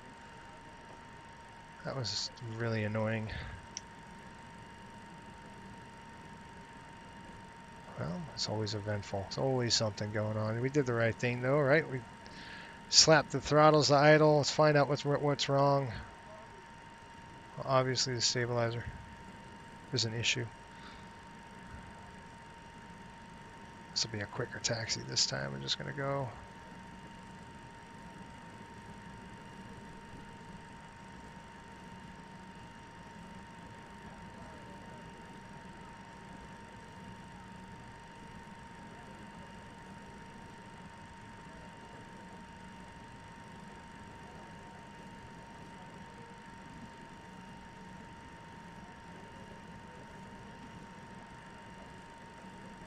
Hold on, here we go. I'll get your comment here in a minute. I just, that's my bad on the stab. That rhymes. My bad on the stab. Of course, it doesn't want a taxi right now. Come on, airplane, what are you doing? Look, I mean, you can see the nose wheel tiller is just cranked. All right, we're good again. Brakes, are we hot? No, not too bad.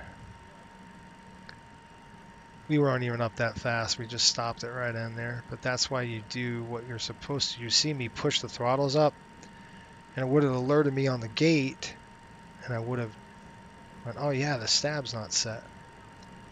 Stab's set now. Let's do it again. That was just a warm-up.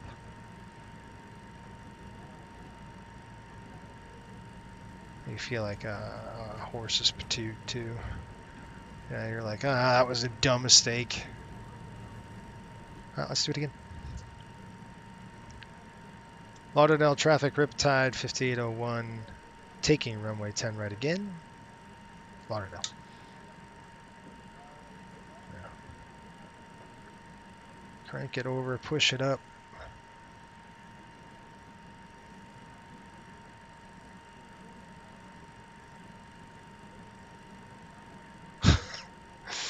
This airplane steering this airplane is like, it's like a magician trick, you know what I mean? It's absolutely crazy.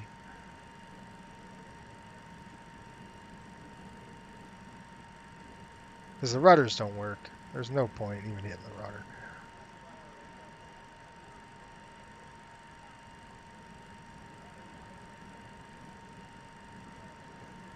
Let's line it up. 10 right. There we go.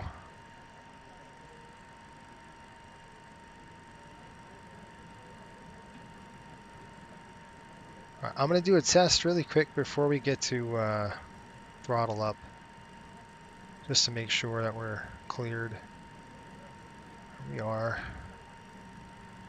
Auto throttle on. There we go. Now we're set. Okay, thrust set in clamp. I've got the rudders. Looks like we got a nice little crosswind.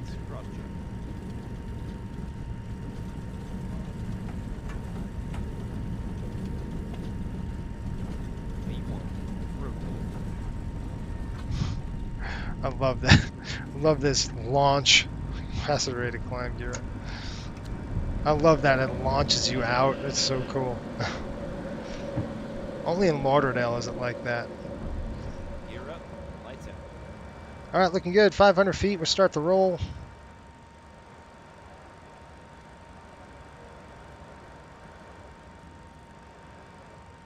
Looking good right there. Just push that nose over a little bit. There we go. Okay, my aircraft, my throttles. I'm going to start slowing it down. Pushing it down just a little bit. Climb thrust set. 2,000 coming up. Start to reverse our trend. There we go. Push those throttles up.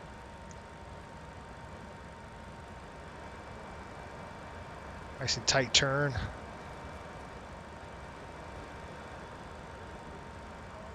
Gotta love it. There we go.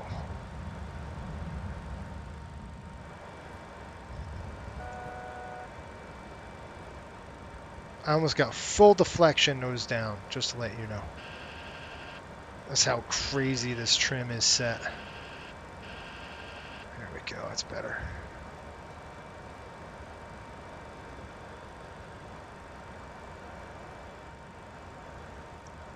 Miami is in sight.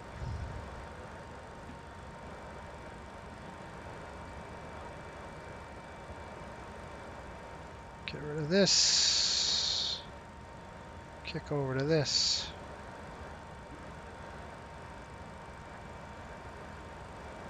Gloria.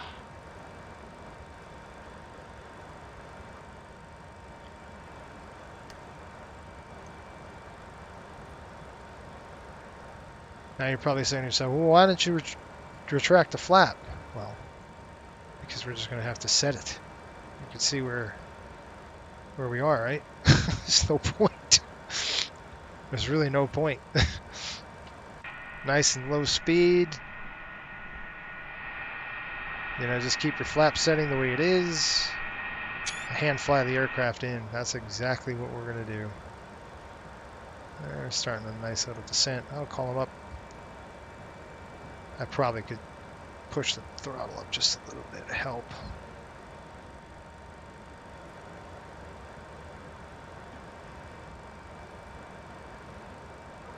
I'm going to retract it to 0. I'll just keep the slats in. Flaps are up, slats are in. It'll help us a little more controllability with the aircraft with a little bit of flap in there. At least the slats are in. We'll keep that going. Pena's at 3,000, which we are. Miami traffic, Riptide 5801. Going to be lining up here, runway 12, Miami at Pena.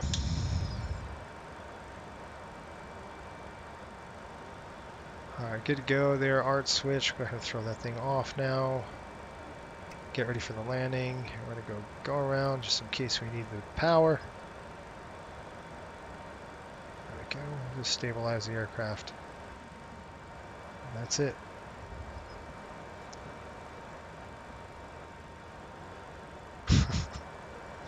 Just blame Cliff. I love it. Cliff is such a... He was not on this flight, so I can't blame him. That's just captain stuff right now. That was just dumb in terms of me forgetting, which is normal in a short flight like this if you don't have it set on the ground. She's very... Look how stable this aircraft is. I'm just in flight. You could see... I mean, we're in a slight climb. I'm going to pitch down just a little bit, and then I'm just going to take the trim and just knock it once. and then that's all it's going to take. It's going to take a couple of seconds for it to work. I'm trying to get eyes on it. We're going to go direct to Pena.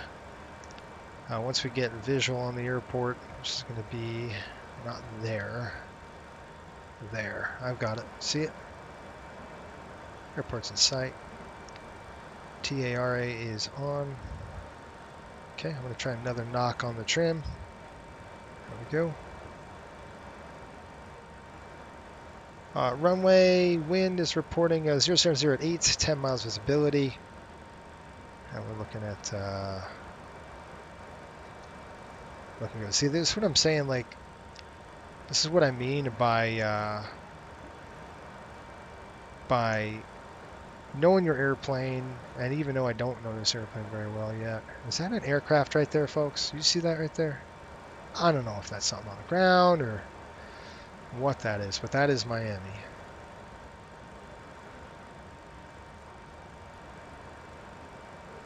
That, I believe, is Opelika.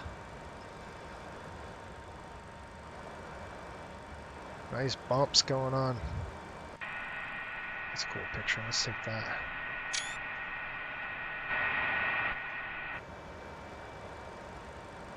Okay, there's Pena.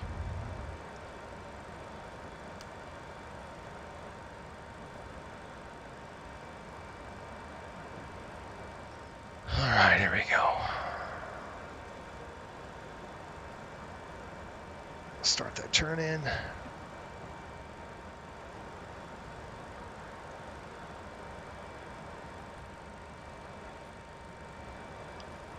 That's just turbulence. What you're seeing here is turbulence. You don't have time for calculations, so you just look at the landing data and you say 114. That's exactly what we want to do, and that's where that caret set. That's what we're going to do. Yeah,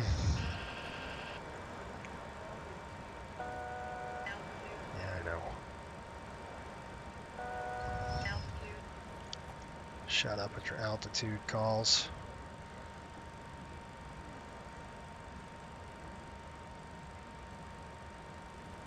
Miami traffic, Riptide 5801 on a base leg, runway 12, Pena, Miami. Okay, knock it down. We're going to go flaps 11. I'll start rolling the aircraft in. I got a visual on it. Start going down here. Just a little on the short side. There we go.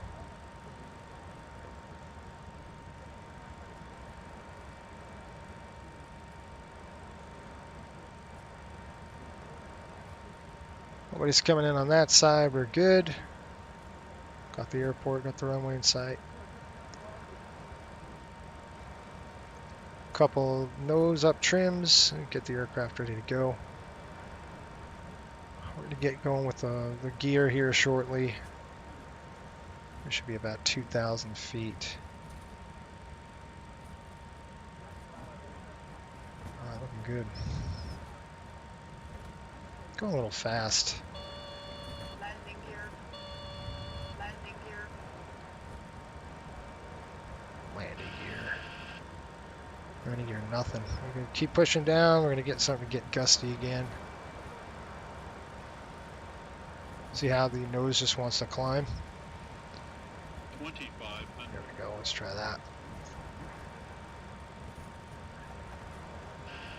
About 500 feet above profile, so I'm going to lock that in. Gear coming down. Flaps 15.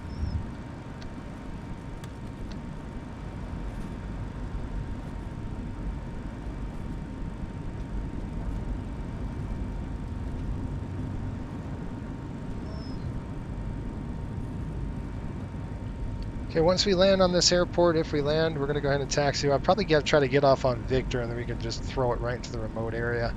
It's going to be the easiest for us to do. All right, another notch of flaps going 28. That's the thing about an 80, folks. It can stop Got 140.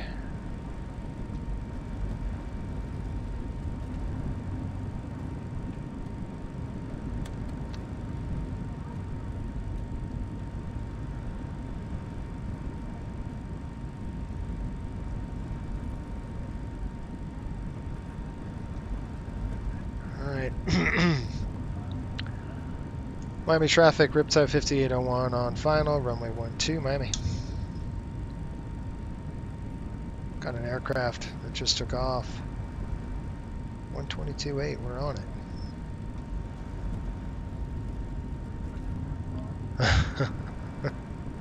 Once we land, if we land. If we land. We might not land. How's that? Man, this aircraft just carries so much speed. It's amazing how much speed it just takes, you know. Alright, speed brake is set. That's the biggest thing. We don't even need auto brakes. 1000 set. This aircraft will stop on a dime. You can see it's almost a glider right now.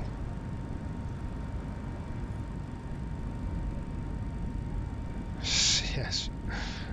Yeah, baby, let's fight this thing in here. Let's do the MD-80 dance.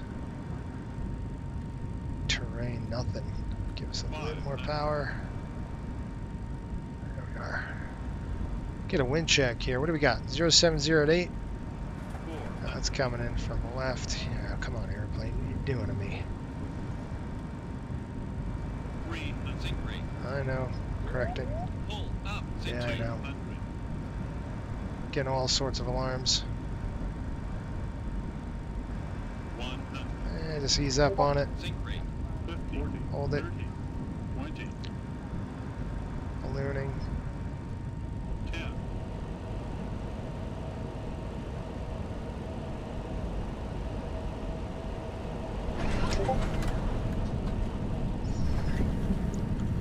Reverser's out.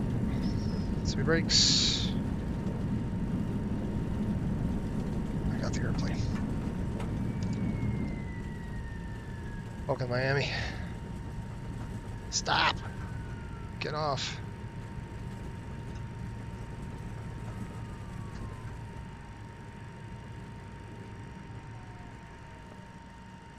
There she is. Where are we on? Victor?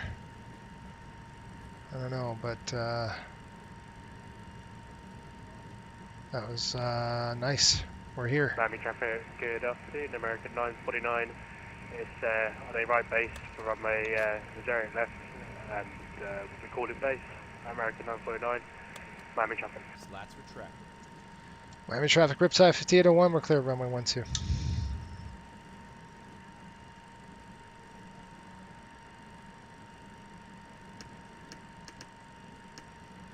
And we are home. Sweet home.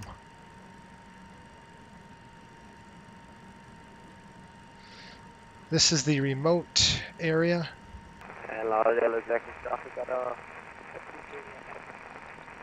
the right. Got on 09. Yeah, boss off 5. We're not going to even start the APU.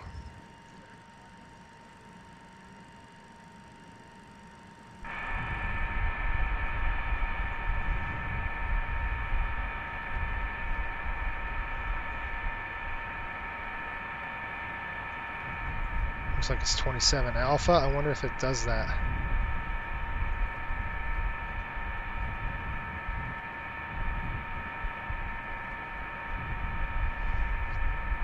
Echo. No.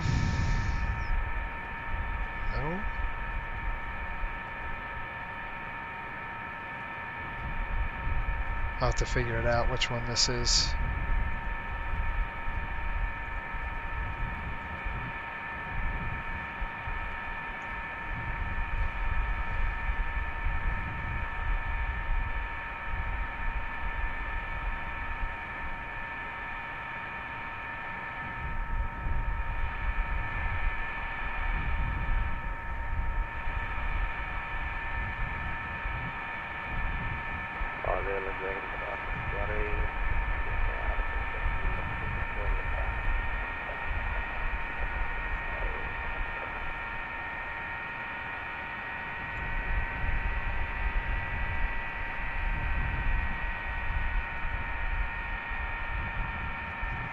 Brakes.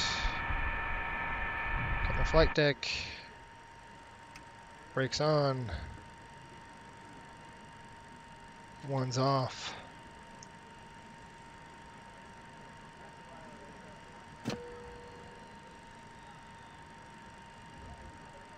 Pumps off.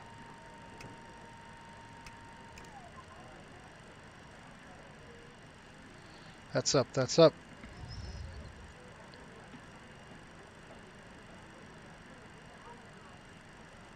And Miami Cafe American 949, make now right base for Yeah. left. American 949, Miami Cafe. Cliff's in the back sleeping. Probably would be. Alright, let's go ahead. We're going to flip this. Flip that. Open the door. We've still got an engine running. I do understand that. But I'm going to go like this. We'll throw the stairs. And I will turn off some stuff. Get ready for the next flight. That's off. That's off. Emer power's off. That's coming off. Pumps are off. Emer lights, we'll turn that off. Seatbelt signs off. We are unlocked. Let's go ahead and fire it. Shut it down. Number one's coming down. I do want the fuel. What we get on fuel. Gotta write that down. Continue. You are currently parked at the wrong parking position. Shut up. The battery's on. So technically speaking, I'll have the maintenance guy come over with the GPU, plug us in, and then we can get some, I was going to get the fuel figures in. Let's tell GSX. You are currently parked at the wrong parking position. Changed parking facility. Yes. Yes. What are you doing? That wasn't very good. Well, you're the one who did it. All right, let me tell him to throw in. I just got to get power on the airplane. And then I'll have to...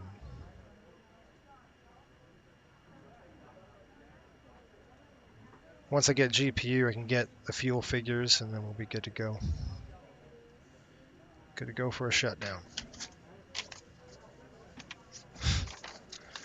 Yeah, we floated for sure. Is there a Darth sticker in the Riptide? No, just on this aircraft.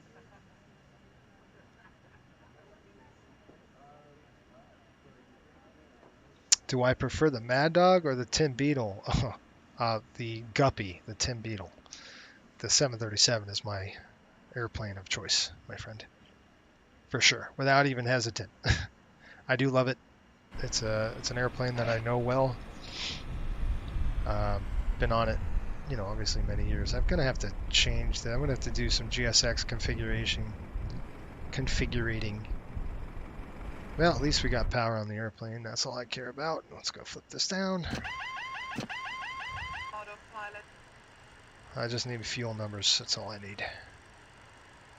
Give me my fuel. 6,600. We landed with 6,600 over 6,600. That was fun. Hopefully that was good for you. It was fun for us. It's fun for me. I love doing those quick flights. It's really fun to do.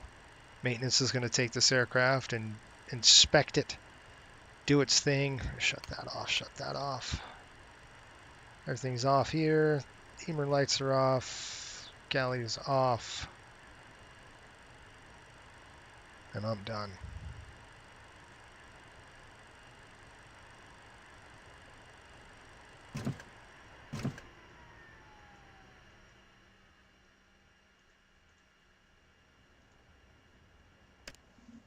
That's it. That's the end of that. Let's go ahead and file the flight. Click like this. Click file it. That's it.